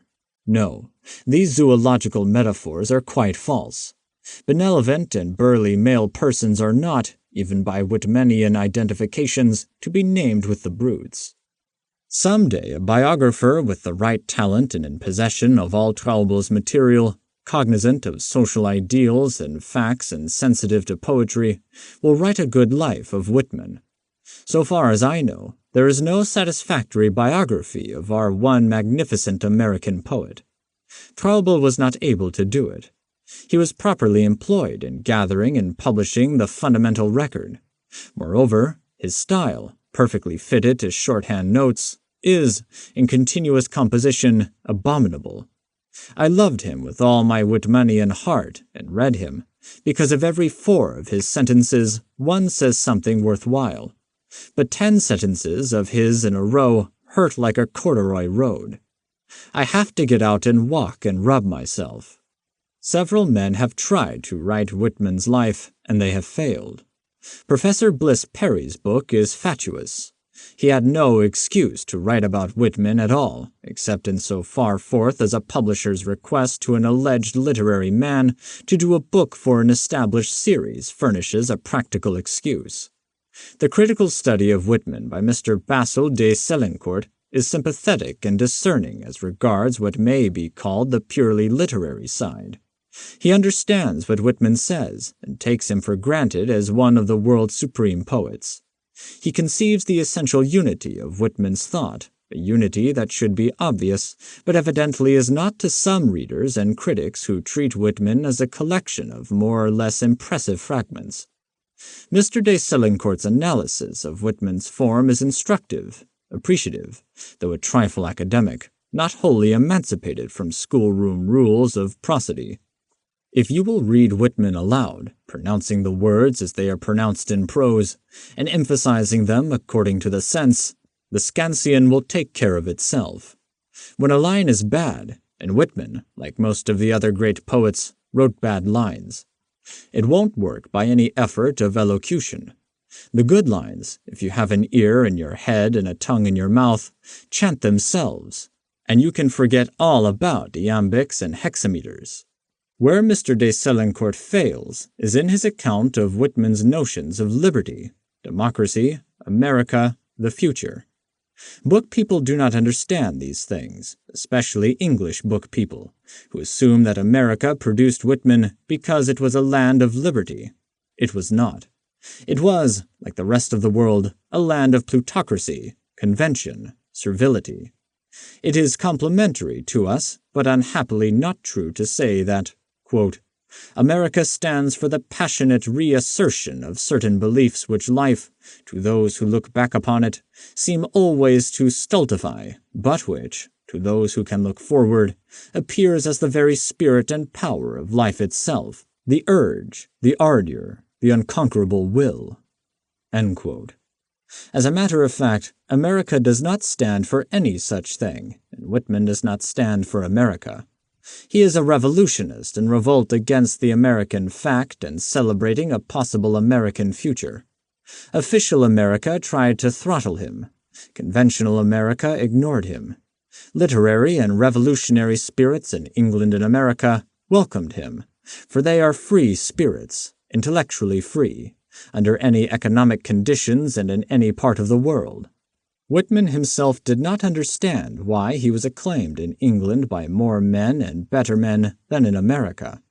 It was simply because English thinkers, writers, poets, with minds capable of appreciating him, outnumbered their American brothers 10-1. 2 American ladies once called on Tennyson. He asked them whether they knew Walt Whitman. They confessed that they did not. Then, said he, you do not know the greatest man in America. George E. Woodberry. A man's place in the generation of mankind is not wholly determined by the date of his birth. If William James were alive, he would be 80 years old, but he belongs to us, to the living present. Mr. George Edway Woodberry is only 67, yet he already seems like the last figure in a tradition which has come to an end, so far as any period in literature may truly be said to end. James was aware of something like this 20 years ago. He gave Mr. Woodberry the praise that is his due, but expressed at the same time his essential weakness. Of The Heart of Man, James wrote in a letter, "The essays are grave and noble in the extreme. I hail another American author. They can't be popular, and for cause. The respect of him for the Queen's English, the classic leisureliness and explicitness, which give so rare a dignity to his style. Also take from it that which our generation seems to need, the sudden word, the unmediated transition, the flash of perception that makes reasonings unnecessary. Poor Woodberry, so high, so true, so good, so original in his total make-up, and yet so unoriginal if you take him spot-wise, and therefore so ineffective. Mr. Woodberry is not out of date in a mere journalistic sense or in the hasty judgment of an irreverent generation, which affects a trivial contemporaneity, and regards even the end of the last century as old fogey. He is out of date because he did not gear with his own times, but remained aloof and backward-looking, and so became the last of the Lowells instead of the first of the Woodsberrys. It could not have been a conscious or servile emulation on his part, for he has a spirit of his own, but his surroundings and his education were too strong for his fine talent. He was brought up in the twilight of the New England demigods. They handed him the torch, and he has carried it with pious devotion. To younger men, as docile as himself, he became, almost officially, the representative in the flesh of the elders over whose graves he prayed. His publishers announce with pride, with no sense of the depressing implications of what they are saying, that there is a Woodsberry Society, quote, probably the only organization in America dedicated to a living writer, end quote. Thus the anachronism is fulfilled. Mr. Woodberry was old when he was young, and he is an institution before he died. Some books are epoch-making. Other books, even great and original books, lie comfortably in their times without being either innovative or conclusive. Mr. Woodberry's 6 solid volumes are epic-closing. a collection of such words as will not be written again by a man of genuine talent and wisdom.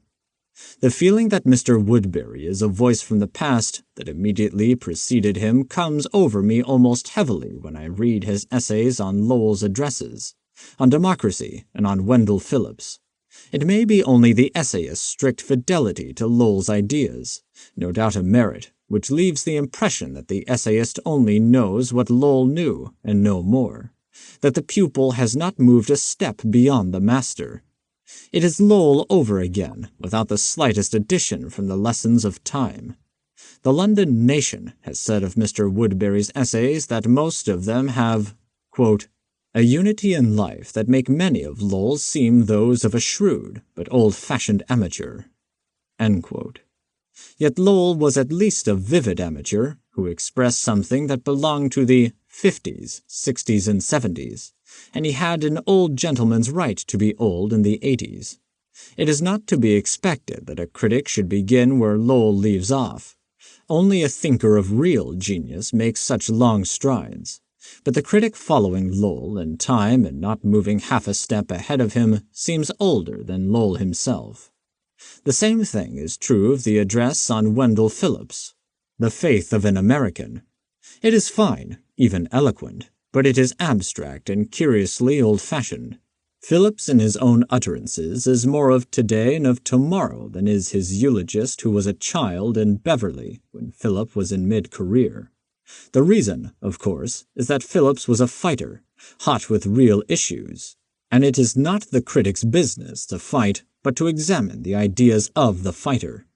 These ideas necessarily become somewhat abstract when a critic quotes or rephrases them, especially since Phillips was an orator and flung at his audiences sweeping generalities, which in a less inspired man are mere tall talk. But Mr. Woodberry devitalizes Phillips, especially the later Phillips, who went on from one issue to the next until he dropped. Mr. Woodberry has not a single clear, plain word about one of Phillips's last fights, that for the Labor Party. Mr. Woodberry stops with the actual Phillips before Phillips stopped, and the end of the address fades out in vagueness and platitude. There is something rather touching about Mr. Woodberry's declaration, quote, I know that what I have said tonight is heavy with risk. End quote. One looks in vain to discover the risk. Surely in 1911, when the address was delivered, a man might talk in Mr. Woodberry's mild way every night in the week and invite no more severe punishment than a scolding from Dr. Nicholas Murray Butler. Mr. Woodberry's ideas and his expressions are all gentle, though not timid or emasculate. His general faith in democracy is too serenely above the tumult to disturb anybody or provoke a riot call in the quietude of Beverly. I do not know what he means by democracy, whether such actual democracy as existed in America in 1899 or some beautiful dream of the future. If democracy is a dream, an unrealized dream, then any beautiful thing a poet says about it is true. But Mr. Woodberry seems to be talking about something actually existing, something already realized in considerable part, if not completely, for he says, quote, Democracy has its great career for the first time in our national being and exhibits here most purely its formative powers and unfolds destiny on the grand scale. End quote. That was not true 20 years ago, and it is certainly not true now. It is the sort of thing that Emerson and Lowell could say with rousing conviction, but 20 years ago it was as obsolete as a beaver hat except in newspaper editorials and political speeches, where it is still going strong, even if not quite so strong as it used to be. Mr. Woodberry seems to imply that he is somewhat more of a realist than Lowell, but he is in fact less of a realist than Lowell. For Lowell in his time did grapple with the facts of politics. In poetry, it is not necessary, it is better not, to be a realist. But in dealing with politics and contemporaneous history, the true citizen must be a realist and leave it to the politicians to fly with the eagle. No wisdom is to be derived from such a statement as this, quote, There is always an ideality of the human spirit in all its, democracy's, works, if one will search them out. Or this, democracy is a mode of dealing with souls. Or this, not that other governments have not had regard to the soul, but in democracy it is spirituality that gives the law and rules the issue.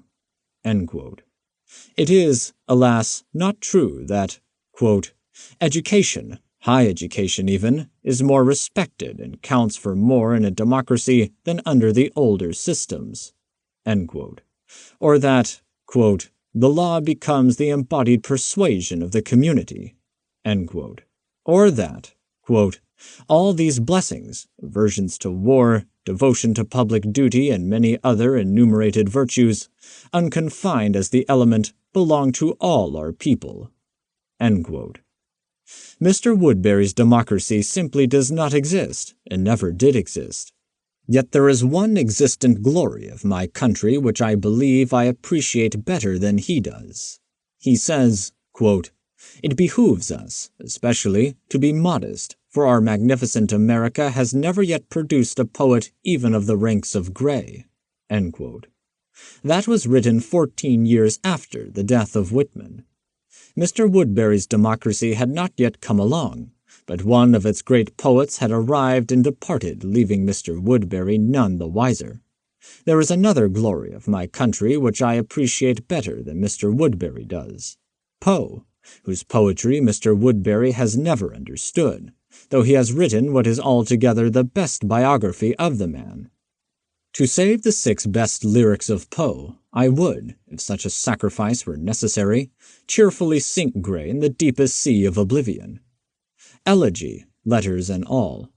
But that is only a slight difference of judgment, and there is no more futile business than to draw up minor poets and grades and ranks. Whitman is another matter. The critic who misses him in his day of the world is simply incompetent. The excuse for Mr. Woodbury is that he does not belong to this day of the world. There is something pathetic about Mr. Woodbury's patriotism. He sincerely believes that, America's title to glory is her service to human liberty. He has never been delivered from the superstition that, the sense of justice is the bedrock of the Puritan soul. The Puritan soul, narrow, despotic, cruelly unjust. But when Mr. Woodbury leaves politics and patriotism and religion, and returns to art and literature, where he is at home, he puts his finger ruefully on the real rock of the Puritan soul, recalling the Puritans' hostility to the theater and regretting the American inhibition, which rejects the nude in sculpture and painting, not only forfeiting thereby the supreme of Greek genius and sanity, but to the prejudice also of human dignity. Mr. Woodbury is himself a Puritan, yearning to be free but chained to New England granite, and since he cannot get free on this planet, he looks up to the heavens where the God of his fathers used to dwell, but where he can find only abstract and vague ideas. Mr. Woodbury's tendency to abstract phrases, which on pressure yield nothing, vitiates his literary essays, the essays in which a professional critic ought to be most concrete, definite, and nourishing. The trouble may be that his views are too high and too broad for the limited version of a common man, but I think his trouble is that he has not the true philosopher's power to make a long idea, bridging time and space, stand up under its own weight. There is a lack of solid timber and concrete. His best essays are those on individual authors, in which he has the selected specific substance of another man's thought to work on. As ought to happen to a sensitive critic, it sometimes happens that Mr. Woodbury's style takes the very tone of his subject. He is whimsical in his charming little essay on Pepys, an adequate trifle. He is grave and quiet when he writes about Gray, and Swinburne so stirs him that his prose awakes and sparkles with metaphor. Even in this essay, however, he cannot help demoralizing poetry by moralizing it into pseudo-philosophic prose. The imagery of La Vénerie has more affinity with modes of sacerdotal art, with symbolism and the attributive and imaginative power than it has with the free vitality that is more properly the sphere of poetry." End quote. What does that mean? What is the sphere of poetry? The essays on the older poets would make first-rate introductions to school texts, and I think some of them have been so used. They suffer from the fact that in Mr. Woodberry's time, and since, so many standard essays on Milton, Shakespeare, and the rest were written and rewritten that unless a critic has a fresh point of view, as Mr. Woodberry has not, another essay is simply another essay. It must be pleasant to meditate on the great men of letters, and from time to time write an essay on Virgil or Montaigne or Matthew Arnold. Some leisure is necessary, for the conscientious critic must read much, and much reading takes time. It may be that at our nervous age, in this country, the scholarly critic with a true taste for letters has disappeared, to return perhaps in a day when democracy, or something better, shall have dawned. The comfortable old tradition is dead or dying, and since its good works are extant in print, we need no more contributions to it. As Mr. Woodberry says in an essay called Culture on the Old School, quote, "The Gentleman's Magazine, both the name and the thing, belong to a bygone time." End quote. Abraham Cahan.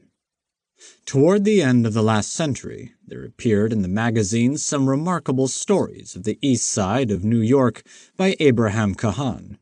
They were not of the crudely comic type of Potash and Perlmutter, nor were they in the somewhat finer mood of sentimental humor which made Mira Kelly deservedly popular. They were humorous and pathetic in a quiet, compelling way, with a gentle austerity of tone even less familiar to American readers then than it is in the days of the Russian invasion.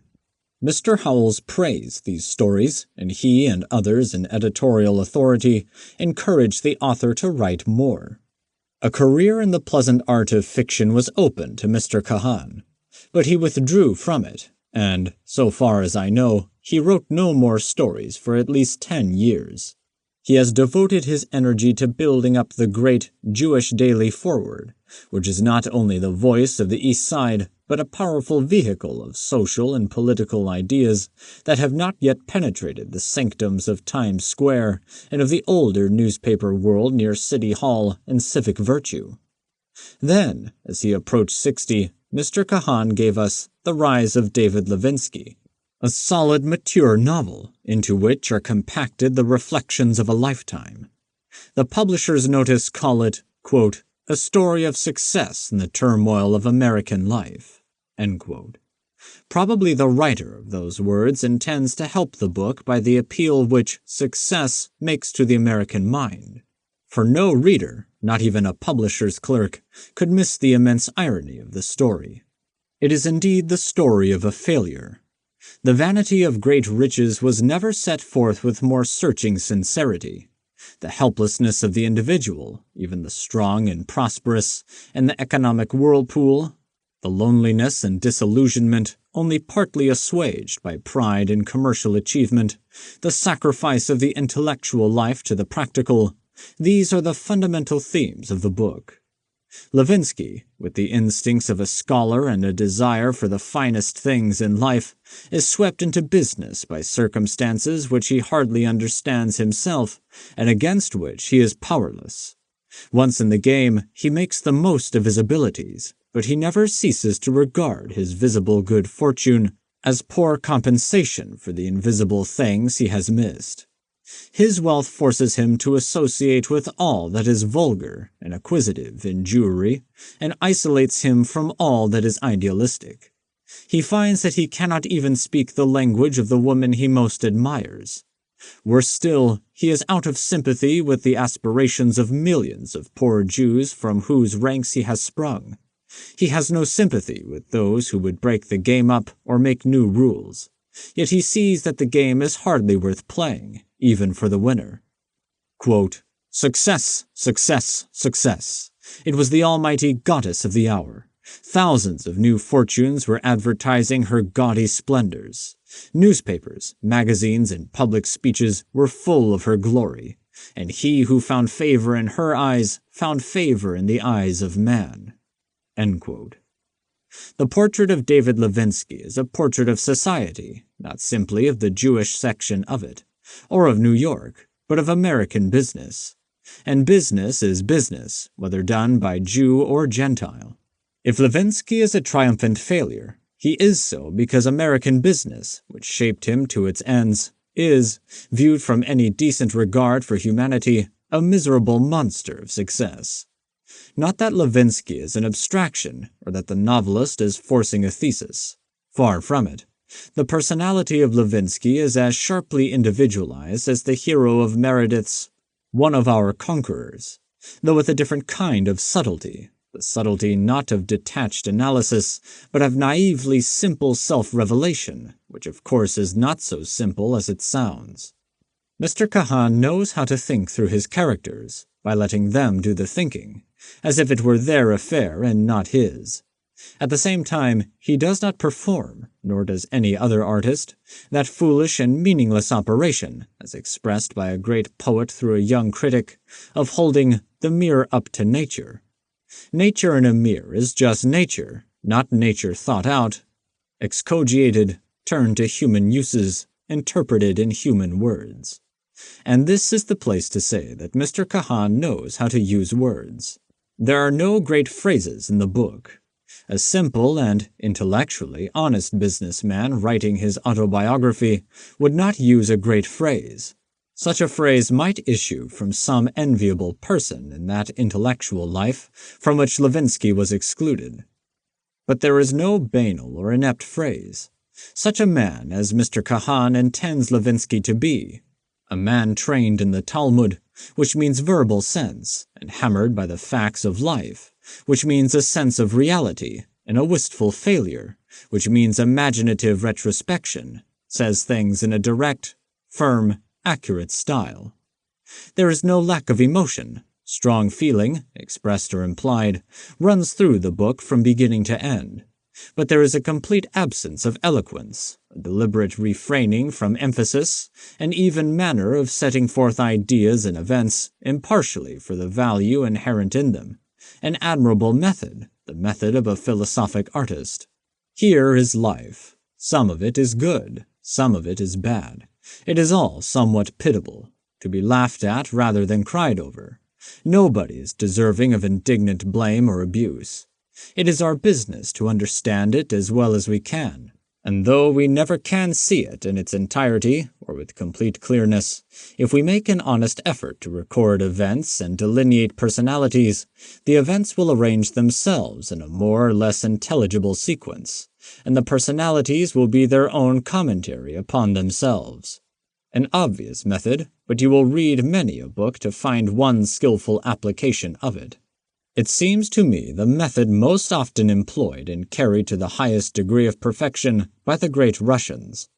I am driven to the timidity of seems, because we do much talking about Russian novels without having read many of them or understanding what we have read. But better informed critics than I have noted that one characteristic of the Russian novel is a benevolent impartiality in its treatment of all kinds of people, and a calm contemplation of events, horrible, gay, sad, comic. A revolutionist can portray, in fiction, a commissioner of police, whom in real life he would be willing to kill, with a fairness that is more than fair, with a combination of Olympian serenity and human sympathy. He can be a virulent propagandist when he is writing pamphlets, and when he writes fiction, he can forget his propaganda or subdue it to art, that is, to a balanced sense of life. When I say that Mr. Kahan's novel sounds like a good translation of a Russian novel, and that he is a disciple of the Russian novelists, I accuse him of the crime of being an artist and a seer. As a matter of biography, he is a child of Russian literature. And that is why his novel, written in faultless English, is a singular and solitary performance in American fiction. If that strange demand for or a great American novel a demand which is at once foolish and the expression of a justifiably proud feeling that a big country ought to have big books, is to be satisfied, perhaps we shall have to ask an East Side Jew to write it for us. That would be an interesting phenomenon for some future Professor Wendell to deal with in a history of American literature. And by the way, Mr. Kahan is a competent critic. I hope he will give us not only more novels, but a study of Russian literature for the enlightenment of the American mind. I remember with gratitude an article of his which I read when I was even more ignorant than I am now, on the modern successors to the group of Titans, Turgenev, Tolstoy, Dostoevsky. He put Maxim Gorky in his place and told us, this was before the Russian invasion, about Andreyev and Chekhov. If Mr. Kahan will write a book on Russian literature, I will do my best to establish him in his merited place in American literature. Thomas Hardy. Mr. Bernard Shaw says, apropos Samuel Butler, that the English people do not deserve to have a genius. Butler himself, in a note, remarks that America, even America, will probably have men of genius, has, indeed, already had one, Walt Whitman, but that he cannot imagine any country where a genius would have more unfortunate surroundings than in America.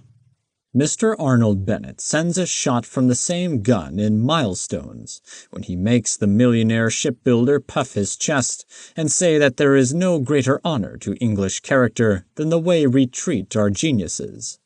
Egad! The unworthiness of the British and American nations to have artists born to them was never more shamefully manifested than by the reception accorded 30 years ago to Hardy's Jude the Obscure.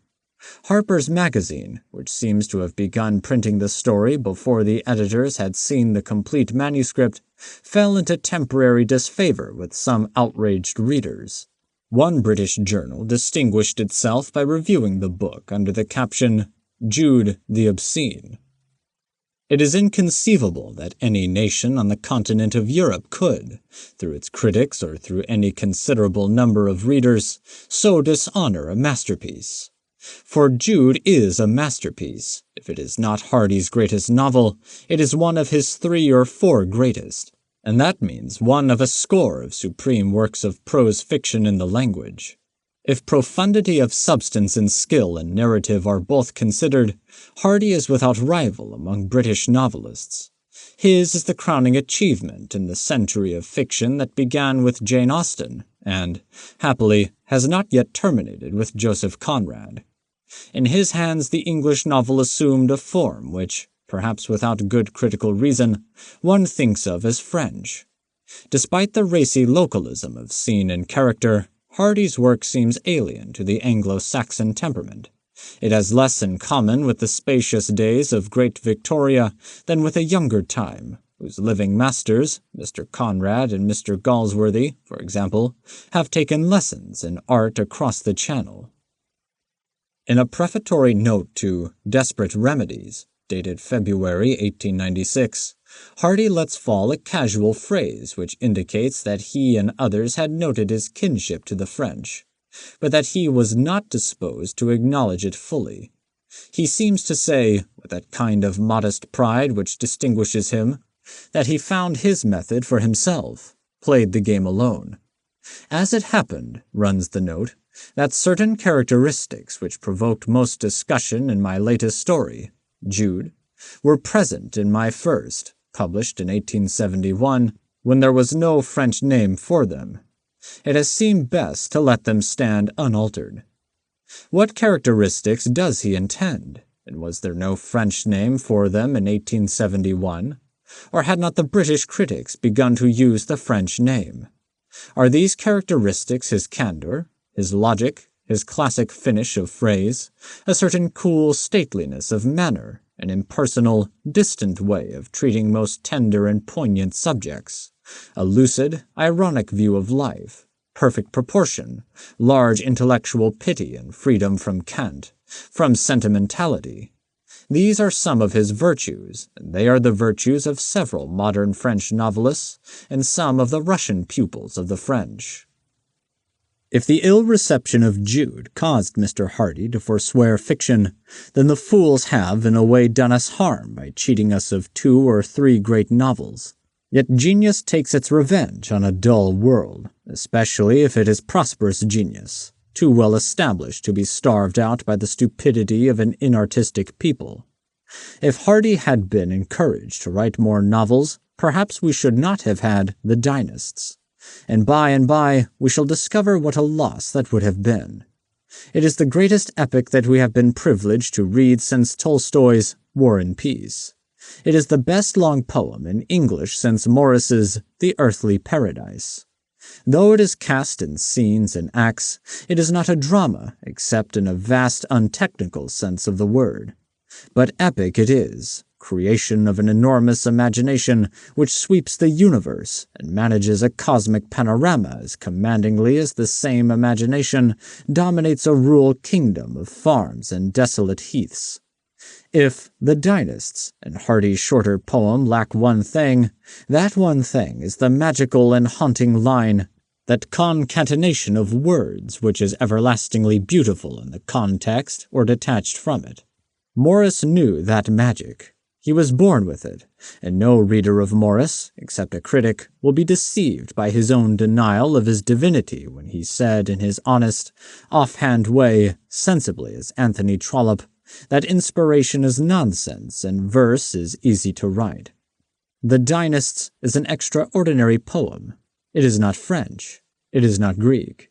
It is not like anything else in English. Hardy has discarded Christian mythology. He is not childish enough to revert to the Greek. He has invented a new one. His celestial machinery is as strange an apparition in the heavens as the first aeroplane. His hero, Napoleon, rises above the human stature by which the realistic novelist measures man, and becomes not only a tool of destiny, but a demigod who seems to understand destiny and share the secrets of that impersonal goddess. Those who are curious about Hardy's philosophy, we like his art. His philosophy may lie down and die on the shelf with the other philosophies, will find the closing chorus of the Dynasts significant. But a stirring thrills the air, like to sounds of joyance there, that the rages of the ages shall be cancelled and deliverance offered from the darts that were, consciousness the will informing, till it fashions all things fair. Such is the ultimate word of this artist who so keenly loves beauty, yet, like some neo-Puritan and latter-day ascetic, cannot draw a lovely woman without reminding you that the skull under the cheeks and behind the passionate eyes is not pretty and will probably endure a long time underground. Is he of like mind with that chorus at last, and does he believe that the will is going to grow intelligent and make all things fair? Perhaps Hardy's proneness to dwell on the skeletonic grin of life is due to his exceeding sensitiveness to beauty. Like Poe and other poets, he cannot abide the ugliness that is in the world, and so he insists on the conqueror worm, as a man cannot refrain from thrusting his tongue into the sore tooth. Perhaps Hardy is a reaction against the saccharine optimism of his contemporaries, and of those just before his time. They falsified life in their fictions by making everything come out nicely, thank you, on the last page. He leans over backward from that kind of untruth and comes dangerously near to being as false. As between falsity in one direction and falsity in the other, there is no choice, except that we have had so much of the sweet kind that Hardy is refreshing. He tends to restore the balance. Ask any man, rich man, poor man, beggar man, thief, how life has gone with him, and, if he is honest, he will tell you that life did not go definitively one way or the other. Things sometimes came out well, and sometimes not. Hardy is biased in favor of the things that do not come out well. Life's Little Ironies is a good title, but it is a title that implies a thesis, an attitude from which humanity is surveyed. The stories are perfection, and they sound true. Hardy is a logician, and he will back any tale of his with evidence, even the first story in Wessex Tales, in the preface of which the authority of physicians is invoked. But when you take all his stories together, you find 9 failures out of 10 human careers, and life has a better batting average than that. No one doubts that the fellow townsmen got into such horrid confusion that things happened as they shouldn't, that every shot at happiness was a miss, and the waiting supper is so convincing that you cannot escape. But the 2 stories together, regarded for the moment not as the excellent works of art which they are, but as a view of human destiny, weaken each other. One convinces you, the 2 together makes you ask questions about the author. In The Waiting Supper, there is one line that is as great a pathetic fallacy as the more familiar and cheery kind which represents nature as smiling upon the lovers. Hardy's lovers have to submit to this. Quote, "Thus the sad autumn afternoon waned, while the waterfall hissed sarcastically of the inevitableness of the unpleasant." End quote. Did you ever hear a waterfall like that? The only waterfalls I have heard quote Darwin and discuss the election returns. I know that the happy poet is a liar when he says that the nightingale is celebrating my love for Mammy, for the nightingale is concerned with other matters. But as between a nightingale who is sympathetic with my emotions and a sarcastic waterfall, I prefer the nightingale, and I do not like either in realistic fiction. Thomas Hardy, the idol of the younger realist and the liberator of British fiction from the Victorian hoop skirts and the happy ending, is not a realist. He is a great romantic, with a taste for pretty girls, moonlight, heroes, and dragons. He is incurably superstitious. He is painted by many modern things, especially by modern restorations of ancient buildings. He takes Tess to the druidical stones on Salisbury Plain because he dearly likes that kind of moonlit antiquity. His pronominal substitution of it for he does not achieve a revolution in theology. He manages the destinies of human folk as arbitrarily as any maker of fiction that ever lived. But he never made a story in which he did not convince you that life is overwhelmingly interesting, and that nature, girls, and dragons are beautiful if sad things to contemplate. George Borrow. Any book about George Borrow is worth reading. The 2 volumes by Dr. Knopp are forbiddingly dense with documentary minutiae, yet it is a pleasure to loaf through them at least once. Borrow's burly personality makes itself felt in the direst philological note and vitalizes the pages, even of a commonplace critic, as, indeed, it vitalizes many flatly ordinary pages in his extraordinary books. Mr. Clement K. Shorter's George Borrow and His Circle is interesting because it is about Borrow and not in the least because it is by Mr. Shorter. Mr. Shorter's declared ambition was to write a book that should appeal not to Borrovians, but to, quote, a wider public which knows not Borrow, end quote. Every book about the fighting scholar, every moderately competent article about him, must invite new immigrants into Borrow's kingdom. But Mr. Shorter is not an introductory critic, not one who by his own skill and charm summons strangers to make the acquaintance of a great man. He is an inept critic who thrives by attaching his name to great reputations. Fancy a man of any trifling literary experience, with the least enthusiasm for literature, writing about style in a style like this. Quote, Borrow, in common with many other great English authors whose work will live, was not uniformly a good stylist. He has many lamentable failings away from the ideals of the stylist, but he will, by virtue of a wonderful individuality, outlive many a good stylist. End quote. It is a sin so to style in a chapter about Edward Fitzgerald, who at the sound of such sentences would have clapped his hands to his ears. Borrow describes himself in that pugnacious defense of Lavengro which forms the appendix to The Romany Rye. Quote, though he may become religious, it is hardly to be expected that he will become a very precise and straight-laced person. It is probable that he will retain, with his scholarship, something of his gypsyism, his predilection for the hammer and tongs, and perhaps some inclination to put on certain gloves, not white kid, with any friend who may be inclined for a little old English diversion, and a readiness to take a glass of ale, with plenty of malt in it, and as little hop as may well be, ale at least 2 years old, with the aforesaid friend, when the diversion is over." End quote. Is not that an irresistible man? Shouldn't you think that there would have been among his contemporaries 200,000 or 300,000 good sports, rooters, healers, literary and non-literary bookmakers who would bet on him and back him in any enterprise in which his adventurous spirit elected to engage? Yet it was not so. He enjoyed only a short period of popularity after the publication of The Bible in Spain. When he died at a ripe old age in 1881, he was not well known. During his life, the only highly distinguished man of letters who knew and appreciated him was Fitzgerald, the exquisite poet and critic Fitzgerald, whose literary habits were as distant as possible from Borrow's, whose fine-edged rapier seems utterly alien to Borrow's short-armed jab or his overhand wallop. Fitzgerald had a curious accuracy in spotting what was worth while in his time and in dodging certain celebrated things that other people thought worth while, and there is nothing inconsistent in his knowing that Borrow wrote good English. But looking over Borrow's shoulder at his contemporaries and remembering Borrow's ungainly verses, one is amused to find that the only real literary man facing one with a wink in his eye is Fitzgerald.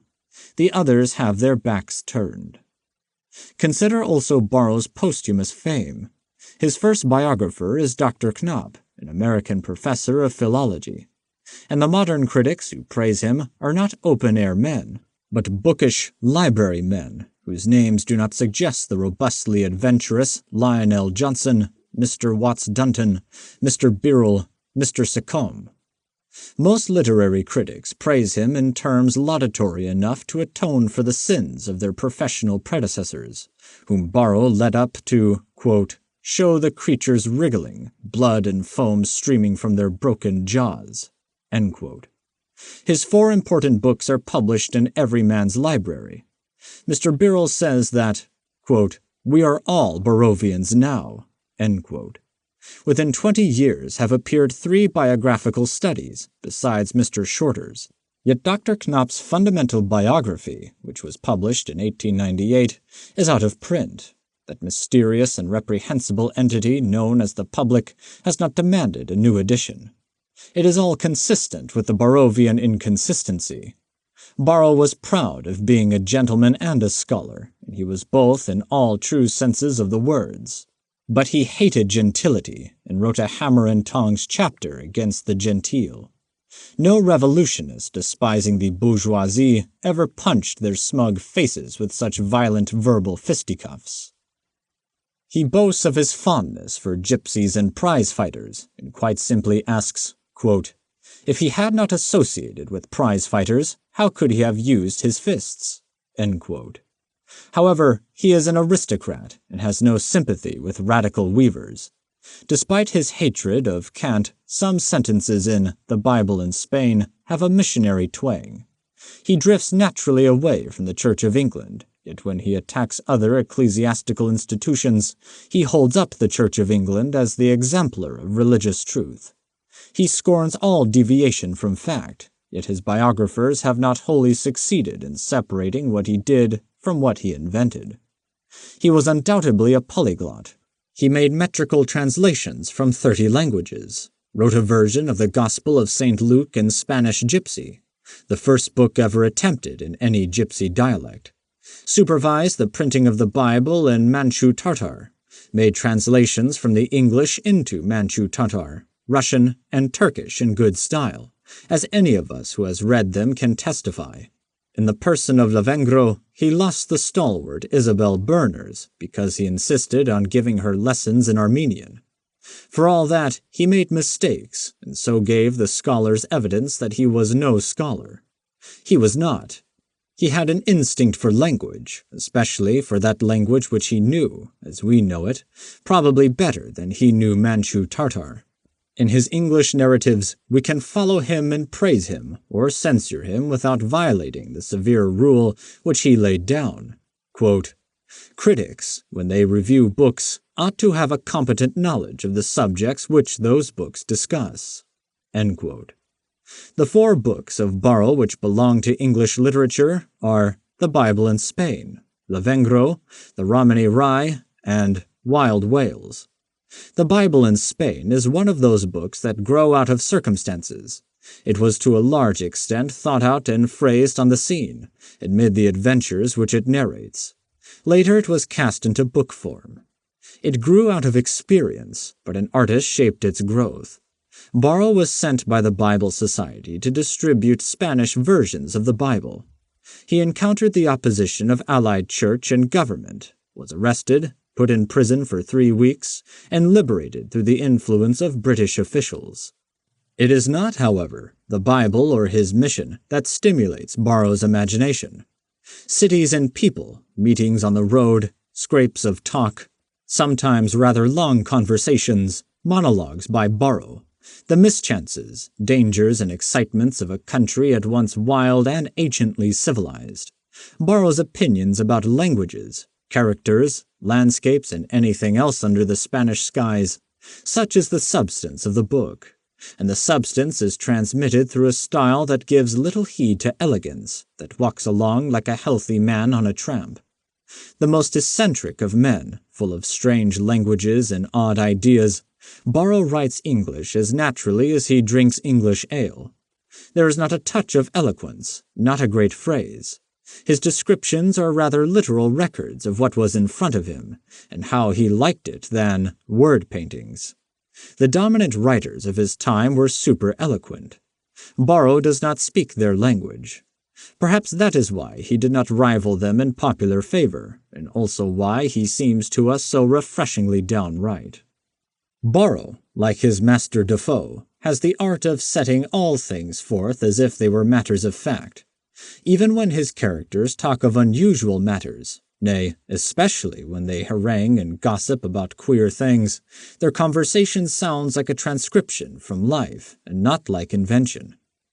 Lavengro and its sequel, The Romany Rye, are properly classified in every man's library under fiction, and The Bible in Spain is classified as travel and topography. In what proportion autobiography and fiction are admixed is a question which does not affect the merits of the books. They all follow about the same method, and so, too, does Wild Wales. The episodes are inconsequential, and the looseness of organization not only permits Borrow and limited latitude of subject, but strengthens the Defoe-like illusion of truth. He never loses the tone of the veracious chronicler who puts things down in the order of nature and not according to the design of art.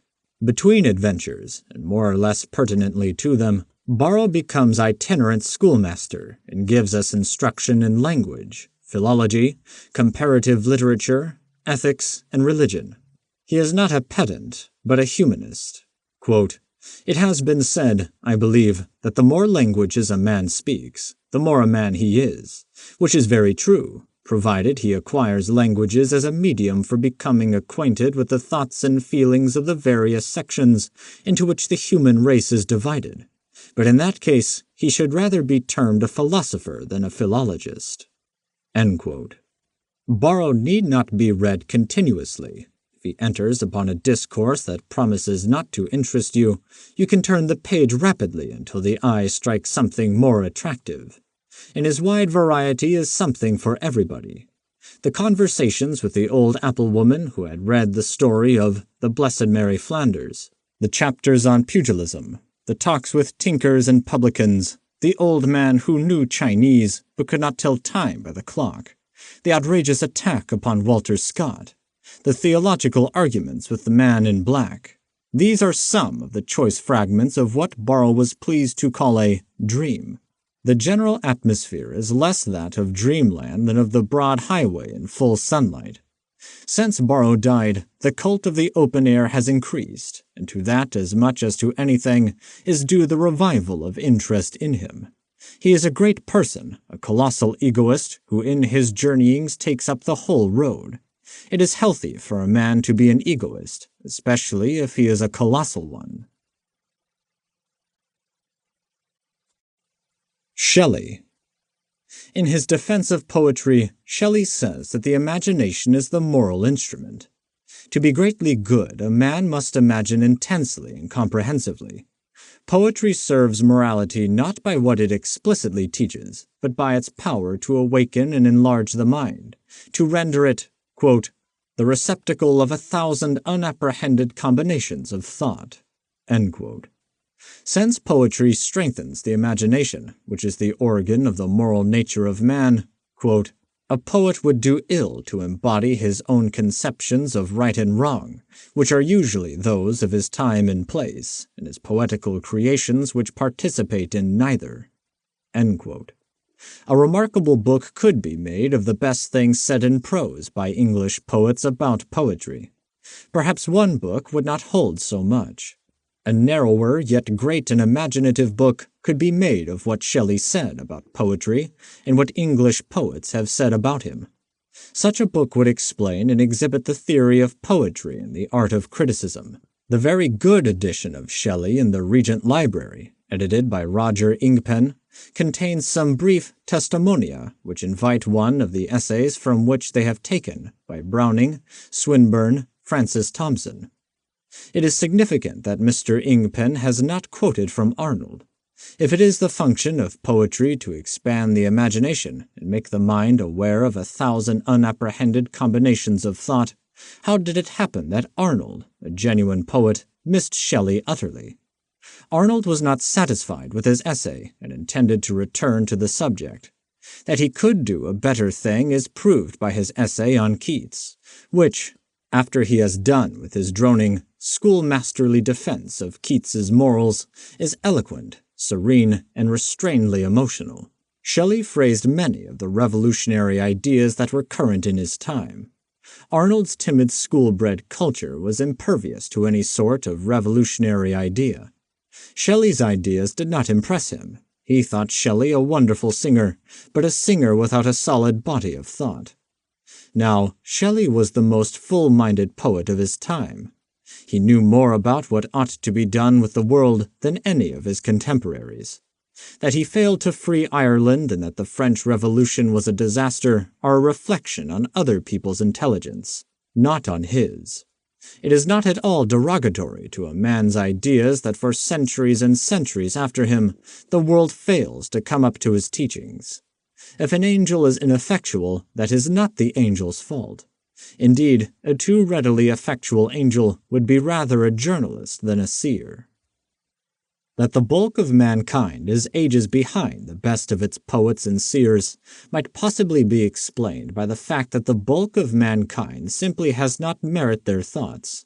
But how shall one explain the fact that artistic children of culture, who have had opportunity to read, who respond to the beauty of seers and poets, remain at the tail of the intellectual procession, are not abreast of long-dead poets like Shelley, and let the leaders of their own day sweep past them unapprehended, unguessed?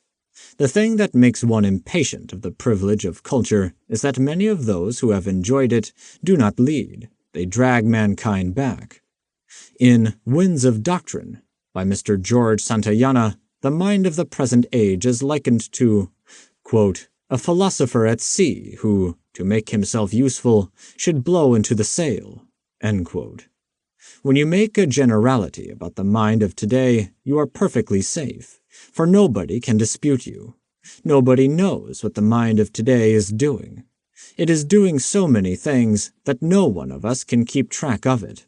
But when a man writes himself down in a book, you can tell what his mind is doing in that book. I should liken Mr. Santayana to a philosopher who, really wanting to sail, had forgot to cast off and was still lashed to the dock with a spanking wind blowing out to sea. It is no wonder that Whitman, revolutionary in substance and form, perplexes the genteel and the cloistered.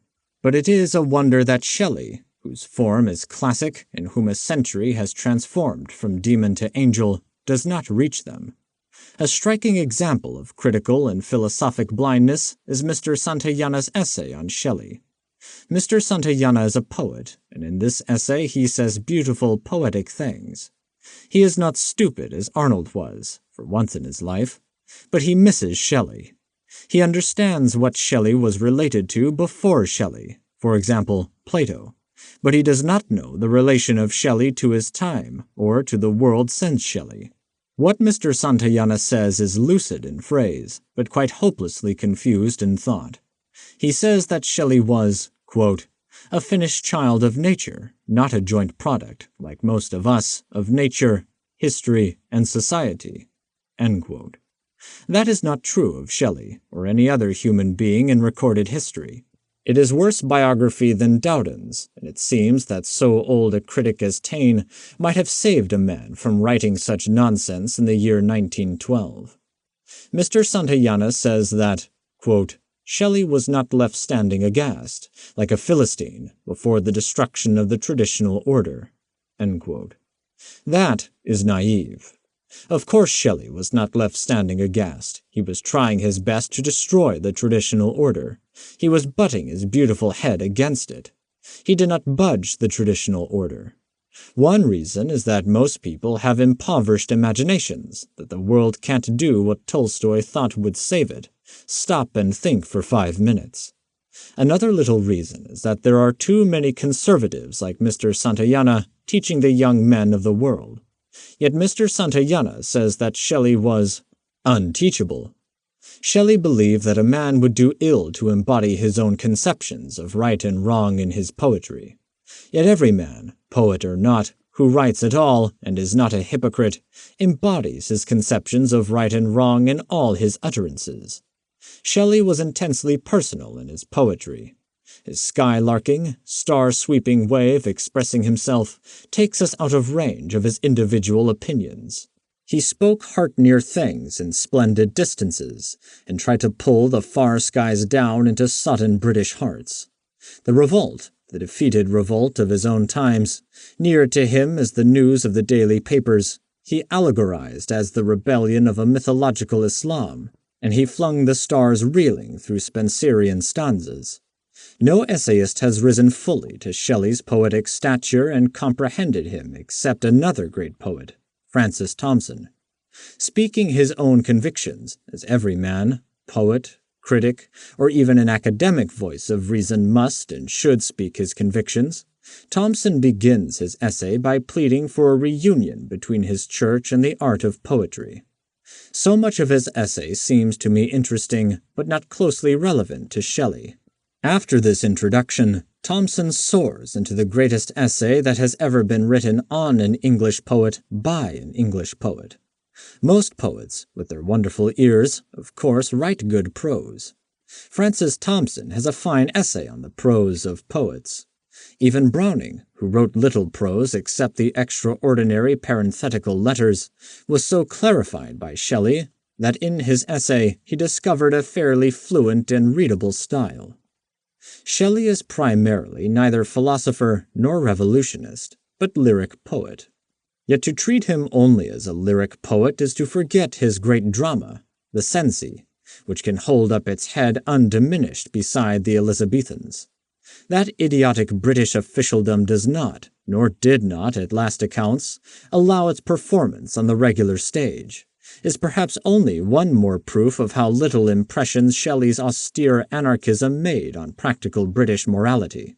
The Cenci is austere. For Shelley, it is athletically economical. The last speech of Beatrice is an unexcelled emotional climax. Yet even in the play we find that intensely personal note of Shelley. It speaks all his heart against all injustice. The play learned many lessons from the Elizabethans. It is not far wrong to call these lines Shakespearean. My wife and children sleep. They are now living in unmeaning dreams. But I must wake, still doubting if that deed be just was the most necessary. O thou replenished lamp, whose narrow fire is shaken by the wind and on whose edge devouring darkness hovers. H. G. Wells and Utopia. Utopias fall into two classes, the local and the chronological. That is, Some are removed from present by fact of geographical transition, to a country apart from us in space, a magical island, a realm undiscovered until the romancer found it and assumed it to be an extant in the romancer's year of grace. Others are sundered from present fact by being thrown forward into the future, or backward into a time that precedes recorded history. The desirable land within the limits of present time and the known superficial limits of the globe is obviously not convincing. One fears that it may be rediscovered and invaded by an imperial fleet or an inquisitive scientific expedition. Crusoe's island is no longer remote. The geographers have plotted the planet and have snared every conceivable no-man's land in the meshes of realistic lines of latitude and longitude. The ideal civilization which plays ducks and drakes, not with space, but with time, is safer. Nothing can dislodge it, or disprove it, or in any wise proceed against it, except by force of superior imagination. For nobody knows what may happen in the future. That is why all the theological heavens are sublimely ramparted against attack. Bellamy placed his ideal civilization within the impregnable security of a time as yet unborn. His conception was original, and in its way was more realistic than the timeless abstraction of Plato and More, and the nowhere from which Morris sent news. The fundamental scheme of portraying a future upon this earth was so fascinating that Bellamy's book enjoyed a success out of all proportion to its literary skill or its sociological insight. He had a first-rate plan, but with what unfanciful and rigidly precise lines he filled it in. His style is stiff, and his future is ossified. Mr. H.G. Wells took the idea of describing an imagined tomorrow and made it a stimulating romance. In saying that he took the idea, one does not mean to imply that he borrowed the scheme of Looking Backward, or of any other book. The notion of criticizing today from the height of a postulated tomorrow was probably born and raised before Bellamy. My bibliography is imperfect, but I seem to remember that an Assyrian conceived the notion and inscribed his reflections on a ton of bricks. The important thing is the kind of future a man imagines, and the way he gets there, and the justice of his back-look on the world as it is.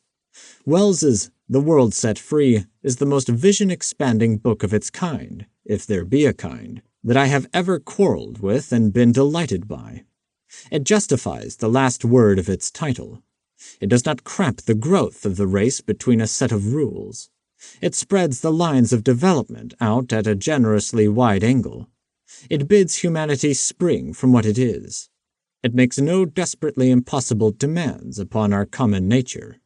Indeed, with a cunning hidden plea, not even at first glance, Mr. Wells draws the World Council, which gathered together the shattered nations and gave them the first good government they had ever known, as a collection of ordinary men with only one or two inspiring geniuses. The idea, a very important idea, is that any of us duffers could do it if we had to, and if we were only jilted out of a few little private interests and superstitions. The value of a utopia is not so much the description of a desirable and convincingly attainable state as in the reflex description of an undesirable state, the state in which we live. To show how the new civilization was unhampered by political intrigue and financial considerations is to show how obstructive is the present system of politics and ownership. Quote, "Man the warrior, man the lawyer, and all the bickering aspects of life pass into obscurity. The grave dreamers, man the curious learner, and man the creative artist, come forward to replace these barbaric aspects of existence by less ignoble adventure." End quote. In those times, at the present scene from the year 2000, many of the homes were entirely, quote, horrible, uniform, square, squat, ugly, hideously proportioned, uncomfortable, dingy, and in some respects, quite filthy. Only people in complete despair of anything could have lived in them. End quote. In our time, that is about 2000, the last stupid capitalist who wanted millions for an invention he had stolen was laughed out of court.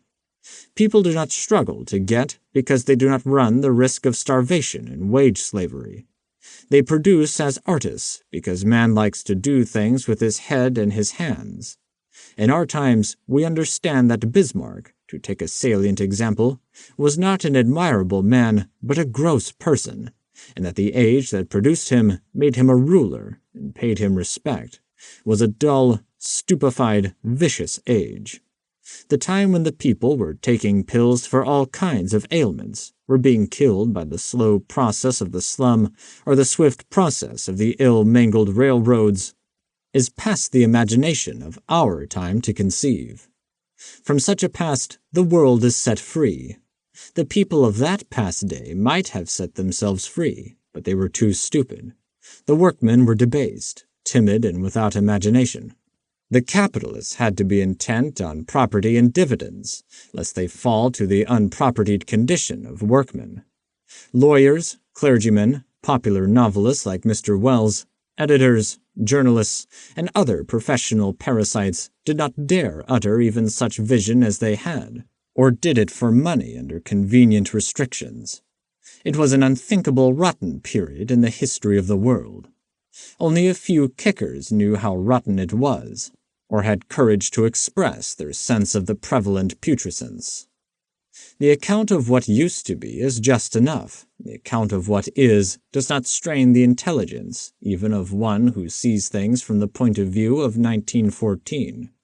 The only unconvincing part of Mr. Wells's history is that which narrates how we ceased to be what we were and became what we are. He wipes the old world out in an atomic bomb, so destructive that it annihilates all the capitals of the earth, makes war impossible, and compels mankind to federate.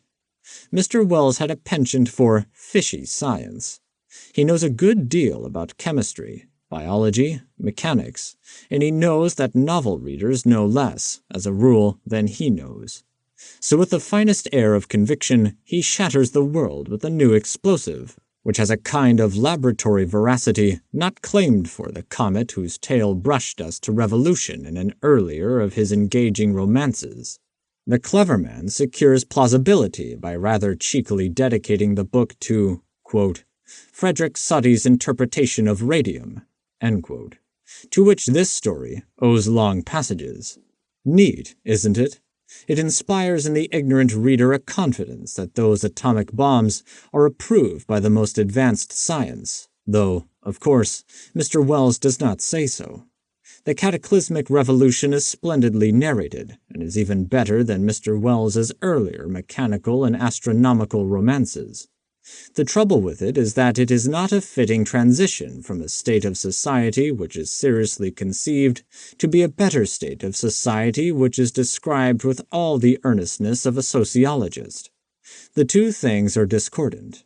If we are to be taken from one civilization to another, we must move along a social highway. The atomic bombs are out of key with the prelude in the last two chapters. Mr. Wells is fond of mixing fake chemistry and social reality. He has succeeded in two kinds of fiction, which he should keep distinct, the Jules Verne romance and the novel of present-day life. He persists in putting the two in the same book, and they simply will not blend, even under his skillful stirring spoon. In Tono Bungay, he gave us a good picture of a quack millionaire, full of the spirit of the living age. It was set in a realistic scene, and was true to life. Then, for no reason at all, he sent his hero in search of a mysterious metal called quap, which does not exist, and so never burnt the bottom out of the ship. Quap destroys the illusion of the book.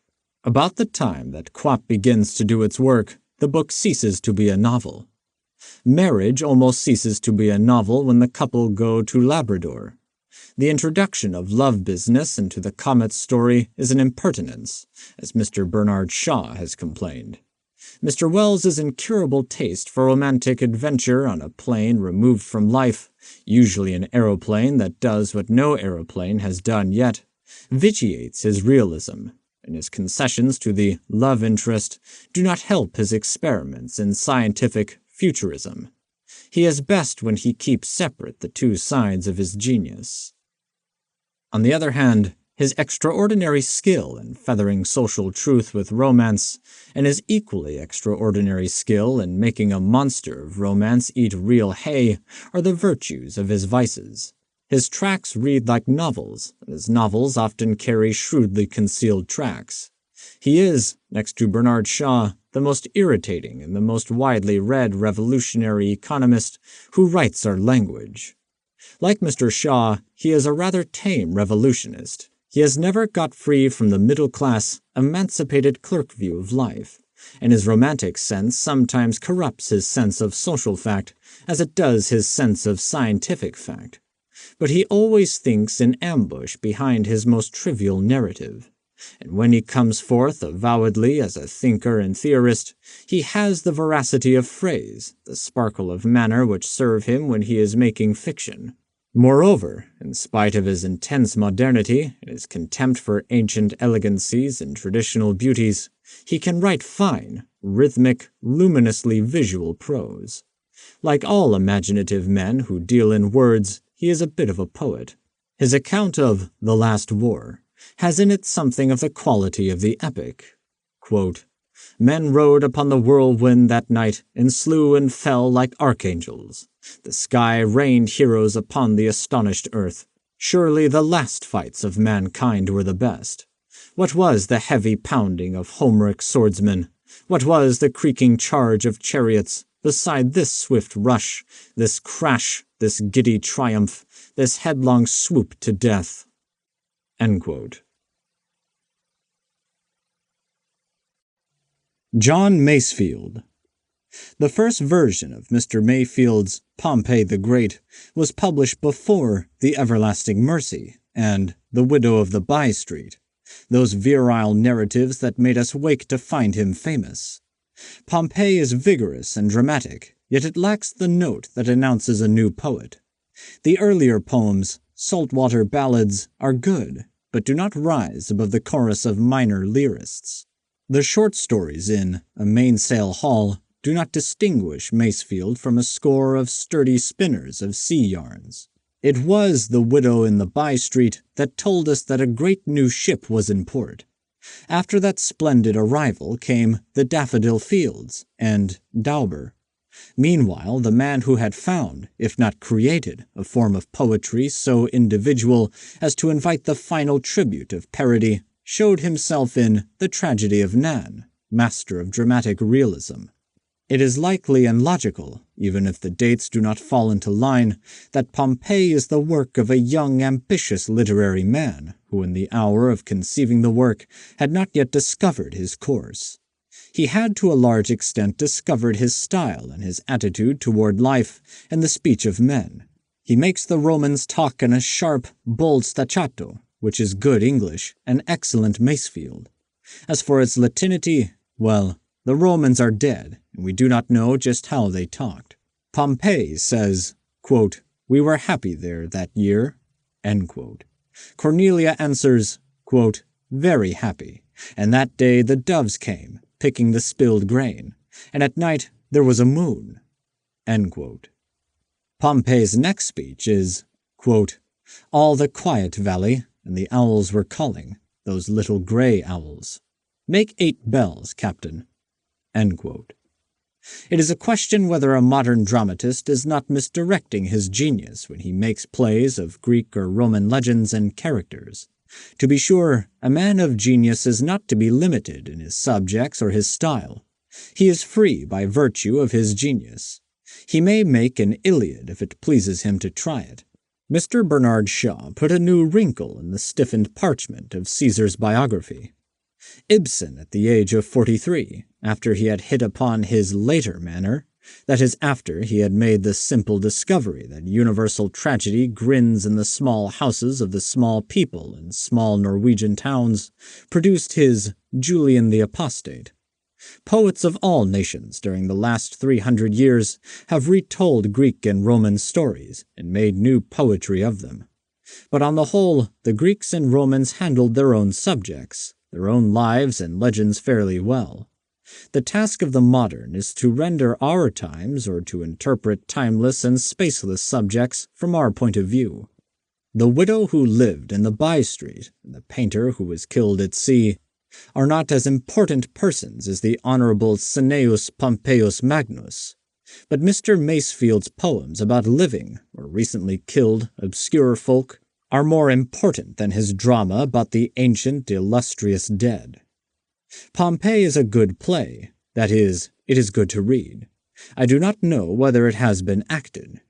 It has one characteristic of Mr. Mayfield's other work, direct incisive speech, poetry of the naked fact, the brief metaphor which might come out in any man's talk and which has the unliterary flavor of reality, a cunningly literary mode of writing.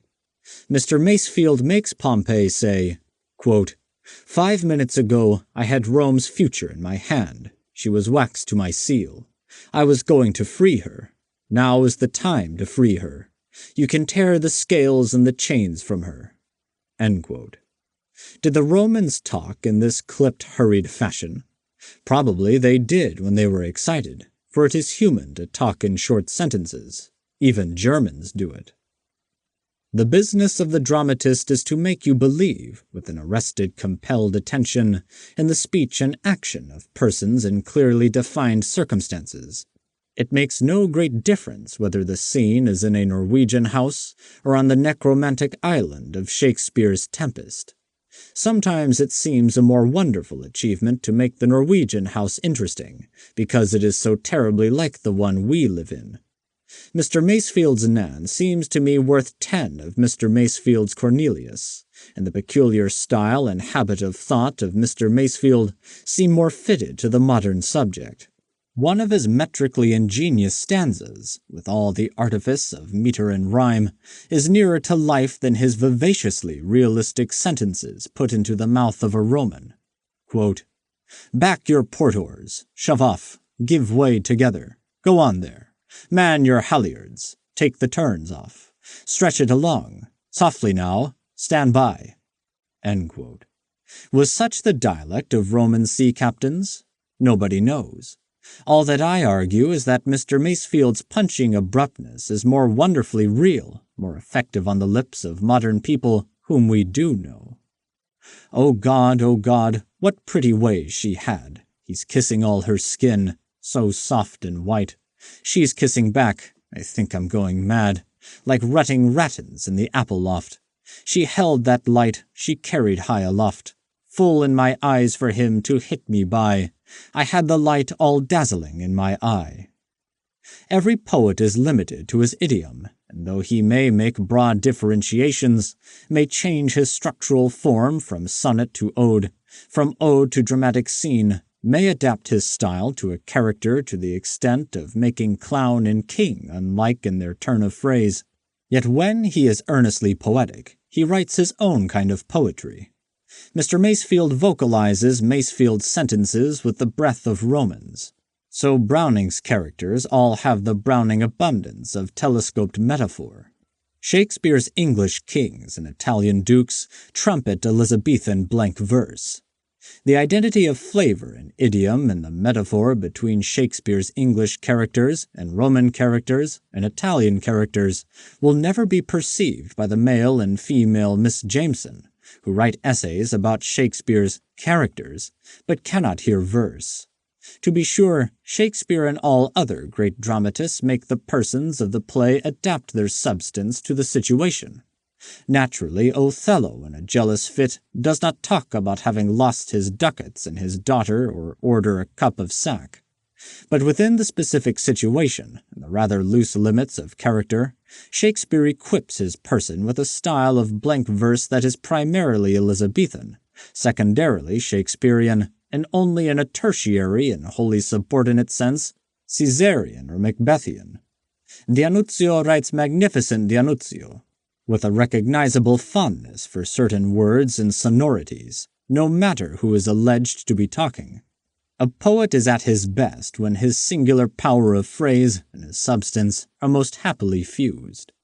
Macefield's instrument plays best upon modern themes, upon the tragedy of obscure people in English fields, or upon the seven seas. It is his distinction to have taken the lives of the humble and to have involved those lives in the revolution of the stars and the expenses of sea. He has lifted coarse words into literature. The Elizabethans did that too. He has related the large elements to little elemental lives. He has elevated obvious simplicities to grand complexities. The resemblance between the austerely tender pathos of The Daffodil Fields and Wordsworth's Michael is a genuine resemblance honorable to the younger poet. And the pointing to the resemblance is not, I trust, an example of the critic's weak habit of referring one poet back to another. Mr. Quiller Couch has said that, quote, neither in the telling did or could Enoch Arden come near the artistic truth of The Daffodil Fields. End quote. Now, if one is to compare poets, for the sake of praising them or for the better understanding of them, it is well to make comparisons that refer the new and unknown to the known in illuminating conjunction. To say that Enoch Arden does not approach the artistic truth of The Daffodil Fields is to make an inept comparison, to associate the weak with the strong, even though the comparison is negative. Enoch Arden is the flimsiest kind of romantic fraud in Tennyson's worst manner. It is a sob poem that sends only the tiniest laced handkerchiefs to the laundry. The Daffodil Fields, for all its conscious artistry and the adroit manipulation of the verses, is terrifically sincere. If its substance has any allegiance to another English poet, we must look for a poet who had a realistic sense of the furrowed field and a visionary sense of the stars. That is Wordsworth. And if one's odious liking for comparison is not satisfied with that, one may ask readers of poetry to compare the opening stanza of The Widow in the By-Street with Chaucer, and think of such merits as plainness of phrase, simplicity, and ease of narrative, and soundness of verse structure. Down By Street, in a little Shropshire town, there lived a widow with her only son. She had no wealth, nor title to renown, nor any joyous hours, never one. Is there not here a note that suggests the opening of The Nun-Priest's Tale, even though the story which follows is quite unlike Chaucer's? Or is it only the widow that makes me associate the two? At any rate, it is pleasant to think that Mr. Masefield, in a strong, not an imitative or servile sense, is heir to the oldest master of English narrative verse. Then if our habit of judging new poets by old ones still dominates us, let us take any passage describing the sea in Dauber and put it beside any of the 1,000 years of English sea poetry. Denser it grew until the ship was lost. The elemental hid her, she was merged, in mufflings of dark death, like a man's ghost, new to the change of death, yet hither urged. Then from the hidden waters something surged, mournful, despairing, great, greater than speech, a noise like one slow wave on a still beach. After that, if only for the pleasure of quoting them, recall Swinburne's lines. Where beyond the extreme sea wall and between the remote sea gates, waste water washes, a tall ship's founder, and deep death waits. The wonder of our English tongue is never more resounding than when English poets echo the tumult of the sea. Mr. Masefield is not so much an innovator as an initiate into a great poetic tradition, the tradition of a race of sailors and chanty-makers, who began with The Seafarer, or long before that, and shall not end with Dauber. The sea is in Masefield's blood, and in his personal experience. Who but an English poet could have ended the tragedy of Pompey the Great with a chanty to the tune of Hanging Johnny? Shakespeare and the Scribes.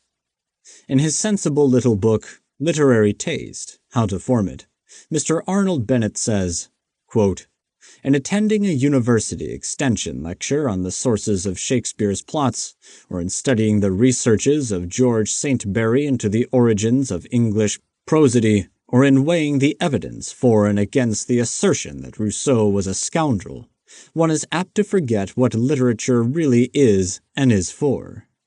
End quote. Of the vast library of scholarly research, the most fatuous section, if one is to judge from the few specimens one happens to have seen, is that which deals with the most important divisions of literature, poetry. And probably the poet who has suffered the most voluminous maltreatments from 2 centuries of English, German, and American scholarship is Shakespeare. I have been going in an idle way over the notes in The Tragedy of Julius Caesar, edited by Horace Howard Furness, Jr., and The Tragedy of Cymbeline, edited by the elder Dr. Furness, and I have looked into the other volumes of this laborious work, a new Varorium edition of Shakespeare. From an enormous mass of commentary, criticism, word-worrying, text-marring, and learned guesswork, the editor has chosen what seemed to him the best notes. The sanity of his introductions and the good sense of some of his own notes lead one to suppose that he has selected with discrimination from the notes of others. His work is a model of patience, industry, and judgment. He plays well in this game of scholarship. But what is the game worth? What is the result? Here is a volume of nearly 500 large pages containing only one play. The next is a literal reprint of the first folio, or whatever is supposed to be the earliest printed version. The clear stream of poetry runs along the tops of the pages. Under that is a deposit of textual emendations full of clamshells and lost anchors and tin cans. Under that is a mud bottom 2 centuries deep. It consists of A. What scholars said Shakespeare said. B. What scholars said Shakespeare meant. C. What scholars said about what other scholars said. D. What scholars said about the morality and character of the personages, as 1. They are in Shakespeare's play, and as 2. They are in other historical and fictitious writings. E.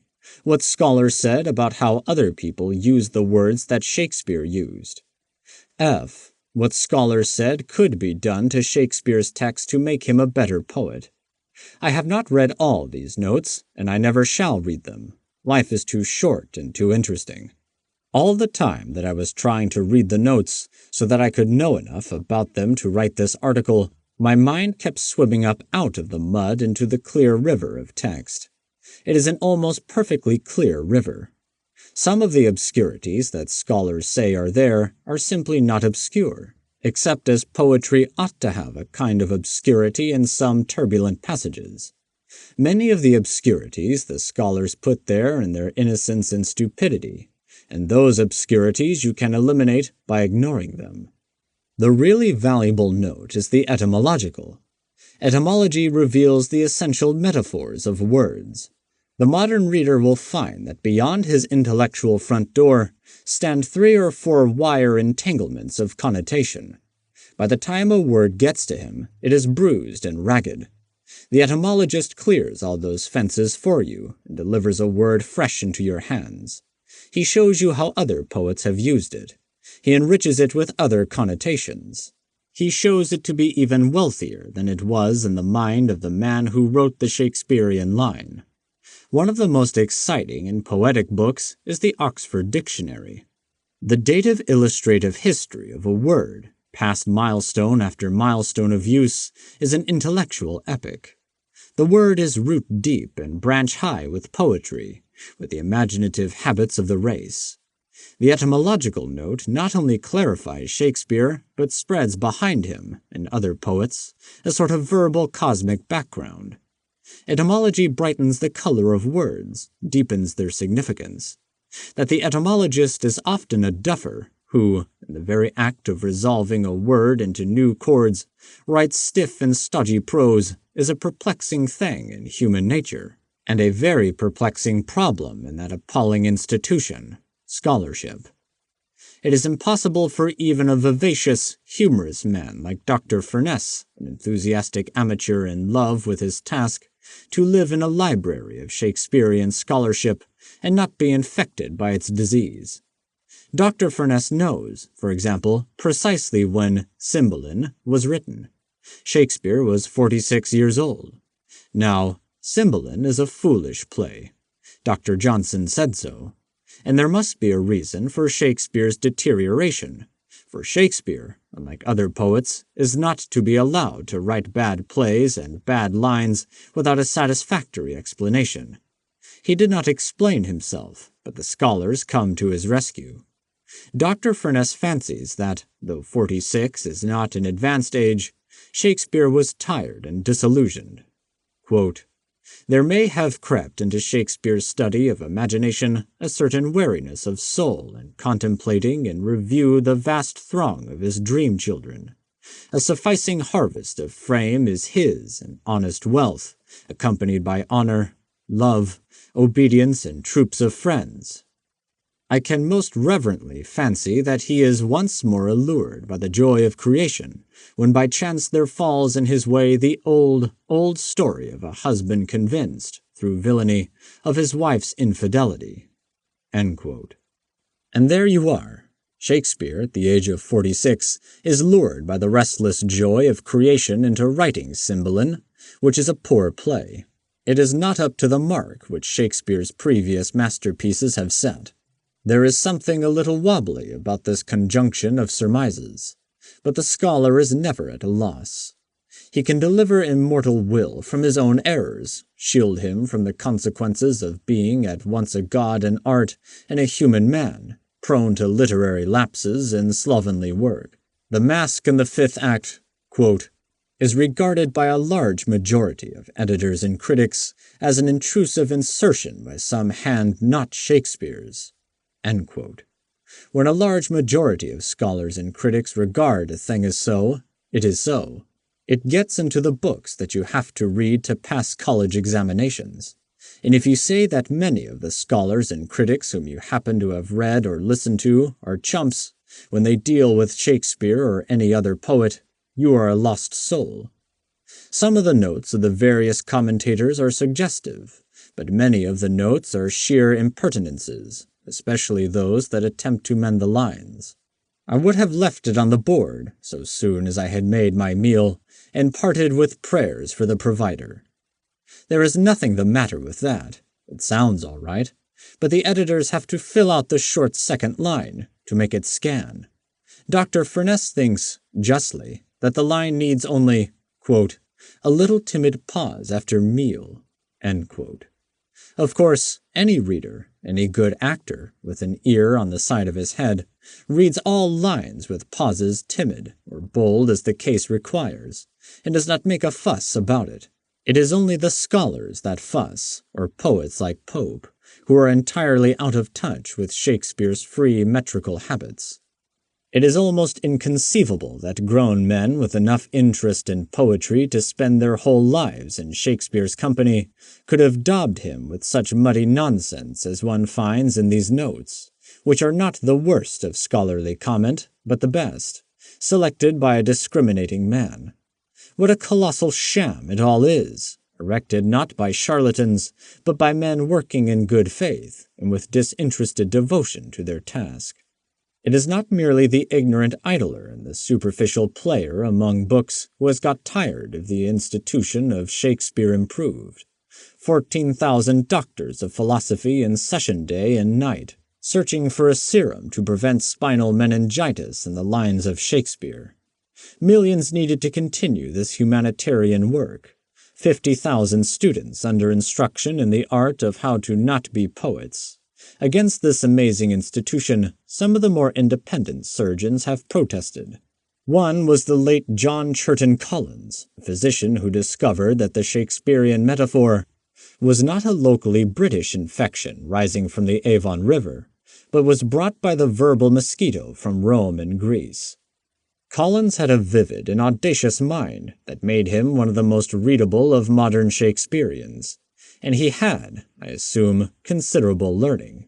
He says, quote, "Dozens of impertinent emendations have been introduced into Shakespeare's text, because editors have not been aware that the custom of using the same word in different senses in one line, or even twice in contiguous lines, was deliberately affected by the Elizabethan poets." End quote.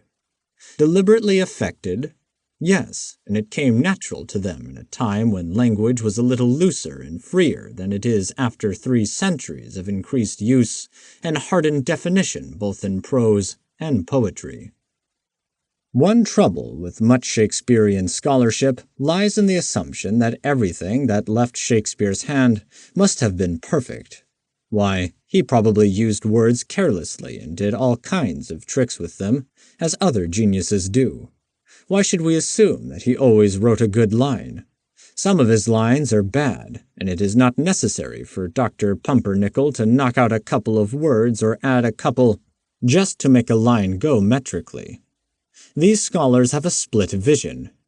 In one note, they treat Shakespeare like a god who could not go wrong. In the next note, they treat him like a sophomore versifier whose lines have to be corrected. Dr. Furness says that the earliest known text of Julius Caesar, that of the first folio, quote, is markedly free from corruptions. End quote. What corruptions? The printer's or Shakespeare's? Dr. Furness lugs in that tiresome phantom, a playhouse copy. Quote, our only recourse is to accept the explanation given by Resch, namely, that these words between Brutus and Messala are an interpolation from a MS edition which appeared first in a playhouse copy and which, by mistake, became incorporated in the text. End quote. Now, is not that a soft, downy, pink-cheeked peach of an idea? Johnson's Synjanus, Act 4, Scene 13, 1:23. Potter's edition, Oshkosh, Scholar and Selim, 1913. Resch be hanged. What playhouse copy? When? Whose mistake? How incorporated? A solid page and 2/3 of a page are devoted to explaining a difficulty which does not exist. This is the true history of the passage in question. Shakespeare and Bacon and Raleigh met in the Mermaid Tavern for the purpose of turning out a few yards of Elizabethan blank verse in the post-Tennysonian style of Mr. Alfred Noyes. It was a very difficult job, and Will of Stratford got roaring full. He went home on foot to Stratford, a long journey, and found Anne with another pair of twins, one of whom was the poet Davenant. This was very disturbing to Will. He did not know until after his death which twin was Davenant. He was then in that fateful year, 1599 to 1600, writing his play Julius Caesar, and making extensive use of Suetonius's The Lives of the Caesars. Dr. Furness thinks this doubtful, but if you are going to guess, why not guess good and plenty? Anne got on Will's nerves, and he had a bad morning head. That's why he made that slightly confused passage, which has bothered the scholars ever since. The following example of how Shakespeare's biography is written is not a parody. It appears in the New York Nation on November 27, 1913, page 513, in a review of Arthur S. Pier's Story of Harvard. Quote, every good story has a prologue, and the story of Harvard has one which by no means should be left out. In Stratford-on-Avon stands the Old House in the High Street, identified by the most eminent of our antiquaries, the late H.F.G. Waters, by certain documentary evidence as the early home of Catherine Rogers, mother of John Harvard, from whom proceeded the little inheritance that first kindled in the Western Hemisphere the torch of a liberal culture. For this we have distinct contemporaneous chapter and verse. At circumstantial evidence we look askance, but without pressing the matter unduly, this may be said, that the families of Rogers and Shakespeare lived in close neighborhood and intimacy at Stratford during the reigns of Elizabeth and James I, that the poet knew Catherine Rogers well, as, on the other hand, he knew well Robert Harvard, at length her husband, in his shop at Southwark in London, hard by the Globe Theatre. So far the conjunction would seem to be inevitable. Then looms up a possibility amounting perhaps to a likelihood that no other than Shakespeare was the intermediary who brought together the Londoner and the fair, well-dowered maid in the remote Midlands, that he was a familiar guest in the home of Southwark, which he had helped to establish, and that he, the genial family friend, held on his knee the little John Harvard, the firstborn in the household. Could this touch of their foster father with the most illustrious name in literature be fairly established? And who can say, after the feats of Mr. Waters, what scraps may yet be found in the dust heaps? Harvard men would indeed have a tradition to prize." End quote. Why not go down to brass tacks? We do not know much about Shakespeare's life. We do not know anything about his manuscripts or the playhouse versions. We cannot even rely on the printed date of a quarto. We do not know whether a corrupt line was corrupted by Shakespeare or the printer or somebody else. Many emendations consist largely in a kind of scholarly punning. For example, Shakespeare wrote a line that every scholar remembers, for it is a causer of gray hairs and a prodigal spender of the midnight tapper. Quote, "The blind rush hath proclaimed his bowels search." End quote. Johnson conjectures that 4 lines have been omitted. Steve conjecture. For blind rush, read mind rush. That is, the impetuousness of his thought makes one aware of how his instinct is struggling for the solution of his difficulties. Malone conjecture. Bowels lurch. Evidently referring to the seasickness of Antony after the Battle of Actium. Craik conjecture. Quote, "Rowell's search," meaning that his blind rush, that is headlong rush, is caused or indicated by the speed of his horse into which he has thrust his rowels. End quote. C.F.B. Johnson, every man out of his humor. Quote, "One of the rowels catched hold of the ruffle of my boot." End quote. Uschelhauser, Einleitung, page 1185. But this must refer to the speed of the intellect going through purely idealistic experiences. There is no question here of either sea or land. Macbeth has not been near the sea, and Henry V has not yet set sail for France. As for horses, it is now well established that there were no horses in England. Otherwise, why should Richard have cried, "My kingdom for a horse"? If there had been horses, one could surely have bought one, especially a king for 80 marks. The then ruling price in Schleswig-Holstein, and even the ecstasies of expression would not have made appropriate the offer of an entire kingdom. So they go conjing and conjing through desolate miles of notes, in spite of the fact that now and again a genuine bit of historic information, a light of interpretive intuition flashing from a scholar's note, does vivify and elucidate a puzzling line, or a line that you might pass over in an oblivious mood.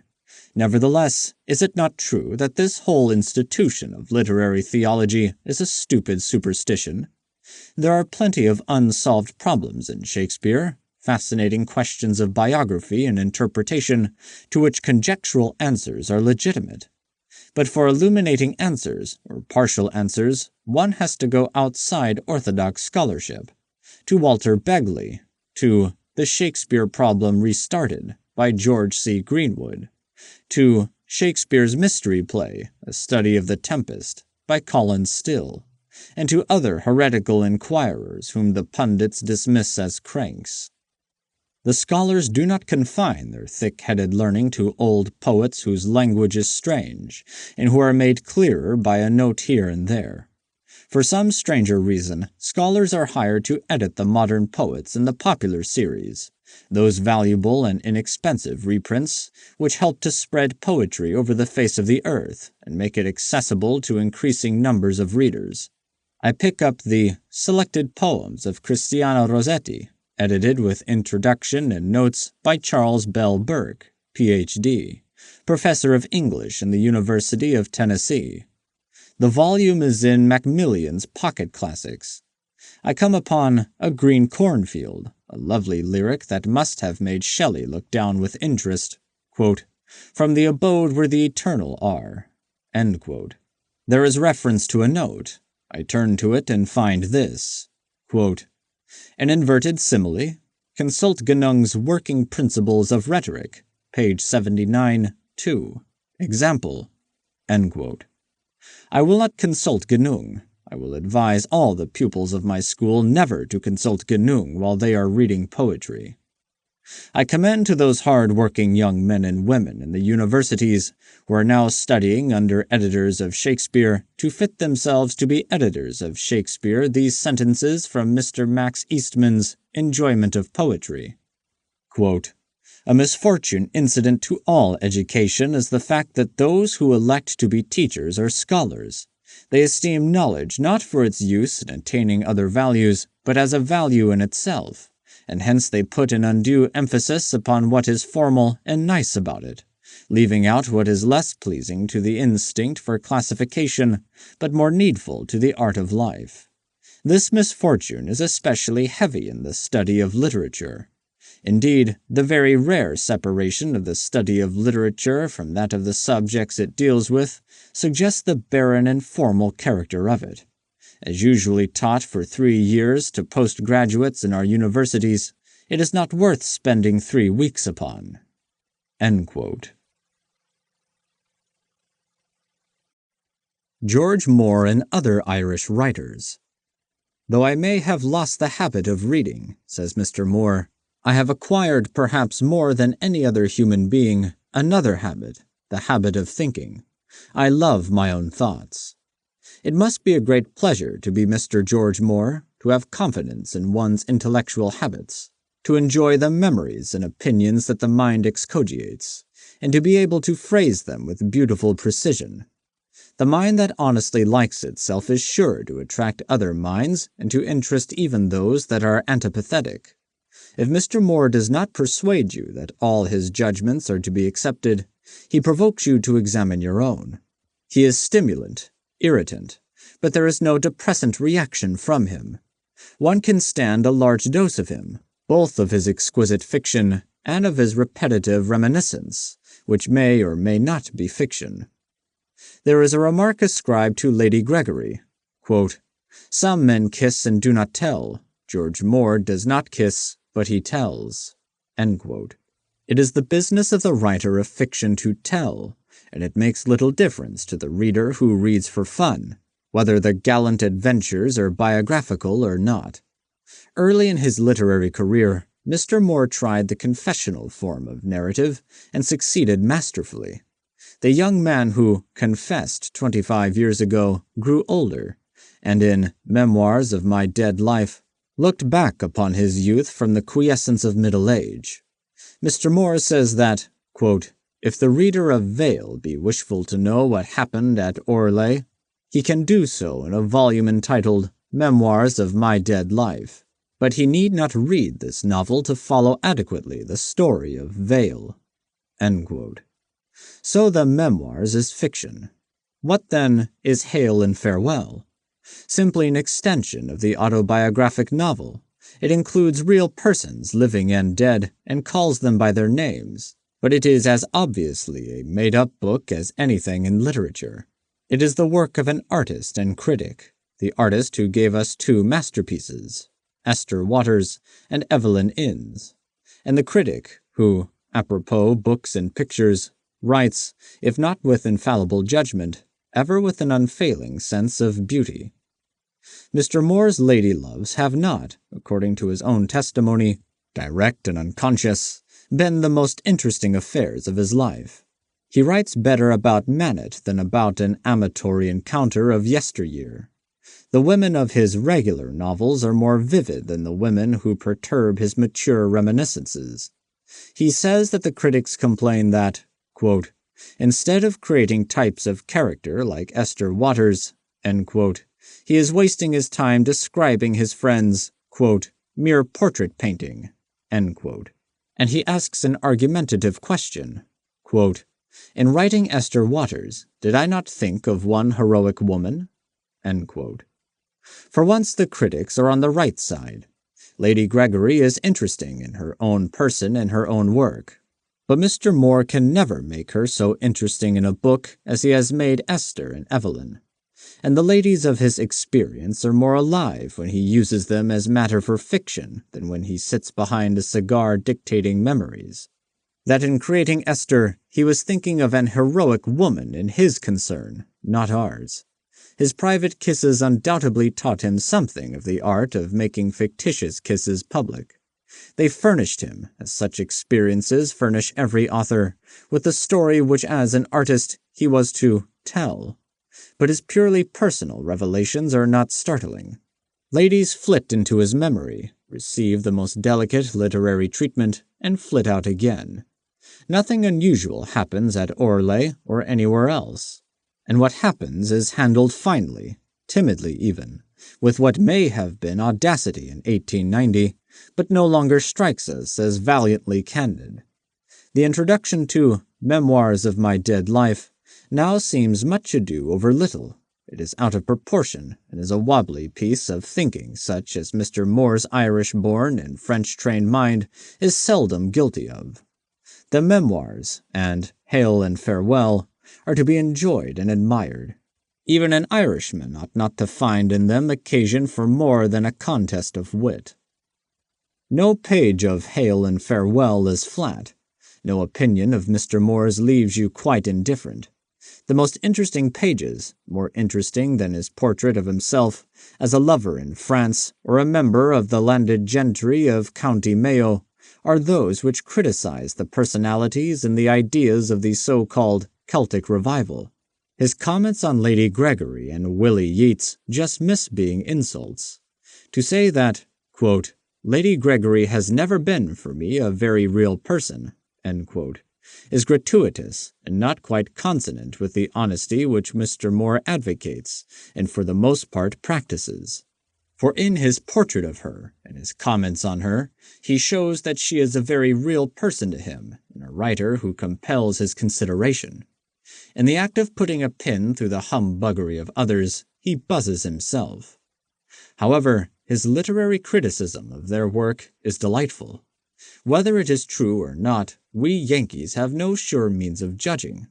He says that Lady Gregory's style, which Mr. Yeats so highly values, the speech that she learned from the people and puts into the mouths of her characters, quote, consists of no more than a dozen turns of speech, dropped into pages of English so ordinary that redeemed from these phrases it might appear in any newspaper without attracting attention. End quote. Well, is not that true of the speech of the Irish or any province of England or America? Our dialectic differences are few, but important. The speech of Lady Gregory's characters is effective, and more than that, the humor and the pathos of them is deeper than their speech or any peculiar turns of phrase. Doubtless, as would say Sir Sidney Lee, who Mr. Moore despises, doubtless Mr. Yeats makes too much of Lady Gregory's discovery of dialect and of his own discovery of Lady Gregory. In the revised version of Red Hanrahan, he thanks Lady Gregory, quote, who helped me to rewrite the stories of Red Hanrahan in the beautiful country speech of Kiltartan, and nearer to the tradition of the people among whom he, or some likeness of him, drifted and is remembered. End quote. It is little I care, myself being a literary man, whether the metaphors and syntax of the sentences' rhymes were contrived by Mr. Yeats or Lady Gregory or the people of Kiltartan, or whether they are natural to the English tongue of other times and other regions of the world. They are impressive, they convey the story, and they give to the story the strange color appropriate to it. Mr. Yeats plays with verbal color, with lights and darkness in a way that should appeal to so sympathetic a student of the French Impressionists as Mr. Moore. To be sure, there is always the danger of affectation, and the concluding sentences of Mr. Yeats' dedicatory letter to A.E. are pretty close to Buncombe. Quote, Ireland, which is still predominantly Celtic, has preserved, with some less excellent things, a gift of vision which has died out among more hurried and more successful nations. No shining candelabra have prevented us from looking into the darkness, and when one looks into the darkness, there is always something there. End quote. Not always. There may not be anything there worth talking about, not even a black cat. And the man of poetic vision may be a citizen of a relatively successful nation. The eye does not thrive in the dark, but is gradually atrophied. It was not by scrutinizing the dark, but by using his ear and his wonderful visual imagination that Mr. Yeats learned to write the verses in Red Hanrahan's Curse, verses the likes of which no other man can write. In such verses lives and will live the real Yeats. That some of his verses are obscure and weak does not matter. Greater poets than he have failed at times, and the best of his later verse is his very best. He grows and keeps young, for he has been dipped in some magic well. That he has foibles aplenty is of little moment. Greater poets than he have allowed the fool to triumph over the genius sometimes. The divine fool is one of the common themes in poetic legend. Later criticism will assess the value of the school that he has founded and appraised his influence in the literary history of Ireland. The function of criticism at the present time is to proclaim the lyric poet and persuade readers to subject themselves to the enchantment of his songs. It is surprising that Mr. Moore, who preaches the gospel of beauty with the fervor worthy of Keats, should not balance his witty structures with a little more hearty appreciation. He quotes one of his friends as saying that Yeats, quote, took his Colleen to London and put paint upon her cheeks and dye upon her hair and sent her up Piccadilly, end quote. And another critic added that the hat and feathers were supplied by Arthur Symons. That is funny enough, and serves the purpose of criticism by arousing interest. It also gives other critics opportunity to remind their readers that Yeats's Colleen, whether in Sligo or London, is a lovely witch. One story that Mr. Moore tells of Mr. Yeats is beyond my un-Celtic sense of humor. He represents Mr. Yeats as coming down to luncheon at Lady Gregory's house and saying, quote, I have had a great morning. I have written 8 lines. End quote. Where is the joke? It does not seem to be at the expense of the poet. 8 of his lines may seem a poor day's work to so great a man as George Moore, but some of us, who have not earned the right to be patronizing, would cheerfully devote a month of Sundays, if we knew how, to making one line as good as the best of Yeats. These Irish people rag each other delightfully, and it is more delightful to poke fun than to admire too mutually. Perhaps it is more Irish. Of living Irishmen, the 2 most distinguished writers of prose are George Moore and Bernard Shaw. They resemble each other in 2 or 3 particulars. Both are out of sympathy with the modern movement in Irish literature, with the Celtic revival, with all that revolves about the person of Mr. Yeats. In the introduction to John Bull's Other Island, Mr. Shaw says, I quote from memory, that he is an old-fashioned Irishman who sees other Irishmen as they really are, and not as the young people of the Abbey Theatre imagine them to be. Mr. Moore somewhat grudgingly concedes that Synge was a man of genius, and that Lady Gregory's plays, though inferior to the Playboy, are all meritorious. But he implies, if he does not directly say, that the only man who really understands the direction of the Irish is George Moore, Esquire of Moore Hall. Another point of resemblance between Shaw and Moore is that both insist on calling themselves shameless. They boast their independence, and find satisfaction in contemplating their difference from other people. It is amusing to think that the reading world has long taken them for granted, and is no longer shocked. Both are masters of the English tongue, not of a new style full of strange idioms, natural or artificial, but of the straightest sort of classic English, firm as the best prose of the 18th century. It is that English which shall save these Celtic iconoclasts who are now respectable old gentlemen. Irish to the backbone, they took for foster-mother the finest prose of the race that betrayed their country. They became favorite sons of an empire superior to the political and racial divisions of the world. Mr. Moore thinks that the English are a tired race, and their weariness betrays itself in the language. Quote, God help the writer who puts pen to paper in 50 years' time, for all that will be left of the language will be a dry shank bone that has been lying a long while on the dust heap of empire. End quote.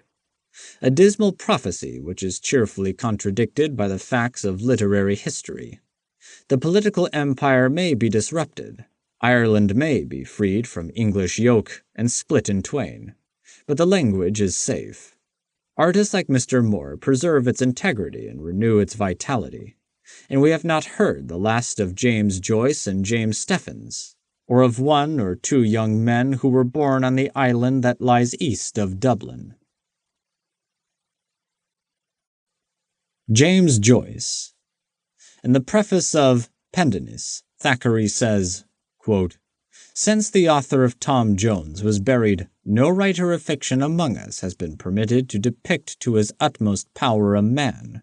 We must drape him and give him a certain conventional simper. Society will not tolerate the natural in our art." End quote. If Thackeray felt that, why did he not take his reputation and his fortune in his hands and, defying the social restrictions which he deplored, paint us a true portrait of a young gentleman of his time? He might have done much for English art and English honesty. As it was, he did as much as any writer of his generation to fasten on English fiction the fetters of a hypocritical reticence. It was only in the last generation that English and Irish novelists, under the influence of French literature, freed themselves from the cowardice of Victorian fiction and assumed that anything human under the sun is proper subject matter for art.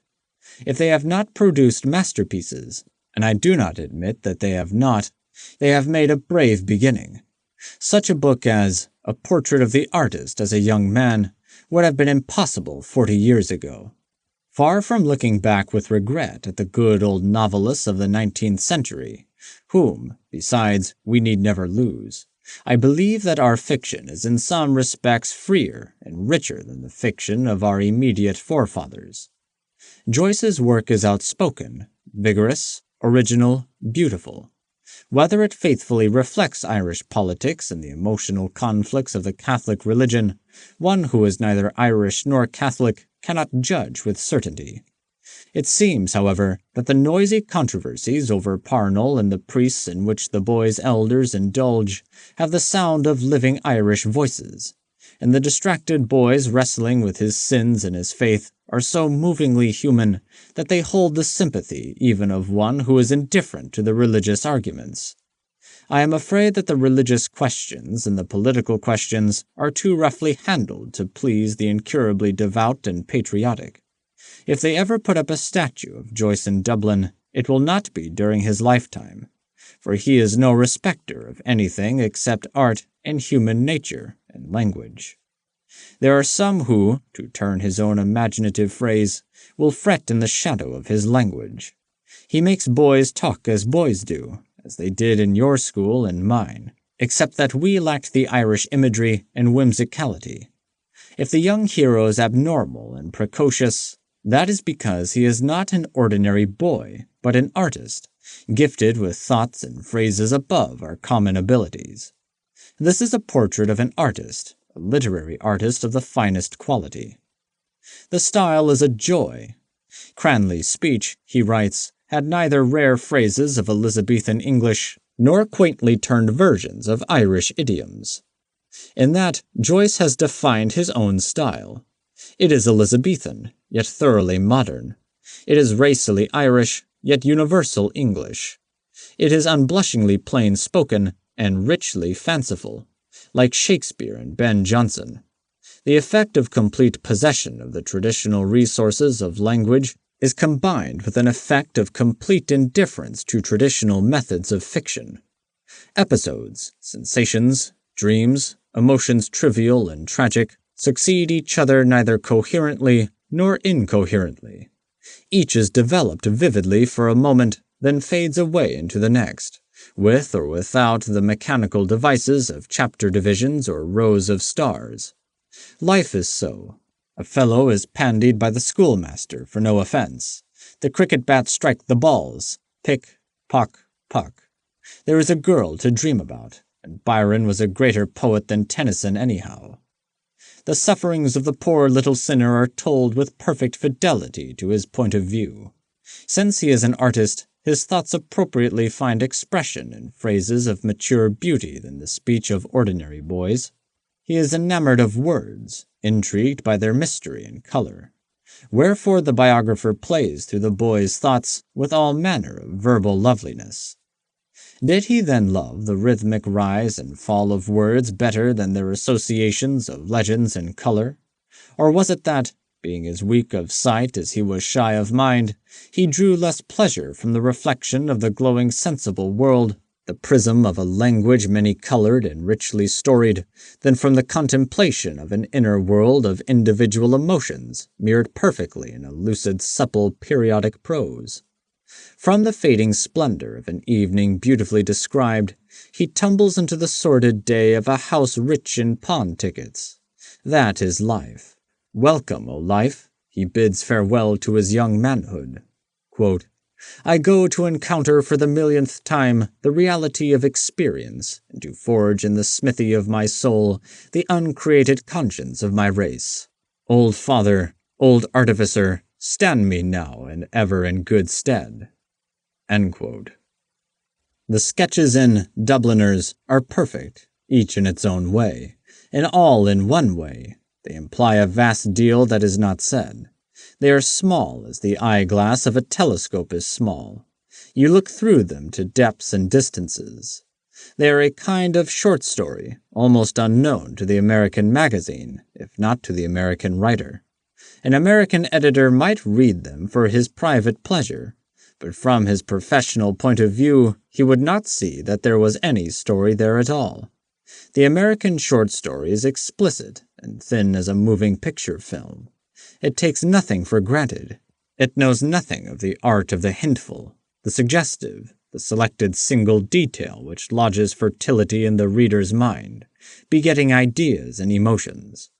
America is not the only offender, for patriotism is the fashion and bids criticism relent.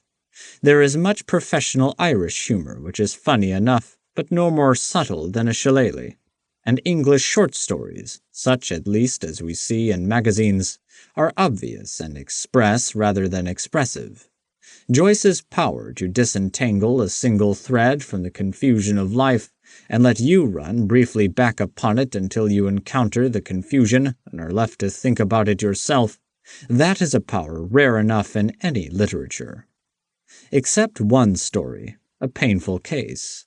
I could not tell the plot of any of these sketches, because there is no plot going from beginning to end.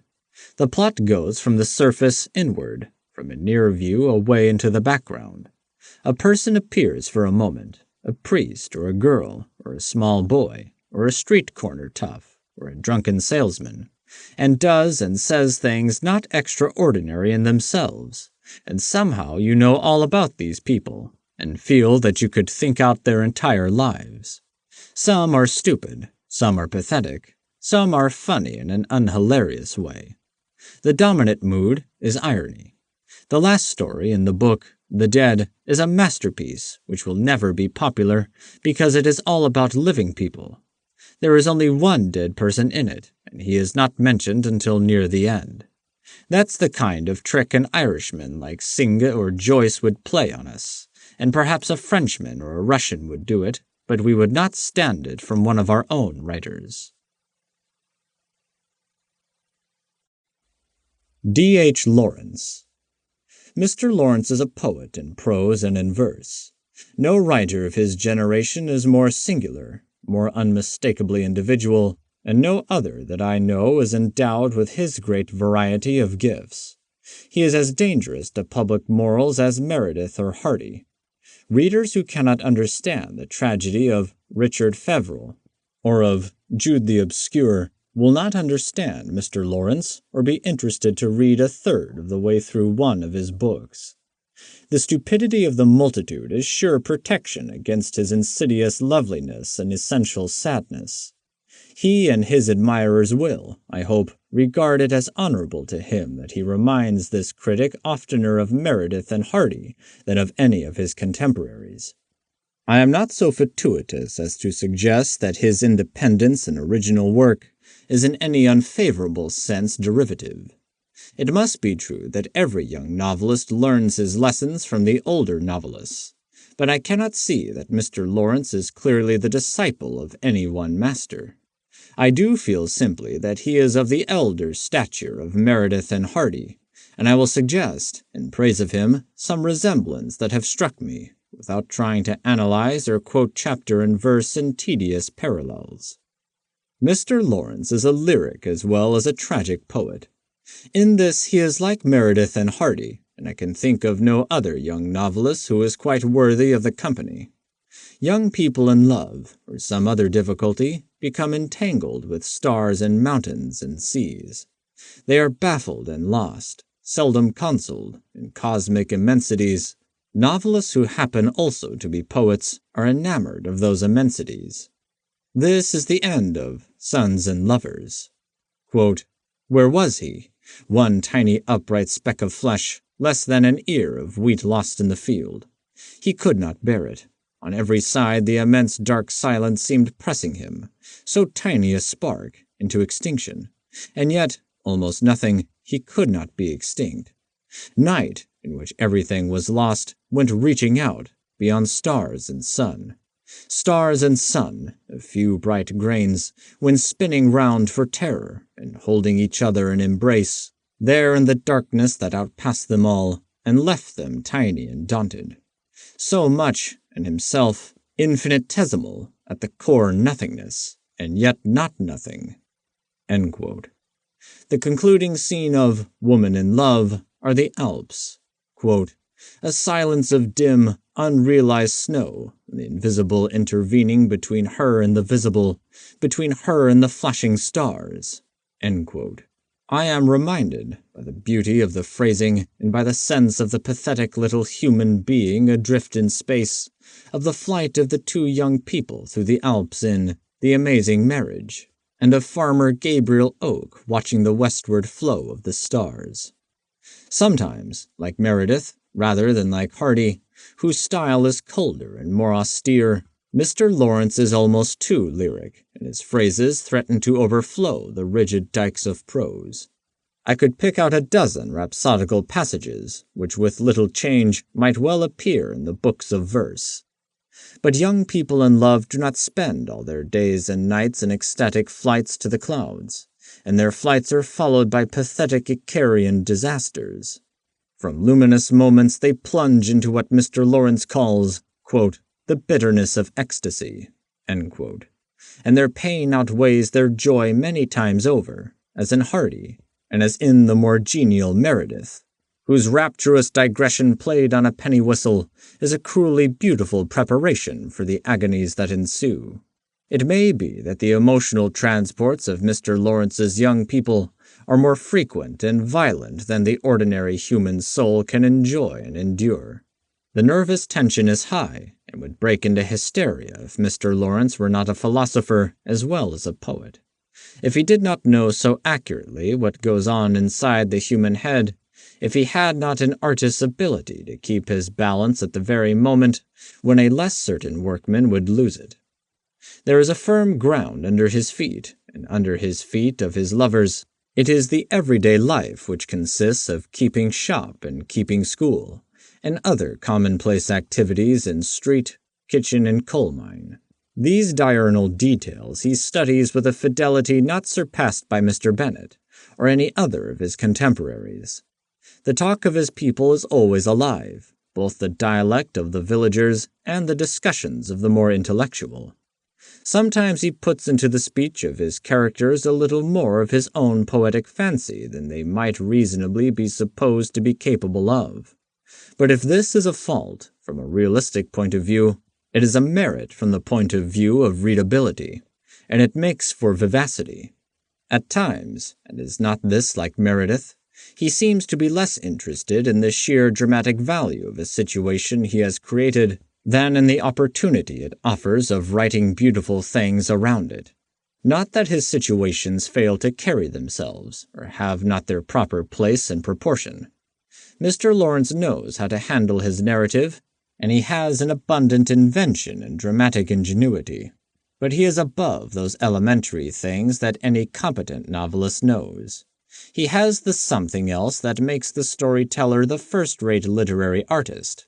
Style may be the word for it, but poetic imagination seems to be the better and more inclusive term. Open The Lost Girl at page 57 and read 2 pages. Without knowing what has preceded or whether the story is bound, anybody who knows what literature is will feel at once that that is it. Women in Love is a sequel to The Rainbow, in that it carries on the story of Ursula of the family of Brangwen. The Rainbow is the stronger book. It has more of the tragic power, the deep social implications of Mr. Lawrence's masterpiece, Sons and Lovers.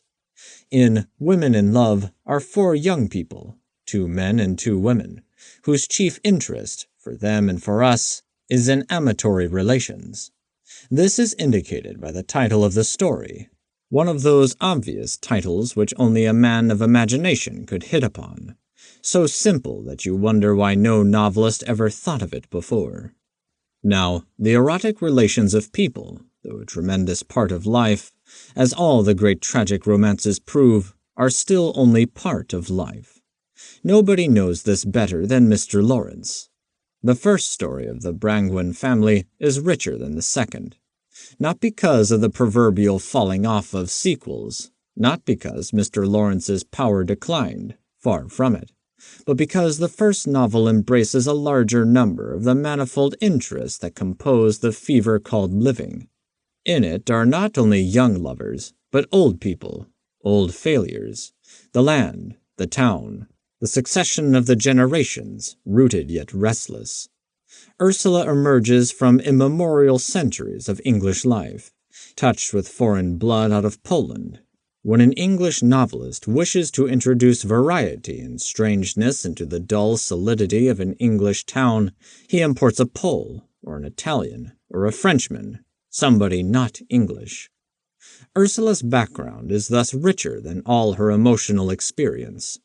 Her father, her grandfather, the family, the muddled tragic comedy of little affairs and ambitions, the grim, gray, colliery district, the entire social situation, are the foundations and walls of the story, and she is the slender spire that surmounts it all, and is struck by lightning.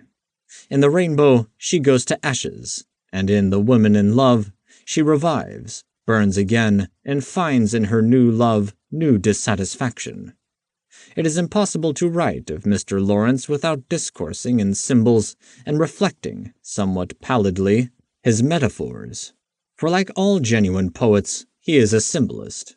In Aaron's Rod, he redoubles and compounds symbolism in a manner baffling to readers and to critics who like to have their prose prosaic and their poetry in lines, and whose sound stomachs refuse a mixed drink. I enjoy the mixture, in the Bible, in Meredith, in Ruskin, in James, in Lawrence. It is stupid to explain symbols. Yet after all, that is the dull function of criticism, to explain something, as if the creator of a work of art had not given all the necessary explanation in the very act of creation. Whoever does not understand Lawrence on immediate contact will not understand him better after the intervention of a critic. But it is the pleasure and the privilege of a critic to have his secondary imagination set on fire by the primary imagination of a man of genius, to spread the fire, if he can, by the cold fluid of critical exposition, as water carries burning oil. Well, then, Aaron's rod is doubly symbolic. His rod which, in the biblical phrase, bloomed, blossomed, and yielded almonds, is a flute. And the symbol is also phallic, as, indeed, it is in the Bible. Aaron's flute, the musical instrument, is smashed in an accident which is as irrational as life itself. The instrument in its other aspects is broken by the supreme and only rationality, that of human character. In all his books, beginning with Sons and Lovers, Mr. Lawrence has shown relatively little interest in those mere sequences of external events which novelists artificially pattern into plots. He throws some matter-of-fact probabilities to the winds, as in Aaron's Rod, when he makes a man from the English collieries a master flautist, and alleges that he got a hearing in Italy, where there are more good flautists to the square inch than in England to the square mile. But Aaron is an unusual person. It is remarkable, says his creator, how many odd or extraordinary people there are in England. Mr. Lawrence has always been interested in slightly eccentric characters, and so he stands apart from his contemporaries who call themselves realists or naturalists because they deal with the commonplace or the recognizably normal. After all, extraordinary persons in fiction, as in life, are better worth knowing than ordinary persons. Mr. Lawrence does not make his people so widely different from the general run of human beings as to put a strain on credulity, and he studies them with a subtle and firm understanding. Their talk sounds real, their emotions are alive in his bold and delicate prose. He has made amateurish excursions in the psychoanalysis, which may or may not be a fruitful subject for a novelist to study. The real novelist has always been a psychologist in an untechnical sense. Mr. Lawrence is too fine of an artist to import into his art the dubious lingo of psychoanalysis. He remains the poet, the dramatist, his symbols and images uncorrupted by pseudoscience. Aaron's dream in the last chapter, no modern novel is complete without at least one dream, is easily Freuded, cave, corridor, and water symbols. But Mr. Lawrence refrains from analysis. Aaron's whole life, or as much as the author gives us of it, is a dream unfulfilled in love or friendship or music. To what he wakes, if he wakes at all, the conclusion leaves us guessing. That will puzzle readers who demand that a story shall finish with a bang or come to a definitive point of rest. But life does not conclude, it persists. When Aaron related his history and experiences to some friends, he, quote, told all his tale as if it was a comedy it seemed, too, at that hour, and a comedy no doubt it was, but mixed, like most things in this life, mixed. End quote. Though Aaron is a strange man, an individual, yet the conflict that goes on in him, between his rebellion and his indecision, his desire and his impotence, is not freakish. It is so much like the struggle that every man knows, with special variations, that it is true to universal human nature. Behind the symbolism are the plain facts, solidly conceived. The other characters in the book are well drawn, notably Aaron's odd, philosophic friend Lily, whose ideas are at once clear and cryptic. There is a pitifully accurate portrait of a captain whose soul and nerves had not recovered from the war. In a single chapter, through one man, Mr. Lawrence suggests the disillusionment, the mental disaster that followed the armistice. Quote, none of the glamour of returned heroes, none of the romances of war, the hot, seared burn of unbearable experience, which did not heal nor cool, and whose irritation was not to be relieved. End quote.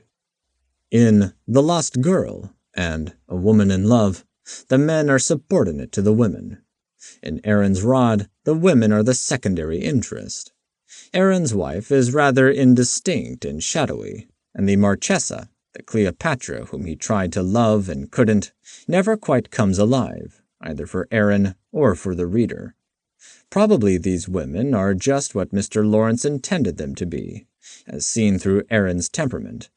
But I do not feel that Mr. Lawrence has here made a very striking contribution to the history of the everlasting warfare between the sexes. Did Aaron miss because he happened not to meet the right woman? Or was he the sort of man whom no woman could capture and satisfy? Evidently Mr. Lawrence means to leave the eternal question unsettled, even for the man whom he has created. Like many other English poets, Mr. Lawrence is a lover of Italy, and he takes his hero there, one suspects, for the sheer joy of the scene and the atmosphere, which he realizes with vivid beauty. He is a master of description, a master of words. His command ranges from the baldest sort of everyday conversation to prose harmonies that are as near to verse as prose can go without breaking over. This is not merely a command of style, it is more than that. It is a command of ideas. Mr. Lawrence can pass with equal sureness from colliery to cathedral, and find the right word for everything and person met on the way, the right word, though often a perplexed and perplexing word. Because life is like that. It is Mixed.